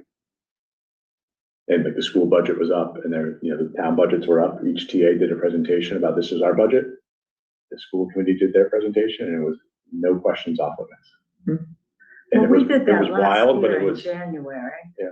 And it didn't, I mean, at the high school, Yeah. each of the TAs presented, everybody knew what it was. It really, in the end, didn't make a difference. Okay. I'm sounding like Debbie Downer, but it's what it is. Gonna have more Skittles. I am. Absolutely. Well, we'll get there. I'll be with you at that meeting and, I'll still catch up with a couple other TAs in the area and just, The superintendent's great. They'll give you any information you need and stuff. yeah. And I'll ask, Dunstable passed their override last year and I can see what it means, but already that town is, they know this, there's 600K in the red for this coming year. Yeah. About what we are. Yeah. In a much smaller town with smaller budget with less resources. And a lot of that is health insurance. A big part. Part of it. Part of it. Yeah. So, okay. Yeah. TBD. To be continued, I mean. All right, the only thing I had was the DOT Economic Development Project report was completed. And doesn't mean that we couldn't make any changes or add anything to it. Did anybody? I thought it looked pretty good from what I saw, so I didn't add anything. Okay. I did too. Yeah, the only feedback I gave Beth was that we thought it looked good and please, and I think The MRPC, original one, not the one that they've gotten. right, take off the names, Yeah. was the real, thing. But the charts were useful and I thought it'd be a great product to be put online. Yeah, Well, if we had a Facebook page. it could be there, yes. Open All right, comments. we'll see what happens. 6.3 announcements. Do you have any? Okay, well, I'll double check, make sure nothing is added. You typically, do I the don't, vacancies, I didn't see a lot down vacancies. and then So there's- current board and committee vacancies, we have Agricultural Commission, Board of Water Commissioners. Important. Anybody volunteer? Capital Planning Committee, again. I think there's two. I just looked there. online. The capital planning, There's two. I just looked online. but it's HDC, it has to be appointed by committees, not by us. Yeah, it's HDC, And, Housing Authority. and Conservation Commission. I thought it was 3 openings. I'll clarify that and just with them, because I looked online, but, Kirsten Disability, Community Preservation Committee, we talked about that. But Community Preservation is boards, we already filled the open slots. Correct. The Community Preservation is What the was the other boards. one then? I thought that's Capital what we were planning. talking, capital planning. yeah, now you can Okay. check with, There's, yes, moderator. there are. There are two The on moderator. capital Yeah. planning. Yes, there are. Yeah. And That's in my then, so notes. Yeah. for clarification, there's two on capital planning. I just checked the website. And then community preservation is two, there's boards. Board. That's still not us or open. Conservation has a vacancy, Energy Committee, Historic District Commission. No, Historic District Commission is full. Kathleen was Yeah, the that- second And alternate. there's Done 7 today. members now. There's 7 members and 2 alternates. Yep, good to go. Housing Authority, Kids Country Playground, Recycling Committee, Town Properties Committee, West Townsend Meeting Room Committee. Yeah. Zoning Board of Appeals, vacancy for a full member to 2030, a full member 2028, and an associate member. Yeah, And we how- need 3 members on zoning. Housing Authority will be filled next week with Irene's. But That'll that's come. only the 3, and then there's a There's- 4th, has to be someone that lives in, Yeah, Atwood Acres and the for state Townsend rep. Woods, Oh, right. and the 5th is the state rep, which there's an application process for that. Okay, So there are 2 more members. They can meet, they have a quorum, quorum is 3, Yeah. so, is 3, Yeah. but they still need 2 members. So, okay. And then the last one was the resignation. yeah, resignation of Melissa Struthers to the Cable Advisory Committee. Which has been disbanded. Yep, so, okay. That's it. Thank you. Our next meeting is January 20th. And I'm thinking we should start early again this weekend. There was some staff during the department head meeting today, were kind of curious to come to a meeting. If you wanted to do like an earlier one, so that if there was a Earlier staff, than 3? yeah, I don't know your guys' schedules, but I would prefer not to do earlier than 3. okay. I mean, if they're here till 4, they can certainly come in. Yeah, every now and then communities will do like an early morning meeting. I know it stinks for late risers, but sometimes you get different folks who are different shifts and things. Don't have to make that decision today. We but have had earlier meetings. Yeah, and no one comes. No, they're usually for a purpose. Okay. I mean, but It was Like just, it was an once a interesting, quarter. we can yeah, think about it. it was an interesting department. Once a quarter Yeah, they're like, doing, hey, Yeah, can you do- I would. once a quarter. Yeah, well, we can think about that. So, but I think we should start at 3, Okay. the way the agenda is looking. And I think Adam will have an update for us for that meeting. Yeah. And he will be available. I'll email you when he's available that day, because he mentioned it. He was gonna check the schedule again. So TBD on that, but he may be at the start of that meeting or at the tail end. Yeah, that's fine. So, We accommodate whenever he can. yeah, I so figured. That works. 6.5, is there a motion? I, Valerie Goodrich, move to review and sign payroll and bills payable warrants out of session. Veronica Kell, second. Okay, roll call vote. Veronica Kell, aye. Valerie Goodrich, aye. Laura Schiffern, aye. Okay, so, 7.1. Actually, We need should I to, just do all 3 and then come back to general? and, and Or do 7.2, come back. Or and do you go want back to do 7.2 and come back and And so then we finish don't have and then everybody the other waiting. 2? forever? Mhm. we could do that, but I still, on 7.1, we might need to come back to open session. For which item? 7.1, I mean, but which open meeting? there's session? not an item there, but if we may take a vote in the executive session, we might want to come back to, depending on the result of the executive session, we Would that might have to want be to come a back separate to vote. agenda item on our next meeting? Well, there's a question, because I've never done it that way. Anytime we're looking at a union contract, Mhm. Yeah, Okay, and anytime I've ever done that, we've come out of executive session, voted, and then moved on, and it wasn't on the agenda. I can guarantee you that. I believe you. That's the way it's always oh, worked. I understand that, we've done that, Yeah. come out of executive and then have the vote, And and it's not necessarily on the agenda when you're out of executive, because it's. but you're gonna vote on what you just did, Right. and the you public have to knows explain. that. what you're voting on. In what respect? Define, explain. Well, I'm just curious as to, That newcomer. the explanation would be to accept the contract. Okay, but so then the contract would then be public.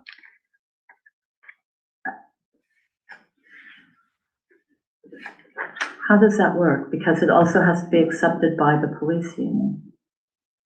And I don't know when they're voting. They were voting today, I believe. Today. Yeah, but I don't know the results of the vote. Yeah, I don't either. And they, The chief didn't give me the results either, having chatted with him for a little bit today. I talked to him this morning. They hadn't voted yet. Yeah, so, And then we had a 3 o'clock meeting, so yeah, anyway, would it be we vote pending ratification by the collective bargaining yes, agreement? That yeah, would be the motion. yeah. We vote to approve pending approval by the collective That's bargaining. fine. I just want to make sure I'm properly voting in and out of session what can and can't be released. And yeah, their copy of the contract's not available. It would be available to the public once it's been ratified by your collective bargaining agreement. Right, it has to be voted by us and it has to be voted by them. Yeah. And we don't vote it in a joint meeting. No, that's fine. So, I look forward to learning the details so I can vote on it, but executive session. Okay. I'm fine with that. okay. So we should, we can go into 7.2, come out and do the other, and then go into 7.1, come out and do the other, or we can do it in order. We're doing all three, correct? Yes. All right. So It's up to you, Lori. let's just do 7.1, come out, 7.2. And not return. Well, 7.2, we have to return. Oh, that's right, to vote on that MOU, yep. Yeah. Okay. I, Laura Schifrin, move to enter into executive session and return to open session pursuant to Open Meeting Law, Chapter 30A, Section 21A3, to discuss strategy with respect to collective bargaining if an open meeting may have detrimental effect on the bargaining position of the public body and the chair so declares. Fire union. Are you doing fire union? Yeah, I'm doing 7.1. That's That's 7.2. police union. Oh, shoot. You read 7.1, you said fire, but you meant police. Yes. Okay, so we're doing 7.1 police union. Veronica Cal second. I got you. Okay. And I, the chair, Laura Schifrin, so declares. Roll call vote. Veronica Cal, aye. Valerie Good, Laura Schifrin, aye at 7:58. The recording has stopped. 6:58. 6:58. 6:58. For those listening to us, we will return.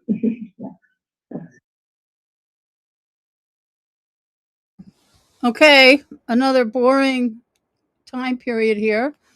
I don't. Oh, let me just get myself up here. So they've gone to executive session. I don't know what the hell they're doing. They keep changing their mind. They're going to strategize for the police union budget. That's not what they said they were going to do. But then they, oh, my light went dead. Okay. So they first said that they were going to go do 7.2 and come back. Now they're doing 7.1 and coming back. So I don't know if they know what they're doing. Of course, if you've been here for the entire 3-4 hours that they've been in this meeting, then you know that they don't know what they're doing. This has been a very painful meeting so far to discuss or to attend. I know I've been quite chatty in the comments in the live chat, whatever it is, as with even international visitors. We had somebody from England. I think they left. They had enough. But very interesting. I've also had additional conversations with people on my phone. I don't have anything new to add to that. But this has been a meeting where they just talked in circles and mostly not really getting anywhere, mostly complaining about they just hate transparency and they're still painfully talking about the website policy and the social media policy, which has really been a problem for this town. The towns around us have been on Facebook and other social media platforms for years. And most of the state is doing that as well. But Townsend, even I'm really disappointed that Kieran Meehan, our current interim town administrator, was not in favor of going over to Facebook because he's talking about his age group. And I know he's younger than me. I don't understand that he's not really, he was poo pooing the Facebook idea because, my generation, we're not really into that. I said, well, the age population here, okay, I'm getting notified of new announcements. I got plenty of time because they're going to be chatting too long. So yeah, I'm laughing now. But, I'm really disappointed in the attitude about getting a Facebook page up and running. And Kieran is anxious about it, even though almost every town in Massachusetts has gone to using Facebook as a medium to get people notified about things. And that one thing they've kind of got hung up on, which I have to, if they could even understand what I'm saying or about to say, is there's a difference between a Facebook group and a Facebook page. And I have to look at it because I get confused now myself. I'd have to read study. I am an admin of one group, and I've had for business reasons and for other personal reasons. I might even have some active Facebook pages and groups that they're just still sitting there that I've had over the years for different reasons. But you can have what a community needs to do because of public records law. You have to be very careful when you're going to have a social media page. And I'd say most people who are on the internet are using Facebook at least a little. Almost everybody's on there unless they've just had enough of the bitterness. But a community, a government agency will have I'm not even going to get into politics, but having a Facebook page or group or something for announcements only. I mean, they're still debating this and concerned about people's First Amendment rights and oh my God, and what if somebody leaves a comment? What if somebody makes a mistake and doesn't block it? Somebody needs to do a little bit of friggin' homework. And somebody needs to have responsibility. Somebody who is a responsible person, which I know that's been a big problem to find such a person in town. There's really not too many candidates that fits that. But if somebody can post on a Town of Townsend governmental Facebook page to make announcements, because no information is getting out. None. Town hall is a Fort Knox. It's locked down. No information is allowed out. Even if you do a public records request, you got to appeal to the state in order to get a response. And then those responses still are inadequate. They'll fight you tooth and nail. Some departments, I have to say, I'm working with some departments that are just saints. I keep thanking them for how helpful they are. And I'm trying to help them with my requests. Anyway, that's a whole different story. But it's really not rocket science. And where they are nervous, that's good. Great, be nervous.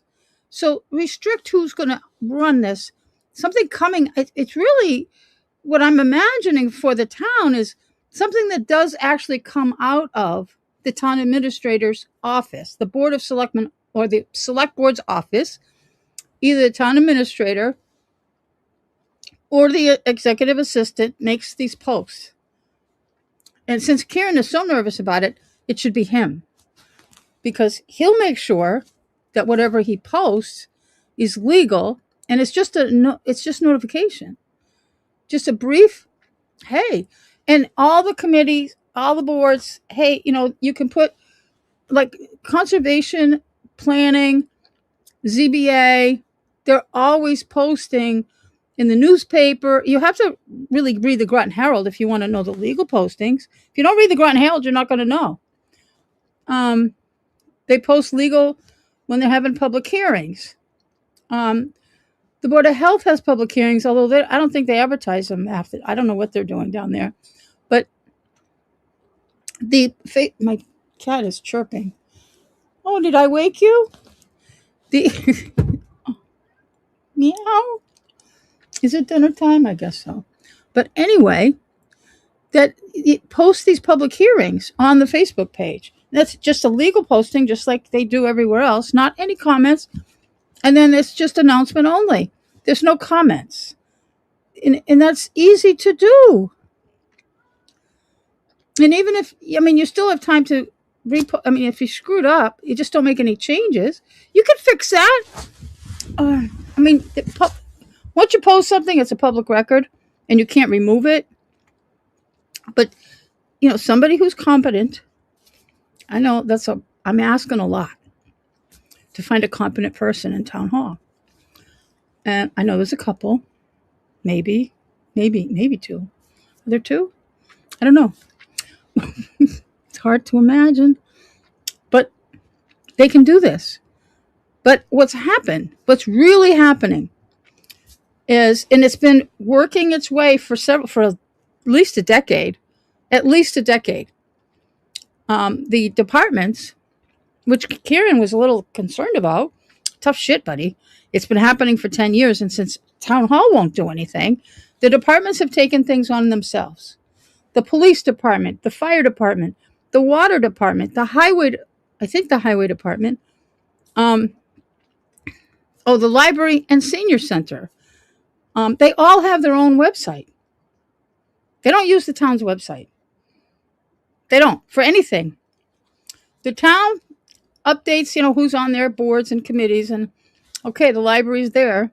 But if you want to know what's going on at the library, which they post events all the time, and there's no discussion. It's really the library. I can't remember. I haven't been on the senior center. The library's more robust, but they've got a huge website, which is really awesome. The others also have website. The water department, and they post a lot on Facebook. Well, not like tons, but if there's a water main break, or if there's they post, hey, you're going to have discoloration of water in this section of town. Hang in there. Anything else goes wrong, give us a call. But there's different things that they have to tell us. And the best way, they do it mostly by Facebook. I think they have their own website, I think. But all these departments. And now it's great that I know the select board are going to be mad. They must know, I think. But they're fighting. Tonight's meeting, you heard them arguing about the town clerk and fighting. What he's doing is he's the RAO. He does public records. And see, the Board of Selectmen doesn't want any public records to get out of town hall. They want nobody can access public records. They're trying to shut it down entirely. And it's not going to work. It's just not going to work. And they're wasting too much time, and they're spending hundreds and hundreds of dollars on legal fees to fight public records requests, which makes me sick. No wonder we're out of money. No wonder. But the town clerk has created this portal for public records. And it was you could, I can't remember, I can't remember whether it was connected to the website or what. First, they had this really difficult to maintain, even to follow it. It was really hard you got to find public records requests the old way, which was the best. Kathy had started it, and it was kind of got dropped. But it wasn't. You couldn't. It was just a list with some links. Not really user friendly. Veronica thinks it was the greatest thing since sliced bread for some reason. Of course, she probably doesn't get on the internet very much. She said she hasn't seen a public records request in months, and it's like there's been quite a few every week. So I don't know what the hell she's talking about. But the town clerk has created this portal, which is awesome. It's really great. I mean, it's really fantastic and very user friendly, very easy to manage and get around. Well, now he's got his own website. The town clerk has created a really user friendly website. So you can see right when you're on the main page that everything, 99.9% of what the town clerk does. And it's got links to all the things that you need to interact with the town clerk's office. And let me see if I can't pull it up right here. Let me see. I was on it a little while ago. Townsend, town clerk. Oh, crap. Townsend. I'll get it.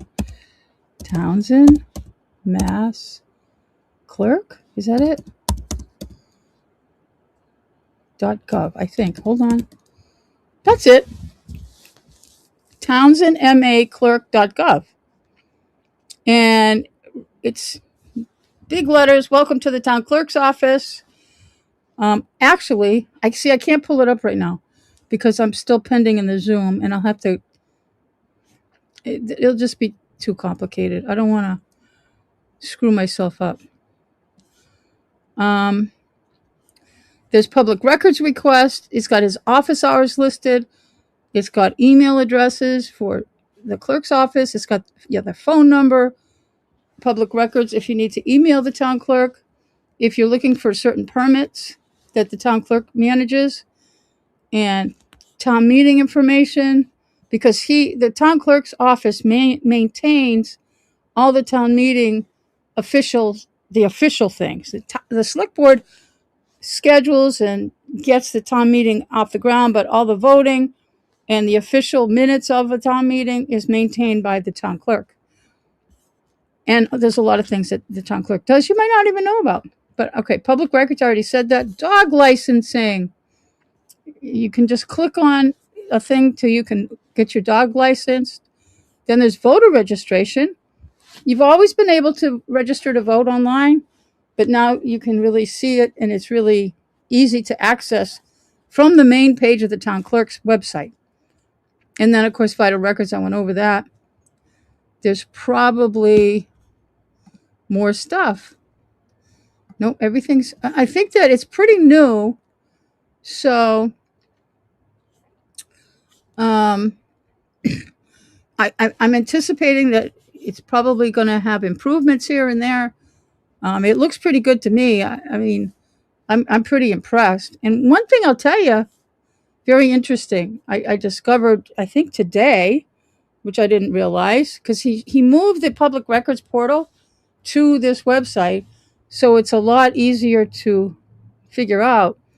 But in order to use it, you have to register, which is okay. You can still register as you can still, if you want to be an anonymous person, you can on the public records portal. You make up your name and your email and whatever. That's fine. That's perfectly fine. But you have to register as you're putting in a public records request. You have to register, and that way your name, it'll pre-populate whatever name you put in. And I mean, there's no, don't worry about your privacy is still guaranteed. But then when you can easily find any public records request you put in. You can still see everybody else's, but it just makes it easier. You can put in a new request. You don't need to register or log or sign in order to see the public records requests that are active. But if you want to put a new public records request in, which you always had to put a name in, but now you log in, and it makes it easier. So I really like it. Yeah, I was a little like hesitant, like, wait a minute, what's this? This is a new step, but it's nice, and everything, and I think it's easier to use now that it's on its own. It's part of the town clerk's website, which the select board, they're really going after Harrison for some reason. I don't understand it really, because all these other departments have their own website and they do their own business through that website. The select board doesn't get into that.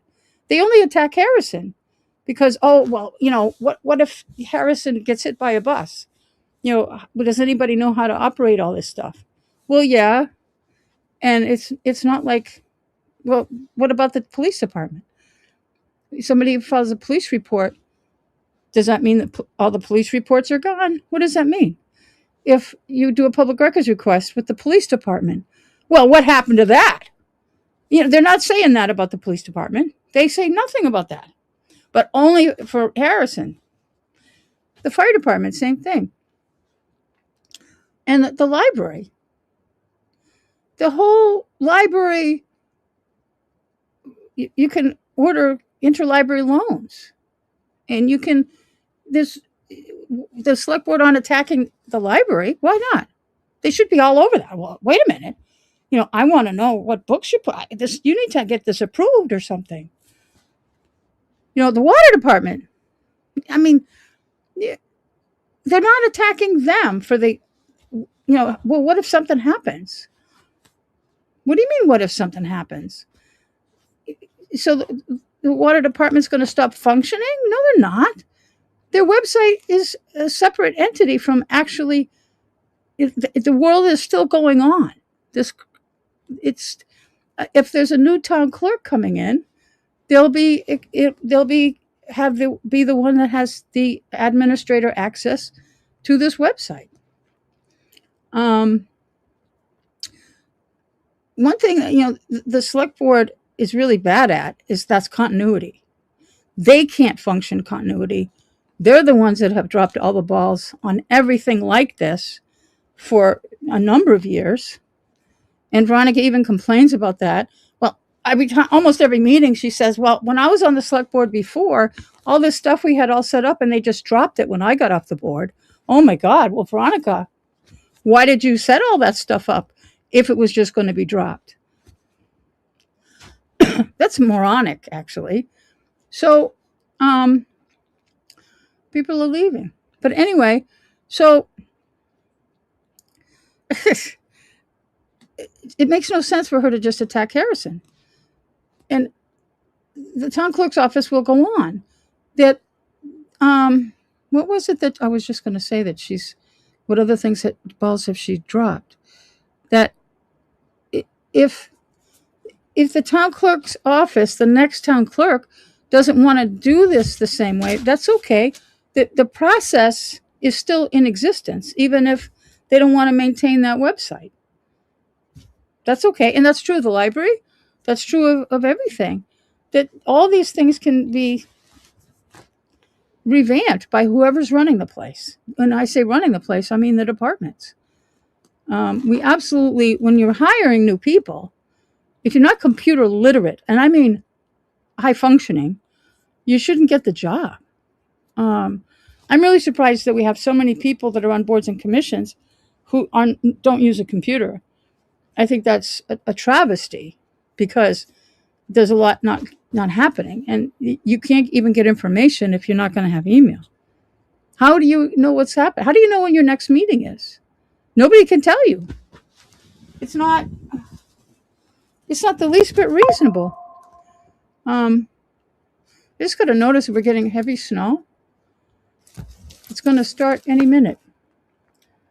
I'm like, okay. Snow will begin in 4 minutes. But that was 12 minutes ago. Is it snowing? I don't know. Is it snowing outside? Let me see. I'm not by a window that's open. Well, it says it's snowing. Let me see. No, my little map doesn't show any snow on it. Let me look at my Ring cameras. Oh, I do not believe it's snowing. It's not snowing.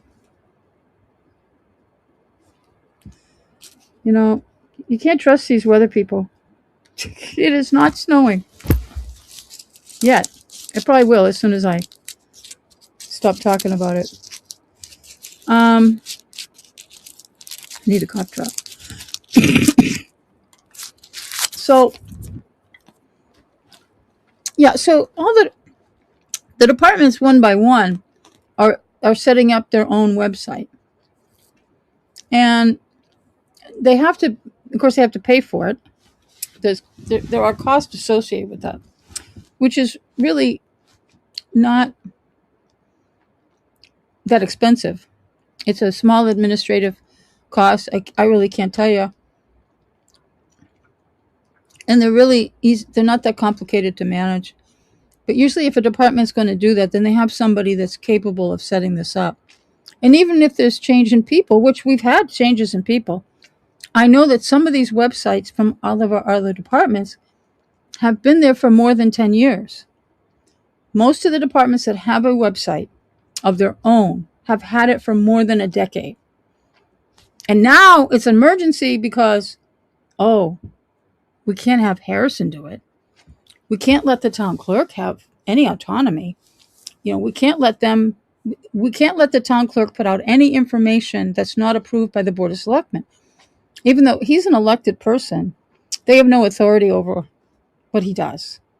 Zero. None. Nothing. So there's a real fight going on in town hall. And I'm not sure, but Harrison doesn't even have to show up for the fight. Because I'm not sure the conversation that may or may not be happening at town hall. But all I see is Veronica Kell mostly complaining and yelling, and we got to stop this and we got to stop that about the town clerk's office and records, RAO and public records. We can't let these things get out. And they stopped talking. They're not talking to Harrison. And I think he stopped answering. Even tonight, Veronica mentioned that he's not cooperating. It's like, well, there's nothing to cooperate with. It's them that's not cooperating with really the law. And I get into that, you know, they did a whole segment earlier on the fee waivers for public records requests. I raised my hand because I wanted to give them an earful about what that was all about, but they didn't mention specifics. They really kept everybody's name out of it, which was really, well, hi, Nilo Bagel? Nilo, how do you pronounce that? Is it Nilo or Nilo Bagel? I like that. I don't even live in this town. This live stream came up on my recommended page. Ha ha. Well, I hope you like it. Like and subscribe while you're here. If you just joined, you've missed. We've been here for over 4 hours, and it hasn't been me talking for 4.5 hours. Is it 4.5 hours? What? Oh yeah, 4 hours and 38 minutes we've been here. But we are at my select board meeting. They're in executive session, so they're going to come back up on Zoom, and we can see whatever else nonsense they're going to talk about. But this live stream, I'm just talking about some of the things going on in town hall. I got to keep you guys entertained for the next until they come back. I hopefully soon, because I'm going to run out of things to say.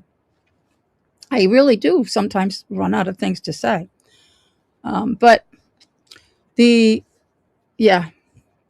Oh, they were talking about fee waivers and what the hell's going on, and they don't want to see anybody get fees waived, and that, so I don't know, it was really, they only gave tidbits of information because they were talking about a public records request that I made back in August, that I've been appealing and appealing and appealing with the state, and the state repeatedly and repeatedly and repeatedly has sided with me on this public records request, that it is a very simple request. And the treasurer's office refuses to cooperate, refuses to provide me with the records as required by law, as required by the Secretary of the Commonwealth, Supervisor of Public Records, has repeatedly told the town, you will give Cindy her records and you will give them to her without a fee.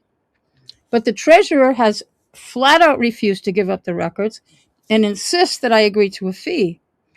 And no, because it was an illegal ask. It was illegal for the town to ask me for a fee. And I appealed, and the state agreed with me. I had to appeal the same thing twice through this whole nonsense. And so we were kind of at an impasse, and I was going to court. This was a few weeks back. I was just saying, okay, well, if I'm not getting these records, I have no choice but to file in Superior Court, because the state's already told me twice that you're getting your records, and the town just refused. Which now, I mean, this is a legal problem for the town, and they've spent, I think it's over $1,500 for the lawyer, town council's fees to get involved. And it's like, I'm not going to back down. This is a very simple request, and you guys want to be stupid and assholes. Go ahead. It's going to cost you. And I said, okay, I'm going to court. I have no option here. There's no other option than for me to go to the Superior Court, which is the next step as described in the public records law. I said, okay, Harrison, I'm filing in court. And so he would prefer that not happen. It's too late, really. We've gone way past this now. But so what he did was he waived the fee, and which he does actually have authority to do. And I said, what are you waiving the fee for? There's no fee to waive because the state's already ruled twice. And what I believe he was doing was to encourage, telling the treasurer, like, okay, so fees waived, now you have to produce the records. So she did some passive aggressive move and took over 800 pages and printed them out, cost to the taxpayer to print those, and then took one page at a time and put a piece of paper blocking this whole sections of each page of this document, and did each page individually, copied them into the copier machine, so printed out the 800 pages twice, more cost to the taxpayer, and then scanned them back in, and then had them submitted to me. And I did another appeal because completely unlawfully redacted. They redacted things like a name 800 times. No, 8 times 4, 3,200 times at least. And the date, that's redacted.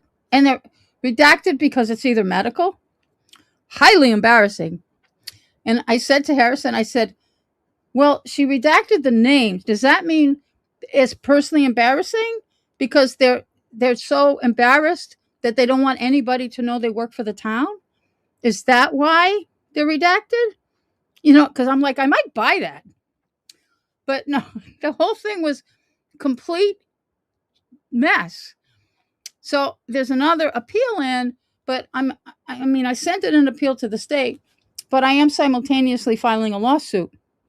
I'm filing in court as the appeal as well, because I know the state's going to rule in my favor anyway. It doesn't matter. I still have the right to go to Superior Court, no matter what the state does. And it's going to take a few weeks to get the actual filing done, because you have to really go through everything. And so the state will respond Doesn't matter what they say. They could rule in my favor or against me. It doesn't matter. I'm still going to go to the Superior Court because I know the town's not going to give me the documents. So they're going to have court fees. The legal fees will quadruple or more because now they're preparing for court hours, and they're going to have to respond to court filings and discovery and all that kind of stuff. It's going to cost thousands of dollars for the town on this, and all they could have done is give me my document, and they don't want to. The treasurer nope. It's just F with Cindy. They just want to F with me. Oh, we're not going to let Cindy get away with this. It's a public record. Just give me a fucking public record. What are you doing? It's a perfectly legal public record. So so the treasurer, who's supposed to be the caretaker of the town's funds, is actually costing maybe hundreds of thousands. Because when I win, the town's going to be paying my legal costs. And then I'll probably get damages. So the liability insurance company is going to be dealing with 2 lawsuits at the same time. And I have to say that the RFS suit is going to be much larger, but mine is still going to cost the town quite a bit. And all they got to do is give me this document this perfectly legal document that they don't want to give me. They don't want to give it to me at all. And they wanted to charge a fee. State said no. Then they redacted it when there's not a redaction on that report that is allowed. There's no legal authority to redact anything in this report. Nothing. But I don't believe that she spent all this town's money. It is a whole lot of stupid. Yes, it is stupid. It is just to fight me. Yeah, thank you. I think it will, but it's just going to take a while. And unfortunately, it's going to cost the taxpayer a bundle. And it already has. And it is simply, okay, but make sure you like and please subscribe on your way out. Thank you. But it's only to go after me. They just want to fuck with me. They don't like that I have this channel, that I'm talking about them and recording their meetings, because they don't want anybody to know what's going on. They want to keep things as tight-lipped as possible in that town hall. And they don't want anybody out here expressing myself, my First Amendment rights, to tell people what's happening. So the treasurer's taken it upon herself to just fuck with me.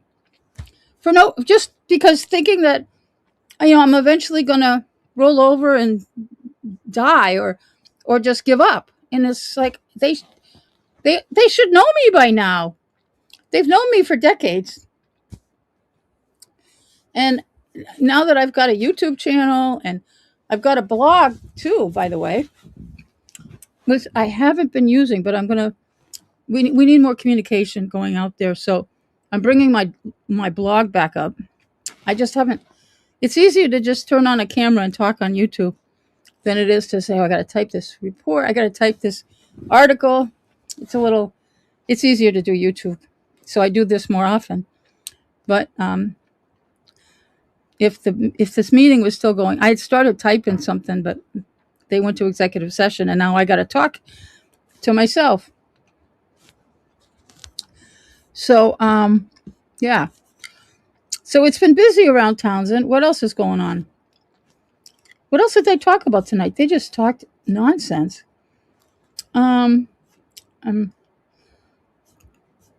trying to go through this. What else? I don't know. All right, so we have all the other things that are going on. As I told people earlier and yesterday as well, that I've been down for the count with the flu. I got sick Christmas Eve, and I'm just starting to come out of my hellhole of that. Don't get the flu. Avoid getting the flu. If you haven't gotten a flu shot, please get it. Don't buy into all this anti-vax stuff. The flu is really epidemic right now, and it sucks. I had COVID last year, almost a year ago, and that was no fun. But this is worse. I am much sicker, or I have been much sicker over this last few weeks than I was with COVID. COVID exhausted me, and I know I had voice issues, and I had trouble breathing. I'm gonna have to look at that again. It went off my screen. Sorry, I'll have to read it again. But yeah, I mean, I had some difficulty breathing, and I was really exhausted with the COVID. You know, I think I had a little energy, and then I just exhausted. I had some trouble breathing, but it wasn't like I thought I was going to lose my breath. The flu? Oh no. I've been really sick. I don't really want to get COVID again either, but I'd rather have it what I had last year than what I have this year with the flu. And I'm getting too old for this shit. I can't. No, my body isn't going to hold up to a lot more of this crap. No, not okay. So, yeah, get a flu shot, or maybe consider wearing a mask if you go out, because I got this running around shopping right before Christmas. That's when I got it, and when everybody and their brother was out there, and God knows where I picked it up. But I got to go out. I think I'm running some errands tomorrow, and I'm going to wear a mask. I don't think I'm contagious anymore, although I don't know. I just don't want to get another germ. I don't want to get it again. My immunity is probably down, probably make it worse. So I'm probably going to wear a mask for my protection. Screw the rest of you. I want it for my own protection. I don't want to get anything else. And I mean, I've had all my shots, but I had a flu shot, and I still got the flu. And I went to the ER, so I got tested, so I know I had the flu. I'm not just saying I think I got the flu. I definitely had the flu. And it sucks. But, so I didn't do a video for, I think, 2 weeks. I have to look at a calendar. It just feels like I've been gone a month. I did a video yesterday. I didn't even do it live stream. I just said, I'm not ready. I only did live stream because we have the select board meeting was live. So I'm like, here we go. I got to go live. But I'm always behind. We have the ethics commission's investigation and stuff regarding David Vijant and Gary Shepard. And I told everybody I got a dump of documents from the ethics commission. I did a public records request, and they sent me everything but the kitchen sink. And I've got all those documents. And I was telling you a couple of weeks ago I was going to do this video. I've got notes. Got my notes here because I was thinking about doing it tonight, but I got busy before the meeting started, and I wasn't going to have time. But let me see. They sent me exhibits. I really want to do David Vijant's interview, investigative interview, that the transcripts. I'm going to go through that with the ethics commission. They have transcripts of his interview. It's really bad. They also had I'm going to skip that one. Andrew Shepard, Gary Shepard's son, who's project manager supposedly with Shepco, he did an interview. That's got a lot of missing pages. And I'm going to go over what his interview, the transcripts of his interview. He had the missing pages is where we're going to get interesting. I will eventually get them. I'm certain. I think that the missing pages relate to his father. I think there was like 20 missing pages. And I think that all these things are just evidence against Gary. So they didn't release them yet. They gave me a big dump of documents, but I don't think the evidence against Gary was given to me because they're still developing their case. Then there's that's the big one, is Andrew Shepard. David, I think, had a couple of missing pages, but I can't remember now. Andrew was the one that was really startling to me. Then there's a bid evaluation. I can go over that briefly. An RFS statement. Oh yes, RFS, the company that's suing us, made a affidavit kind of thing. It's probably an affidavit, but I think it's called a statement that they how they're impacted by the ethics violations made by Shepco and David Vachon, because they're suing us for over $1 million. So once they were informed by the ethics commission that they were investigating, RFS has been crazy over there. So, and that's all evidence for David's, and it also will be for Gary's, but I'm going to be doing a video where I read through these transcripts. There's a number of, I've got these numbered. I don't have them all written down because some of it's really boring stuff.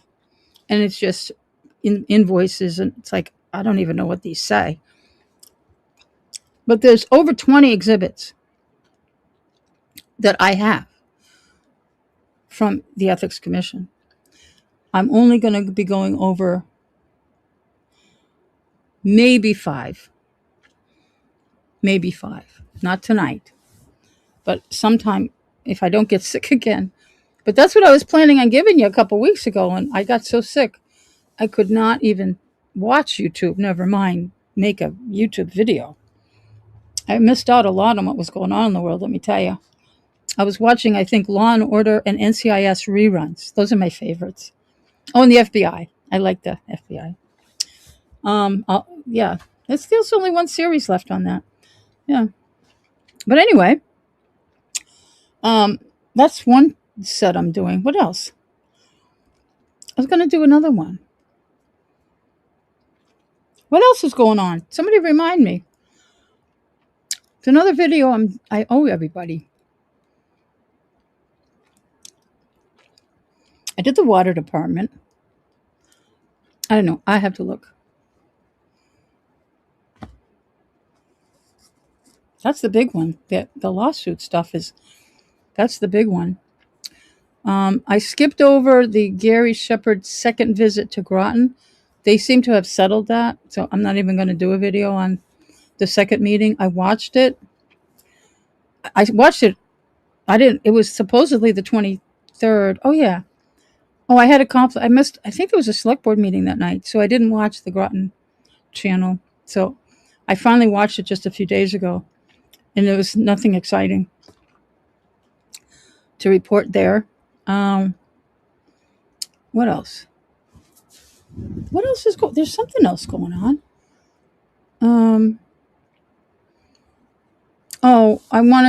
I still have to put the reports together. I'm starting to get more information from the highway on the snow and ice spending, and that's coming together. I need more data before I can do it. They're giving me stuff, and I really thank them for that. One of the departments I thank very much for their assistance, because I think they understand that I'm really trying to help. And I got some spreadsheets going and I want to do some charting so I can show you the cost of, we've had a month here I think it's over a month now of almost daily. The highway department, they're not sleeping over there. I know they're out tonight. I'm sure they were out earlier today pre-treating. We're supposedly getting snow shortly, if it isn't snowing yet. I don't see any activity.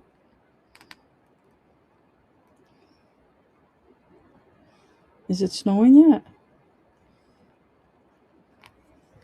It's easier for me to look at my cameras than to look out the window. Oh, modern life. We don't have to look outside. We have cameras out there to do it for us. Oh, wait a minute. I think I see snowflakes. A snowflake just went by, I swear. Let me see. Yes, it's snowing. Just a little. I don't know if that's snow or rain. It's hard to tell. It's dark out there. Okay, so the highway department has either been pre-treating or plowing or post-treating because the temperature, of course, is changing. We got rain, we got ice, we got sleet, we got snow. We got a little bit of sunlight. Sun melts more snow than it doesn't have to even be above freezing. We still get melting. That creates more ice. They're spending a lot of money. I think they've probably spent more money in December than they did for 3 months last winter. I might be exaggerating that, but not good.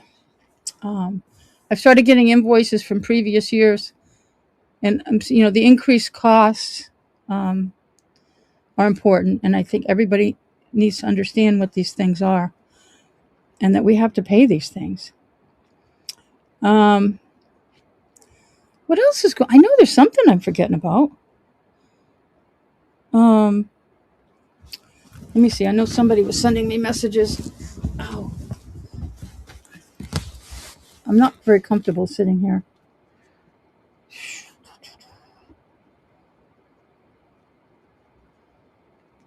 Let's see.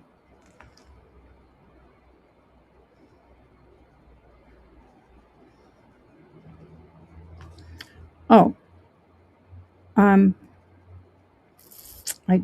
okay, yeah. Somebody sent me a message about ARPA money. I don't want to talk about ARPA money. Actually, they don't know what they're doing with ARPA money. I don't think you were paying attention when Veronica was babbling about about ARPA money. She wasn't babbling about HR. But a week or whenever the last meeting was, Veronica was talking about wanting to spend the newly found or newly reactivated ARPA money to spend on extending the salary for the HR director. Well, that's gone to hell because they did discover they can't do that. They have to, because the money has to be spent by June 30th of this year. And she wanted to spend the ARPA money for after July 1st. So that's out. Can't do that. But she was coming up with crazy ideas like hiring a police officer just for between now and July 1st. And it's like they're going to go through the selection process, the hiring process, and all that. And get them on board and pay them between now and July 1st. That's not going to happen. Although we have multiple. It should help us. For right now, it could be a budget saver for this year. We're down a couple of cops. And they can't even backfill with overtime. That's how short we are. And that's not a bad thing. I'm not complaining. I think we're just fine. But that might actually save us some money. So Veronica just comes up with these great grand schemes and doesn't follow anything through. So it's very, I really, watching select board meeting gives me headaches. Anxiety, really bad anxiety. The FinCom is worse for me, but they're only covering a smaller universe. But the select board, tonight's meeting was a total waste. Unless you were watching and you got to see how I don't know if they made even one decision all evening. They're in executive session trying to make decisions about the police union contract. And I'm not really hopeful. I'm really not hopeful. Nope. Oh man. I want to do this thing at 8 o'clock. I guess I'm not.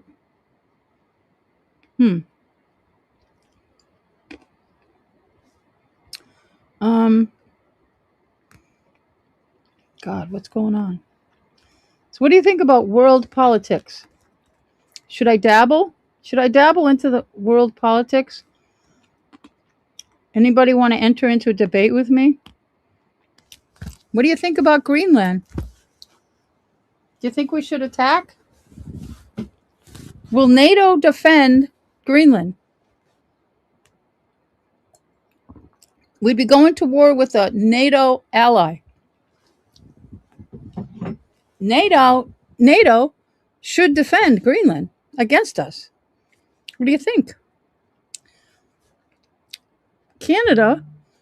Would Canada defend Greenland against the United States? Would the King of Denmark send troops? Would Europe send troops?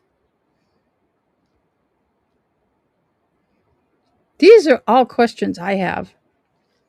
And they're all possible. They're not, oh no, that won't happen. Venezuela, yeah, we can talk about Venezuela too.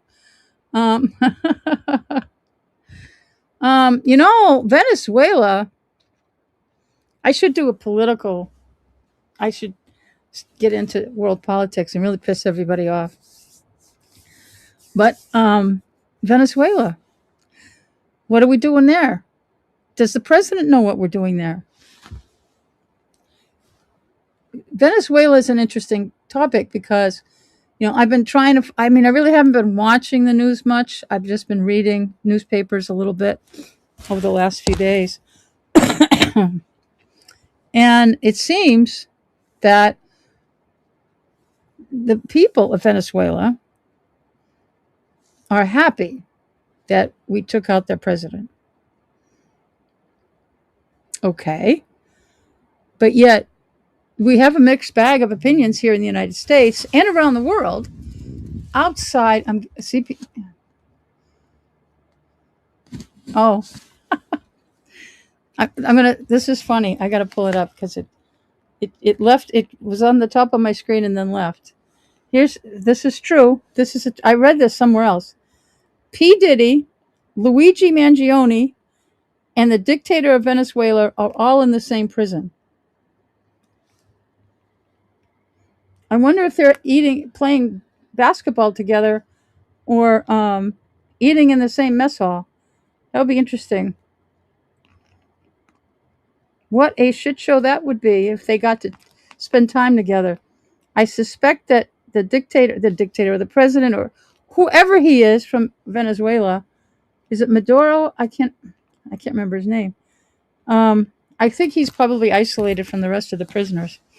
I would think he's not in general population.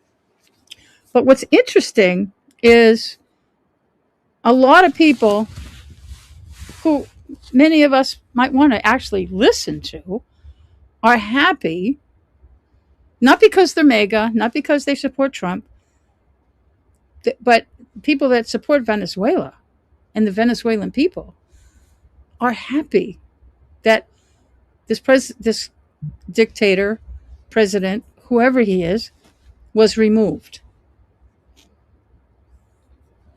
So as Americans, how are we supposed to think?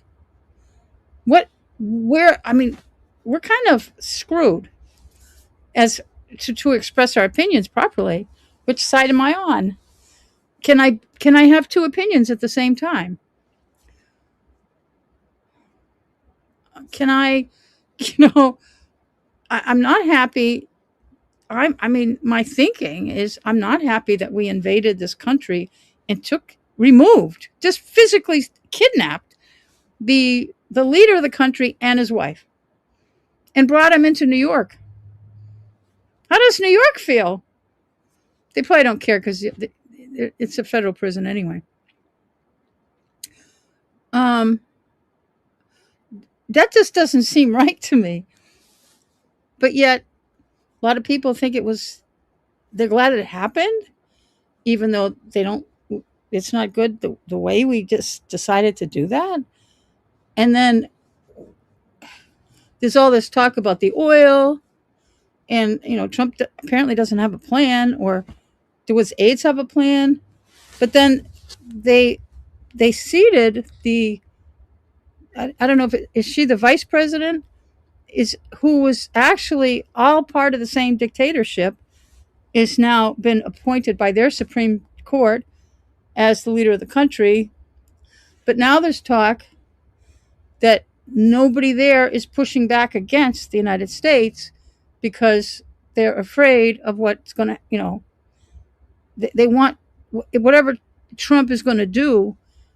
They don't want to cause any more problems. They don't want, troops to come in, and they want to try to make nice. I think is what I understand about the press reporting. We keep hearing, nasty stories coming out. They've had disruption in Venezuela for many years, and different political sides and rebel armies and things like that. So, and that's going on the streets now. And they've recently, one of the reports came out that they've arrested, which all of our press is all worked up about, that they arrested or detained 14 journalists. That number may have gone up or down since I last heard the report, but our press was all worked up about that, and I would normally be, but they're in total disruption. Their country, first they're in panic, like somebody must have assisted the United States in getting this event to happen. The U.S. didn't just figure it out on their own without support from people on the ground. It doesn't happen that easily, even for the United States. Okay, we're not that good, but I can understand why they'd be in a panic, and I would only hope, and I know it's wishful thinking, and I might be even delusional, but I can kind of understand where journalists are all over or so-called journalists. But in our country, everybody's a journalist. I'm considered a journalist. And some people would be, oh, no, you're not. Yeah, according to the Constitution, I am. But if you've got people running around recording everything and showing where all the security checkpoints, whatever the security they got going on, whatever's happening on the ground, you got reporters reporting on it internationally, and they're trying to lock down the place so that for security reasons. I can understand why they might want to kind of lock down what information is being sent around the world. What kind of security issues do they have? Part of this is, some of I'm retired from the military. So, I kind of understand what's happening and why they need this security issues. And I think not to permanently prevent journalists from doing anything, but at least securing the Capitol a little bit, making sure that the journalists are exactly who they say they are, and where's this information going, not to prevent any kind of information, because people, for human rights purposes, having journalists around is often a good thing, and you don't want a government to shut them down completely because you'd be concerned about human rights abuses. And who's getting killed on the streets, and I mean, we've seen this stuff around the world for decades. So there's a lot of concerns on both ends.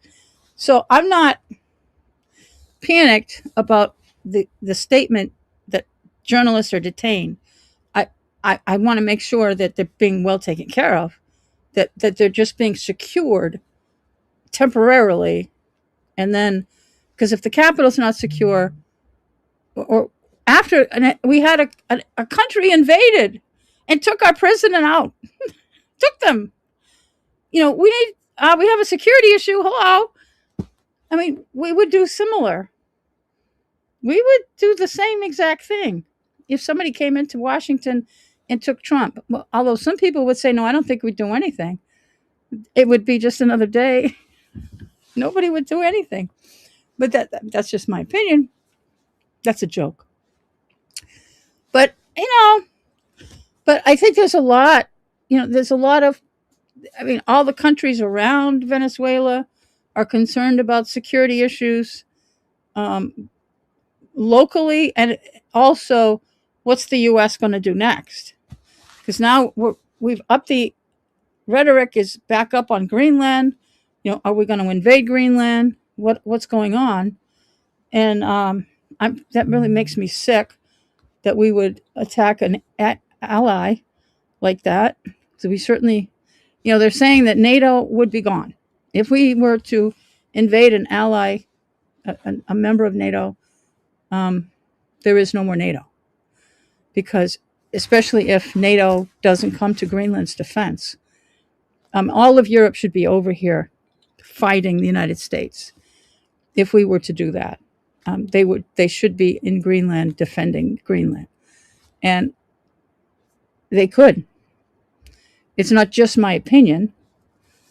It really could happen if we do, and including Canada. Canada is an ally of Greenland too, and we wouldn't be anymore.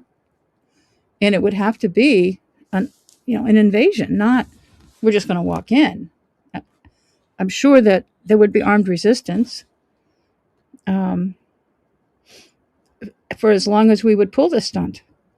I can't imagine the Greenland people would be welcoming the United States at all. Nope, can't see it. Even though they have a small population, there's probably people flying in right now to defend it.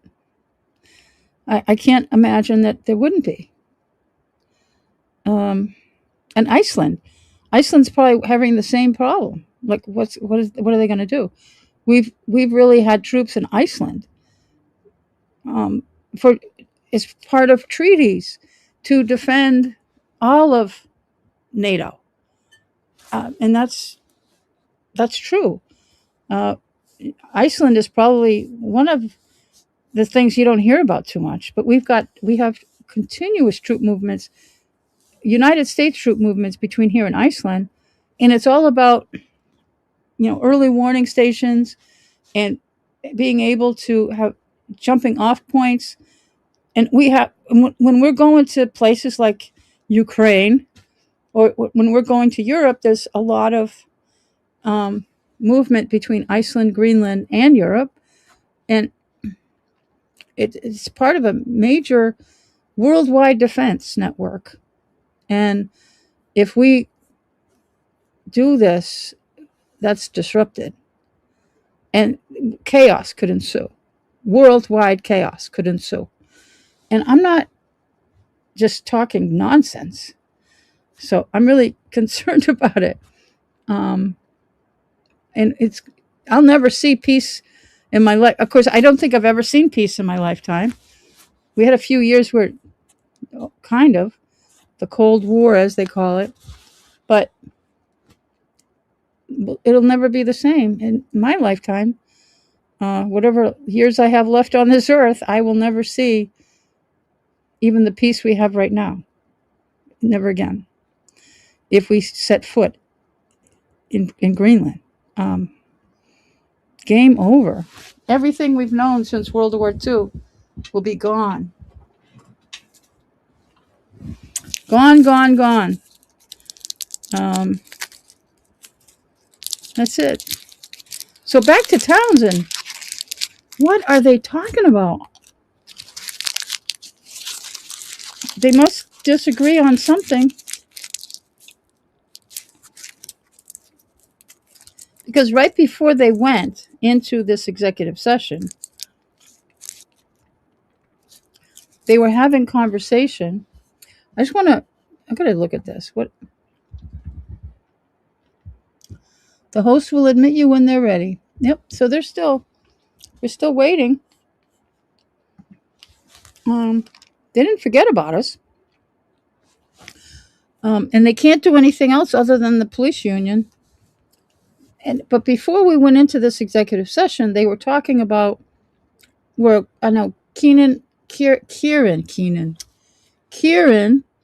had mentioned that I think he had talked to the police chief, I think earlier that day.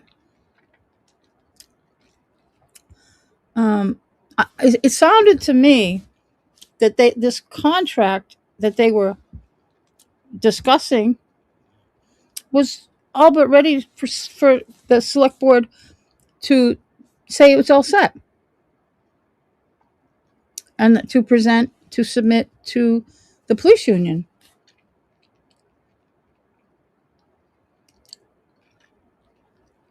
But of course, they haven't had any. Well, this is weird. I guess that they're not doing actual negotiations. It's the select board just putting this together and saying, here, take it or leave it. Because this doesn't make sense that they would do a contract and then send it over for approval for the union. And they're just going to they should be at the same table discussing the issues on the contract. I've never seen a contract done this way in Townsend. I don't know. It's after 8. 5 hours. I've been sitting here for 5.5 hours dealing with this. I got half a mind to just end this, but I don't want to. I don't want to end it. I don't want to keep talking because I'm really.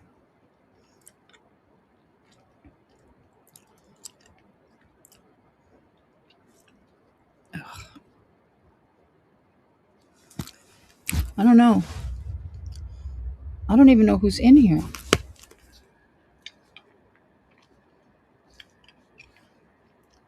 I'm trying to see if I had a window open.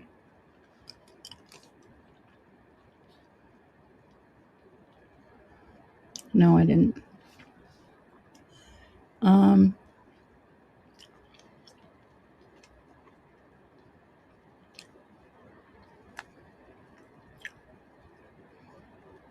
Oh.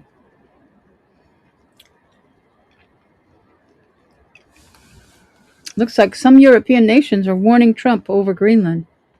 Uh-oh. See, my concerns are really there.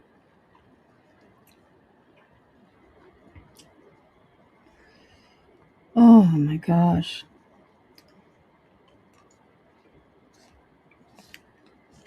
All right, I'm going to look at the calendar for the town and see if there's anything that I want to talk about. Oh, my legs hurt. I don't even know what else they're going to talk about on this agenda. They talked about almost everything else.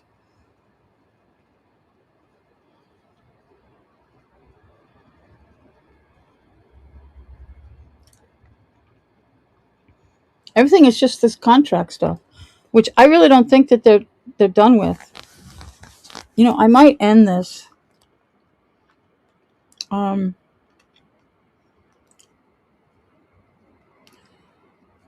know one person that's here, but there's 2 people showing up as here. I don't think one of them is not me. I don't know who else is in here. Unless you've got 2 windows open, because it's not me. Hold on. Nope, it's not you.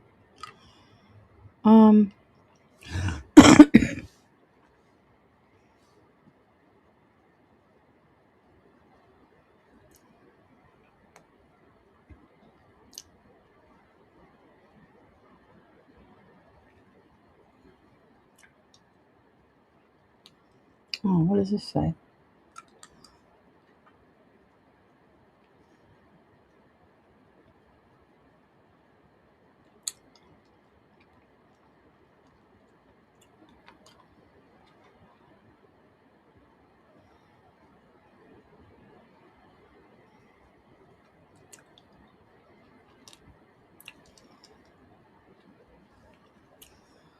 All right, let's see.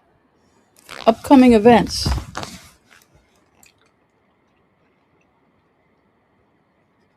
Oh,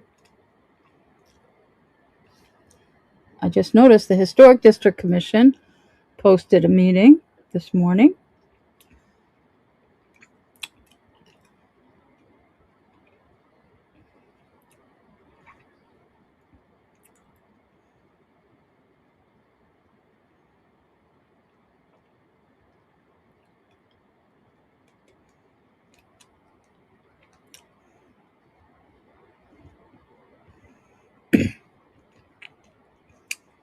Nothing exciting. Maybe we'll. When is that meeting? Hold on.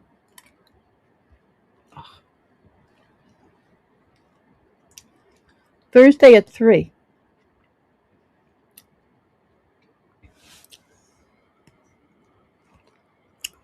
We might join them. If I'm not doing anything else. Tomorrow, no, library trustees are meeting. Oh, Monday the 12th, there's a Board of Health meeting and a Board of Water Commissioners. That's a new posting. They posted that this afternoon. Let's see.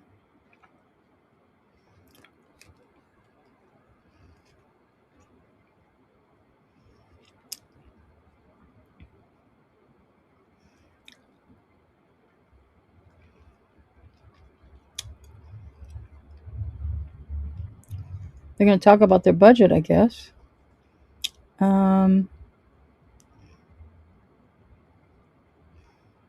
This is about as generic as it comes. I don't know why they're even going to bother. Not much.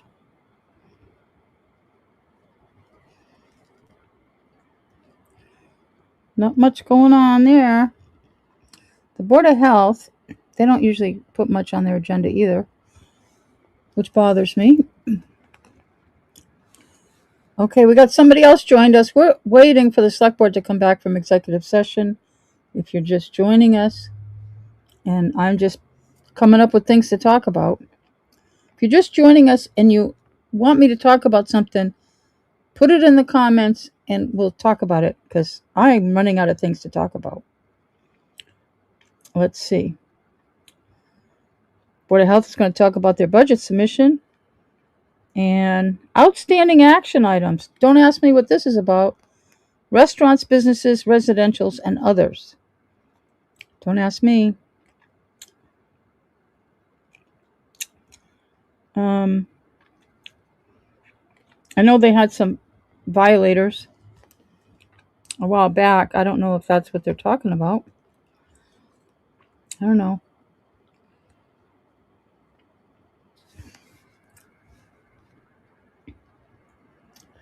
There is just nothing happening. Nothing exciting that I can find in Townsend. Nothing. We have a special town meeting coming up.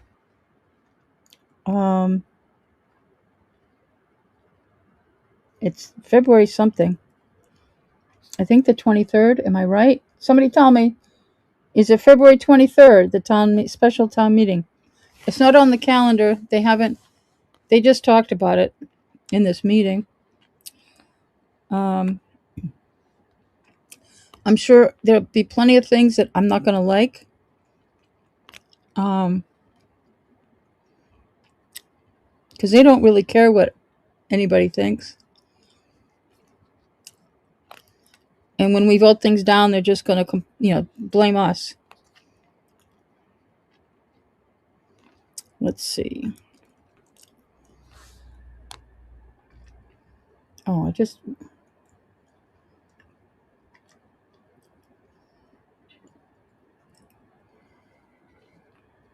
oh no, did I screw that up? Don't tell me.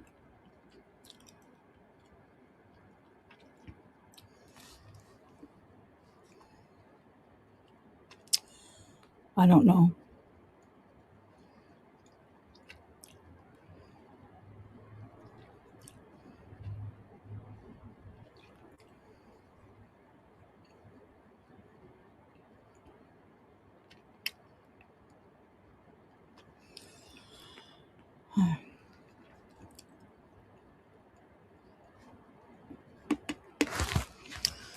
Okay.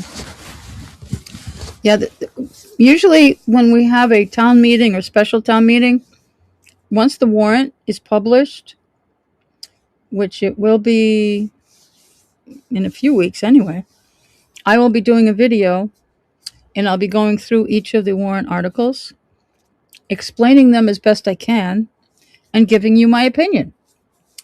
A few years back, the town used to do that.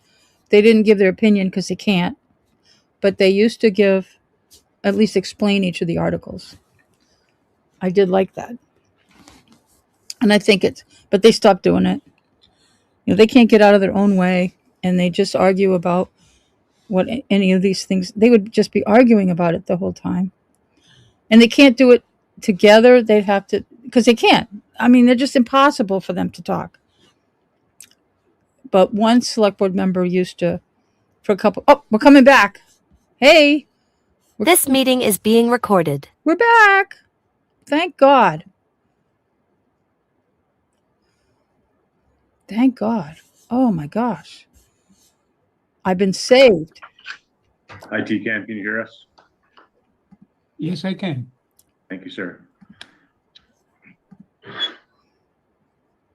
Thank you. Hello, everyone. We are back into the select board. We are reconvening our January 6th meeting after executive 7.1 regarding the police union. Roll call. Veronica Cal present. Valerie Goodrich present. And Laura Schiffern present. Is there a motion? Yes, there is. I, Valerie Goodrich, move that the select board accept this memorandum of agreement, set forth the material terms of a one-year agreement between the town of Townsend, town, and the AFSCME Council 93 Local 3470 Police Union, covering the period from July 1st, 2025 through June 30th, 2026, which the parties' negotiating terms have reached in the process of negotiations. This MOU shall be considered off the record until ratified by the union's membership and funded, by town meeting at a February 25th special town meeting using ARPA funds obligated for salaries in general government. The bargaining teams shall sponsor and support such ratification and support the funding. And we will sign the agreement out of session. The agreement to be signed out of session. Veronica Cal second. Further discussion? Yeah, I would like to note that failing ratification by both the union and the board and funding by town meeting, so all three, we are ratifying today.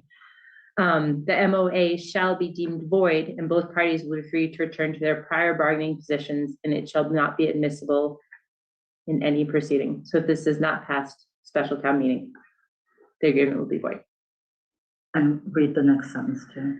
Unless otherwise specified, all changes will take effect the first full period after July 1st, pay period after July 1st, 2025. Any further discussion? No, I seconded it already. Hearing none, roll call. Veronica Cal, Vote. Valerie Goodrich, aye. And Laura Schiffern, aye. And I believe we have a second motion. Yes, we do.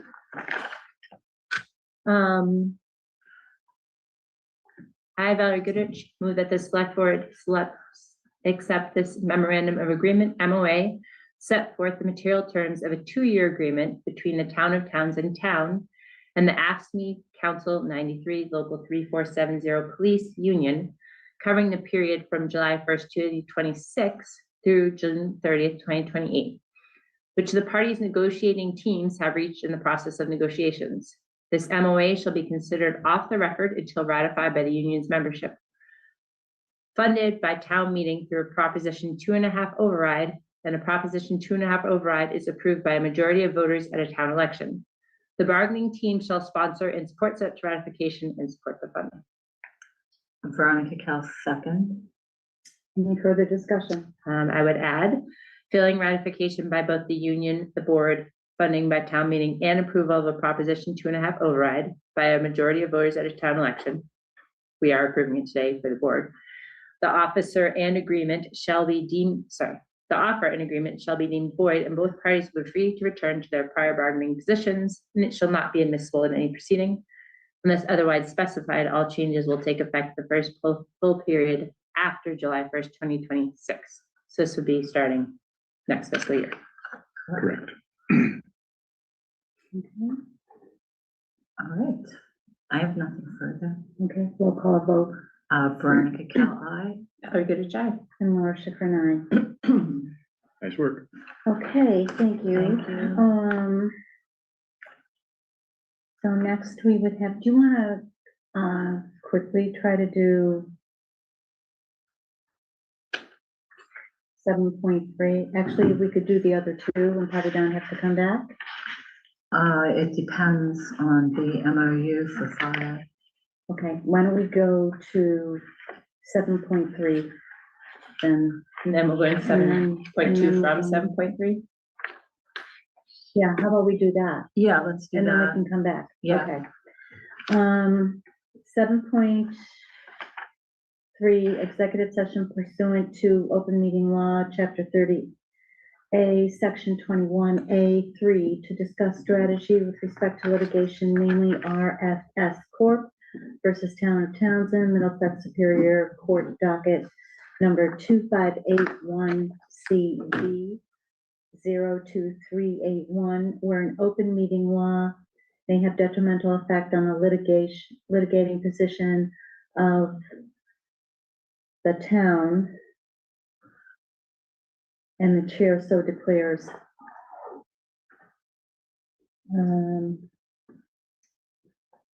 Have a second? Veronica Cal, second. Should I read the other one and then do that? Okay.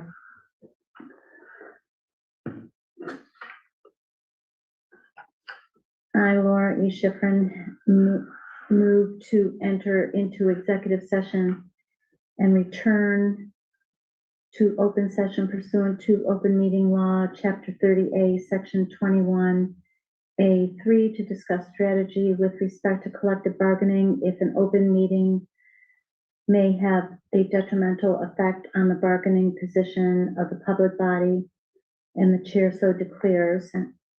And this is the fire union. And there's Laura Schifrin to declare. Do I have a second?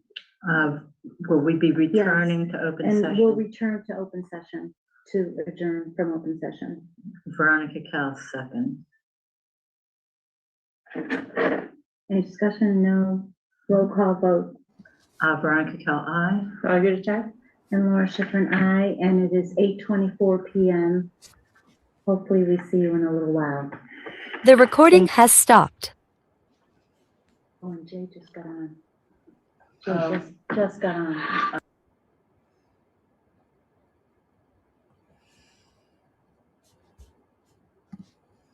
Okay, everybody, I've had enough. And there's just a few people here, and I've been here for 5.5 hours. I'm done. And it sounds like that the Board of Selectmen just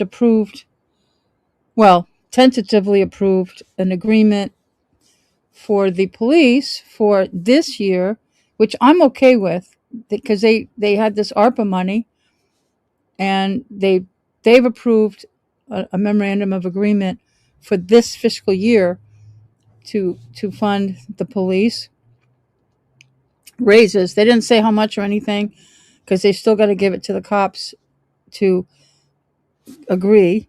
And I think that's already preliminarily set, I think, but they got to look at it anyway. And that's going to be, we're going to have to approve that at the special town meeting, which I've been notified is February 25th. I couldn't remember the date. And somebody told me, so it's the 25th. So that's fine. I'm okay with that. When we get to going over the special town meeting warrant, I'm going to be telling you, yes, go ahead. Why not? It's ARPA money. We don't have anything else to spend it on. They got to find more because we have like 96,000 we have to spend. Now, the second piece that they discussed was the contract for starting July 1st of this coming year, that they have tentatively agreed to something that they're not telling us. But it will be dependent on an override. Now, in theory, I've been talking up. I want $1 million override, and I really do want $1 million override. And I'm confident. I mean, I don't know what their percentages that they're asking for. If they're asking for more than a couple percent, I'm not thrilled about it. But I'm comfortable that my $1 million override will be okay to fund this. I'm not saying that I've been claiming I want $1 million override and I've got all kinds of room in there. But with everything that I've been talking about that needs to be funded, that we've got to fund from somewhere. We need money. We need $1 million. There's room for adjusting and making, rather than cutting out $1 million from the budget. If I'd rather the town not go over $1 million on an override. I think $1 million would be my negotiated number. That if we could please give the town $1 million on an override, then the people who are trying to really balance our budgets could make those shifts to say, okay, we still need to make some cuts here and there, and then we can afford here and there. That's still, and we need that wiggle room. And it's not like this overage, but $1 million, if the police and fire, if they're not asking for more than a couple of percent, then the $1 million would cover that, because we are going to get a slight bump in our levy. So, which is actually, believe it or not, I know it's hard to understand, but less than 2.5%. So a raise for these departments contractually will be fine within the $1 million override and whatever. I mean, there's figures I don't have yet to be absolutely pennies and dollars and pennies, but I'm okay with what the select board just put out. But I'm not going to be okay if they just put a $50,000 override on the election. I'll be really pissed. I really want to see him put in $1 million, even if I have to go out and do a petition, a citizen's petition for $1 million override. Will you sign it for me, please? If I have to do that, because that'll suck if I have to go that route. Anyway, so they've gone back into executive session. They said they're going to talk. They could probably do anything they want at this point, but they're going in. They went into executive session to discuss the lawsuit, the RFS lawsuit, and the fire union. They are going to come back from executive session, but I'm telling you right now, I'm not going to be here. I'm going to be ending this live stream very shortly. I've had enough. I'm exhausted, and I don't know how long they'll be gone. Probably longer than this last little batch. I can't talk anymore. But talking about the lawsuit, they're not going to come back and share anything that is remaining in executive session. We can. I know the town is probably going through discovery motions, not motions, but the lawyers are getting discovery. for the lawsuit. So they're going to be that they're not going to come back and tell us, but they got to discuss that and what's the latest. And and I'm just wishing that somebody would just say the word, can we settle? I just want somebody to say that and end the pain and suffering. And I think RFS would settle. I'm sure they would. It's a lot easier on everybody to settle this because we're going to lose. It's a no win for the town. Although Veronica is hell bent on this craziness. Then the other, of course, so they're not going to come back and tell us anything. The only thing they're going to come back to this meeting to tell us is a similar motions that they just did with the police, they're going to do with the fire. They're not going to tell us what the content is, but they're going to talk about whatever memorandum of agreement that they're doing, and then probably the same secondary article for next year, which is going to be contingent on an override. No big deal. Whatever they would approve for the STM, I'm most likely happy with because they're going to be using ARPA money. And then whatever goes into next year, like I said, I'm okay with if it's only a couple percent. If it's like 6%, no way, Jose. We need to keep things reasonable. But they're not going to give us that information even when they come back. They're just going to give us the verbiage, which is not going to have much content. So I'm going to go ahead and end this pain and suffering right now. I got nothing more I could tell you. I've been here for 5.5 hours. 5 hours and 45 minutes to be exact. So, thank you everybody for hanging out with me through this pain.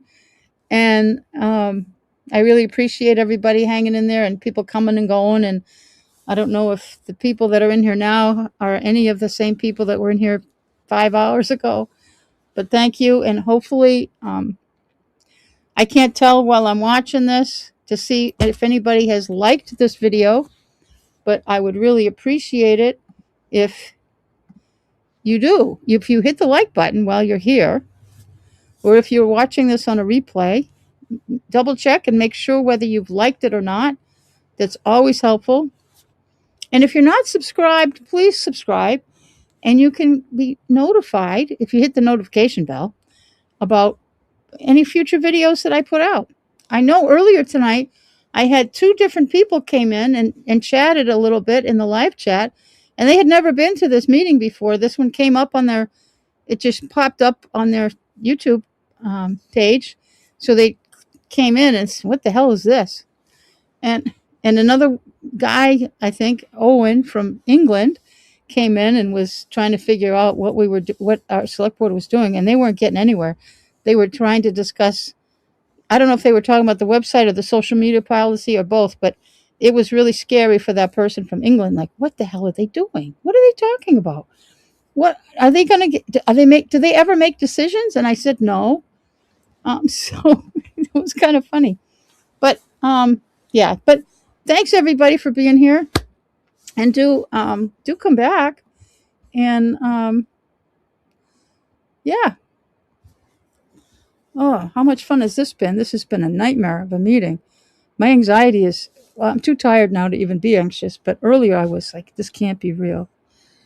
But this is our Townsend, Massachusetts Select Board that we've been suffering through for the last 5.5 hours. And I'm tired, so I'm going to call it a night.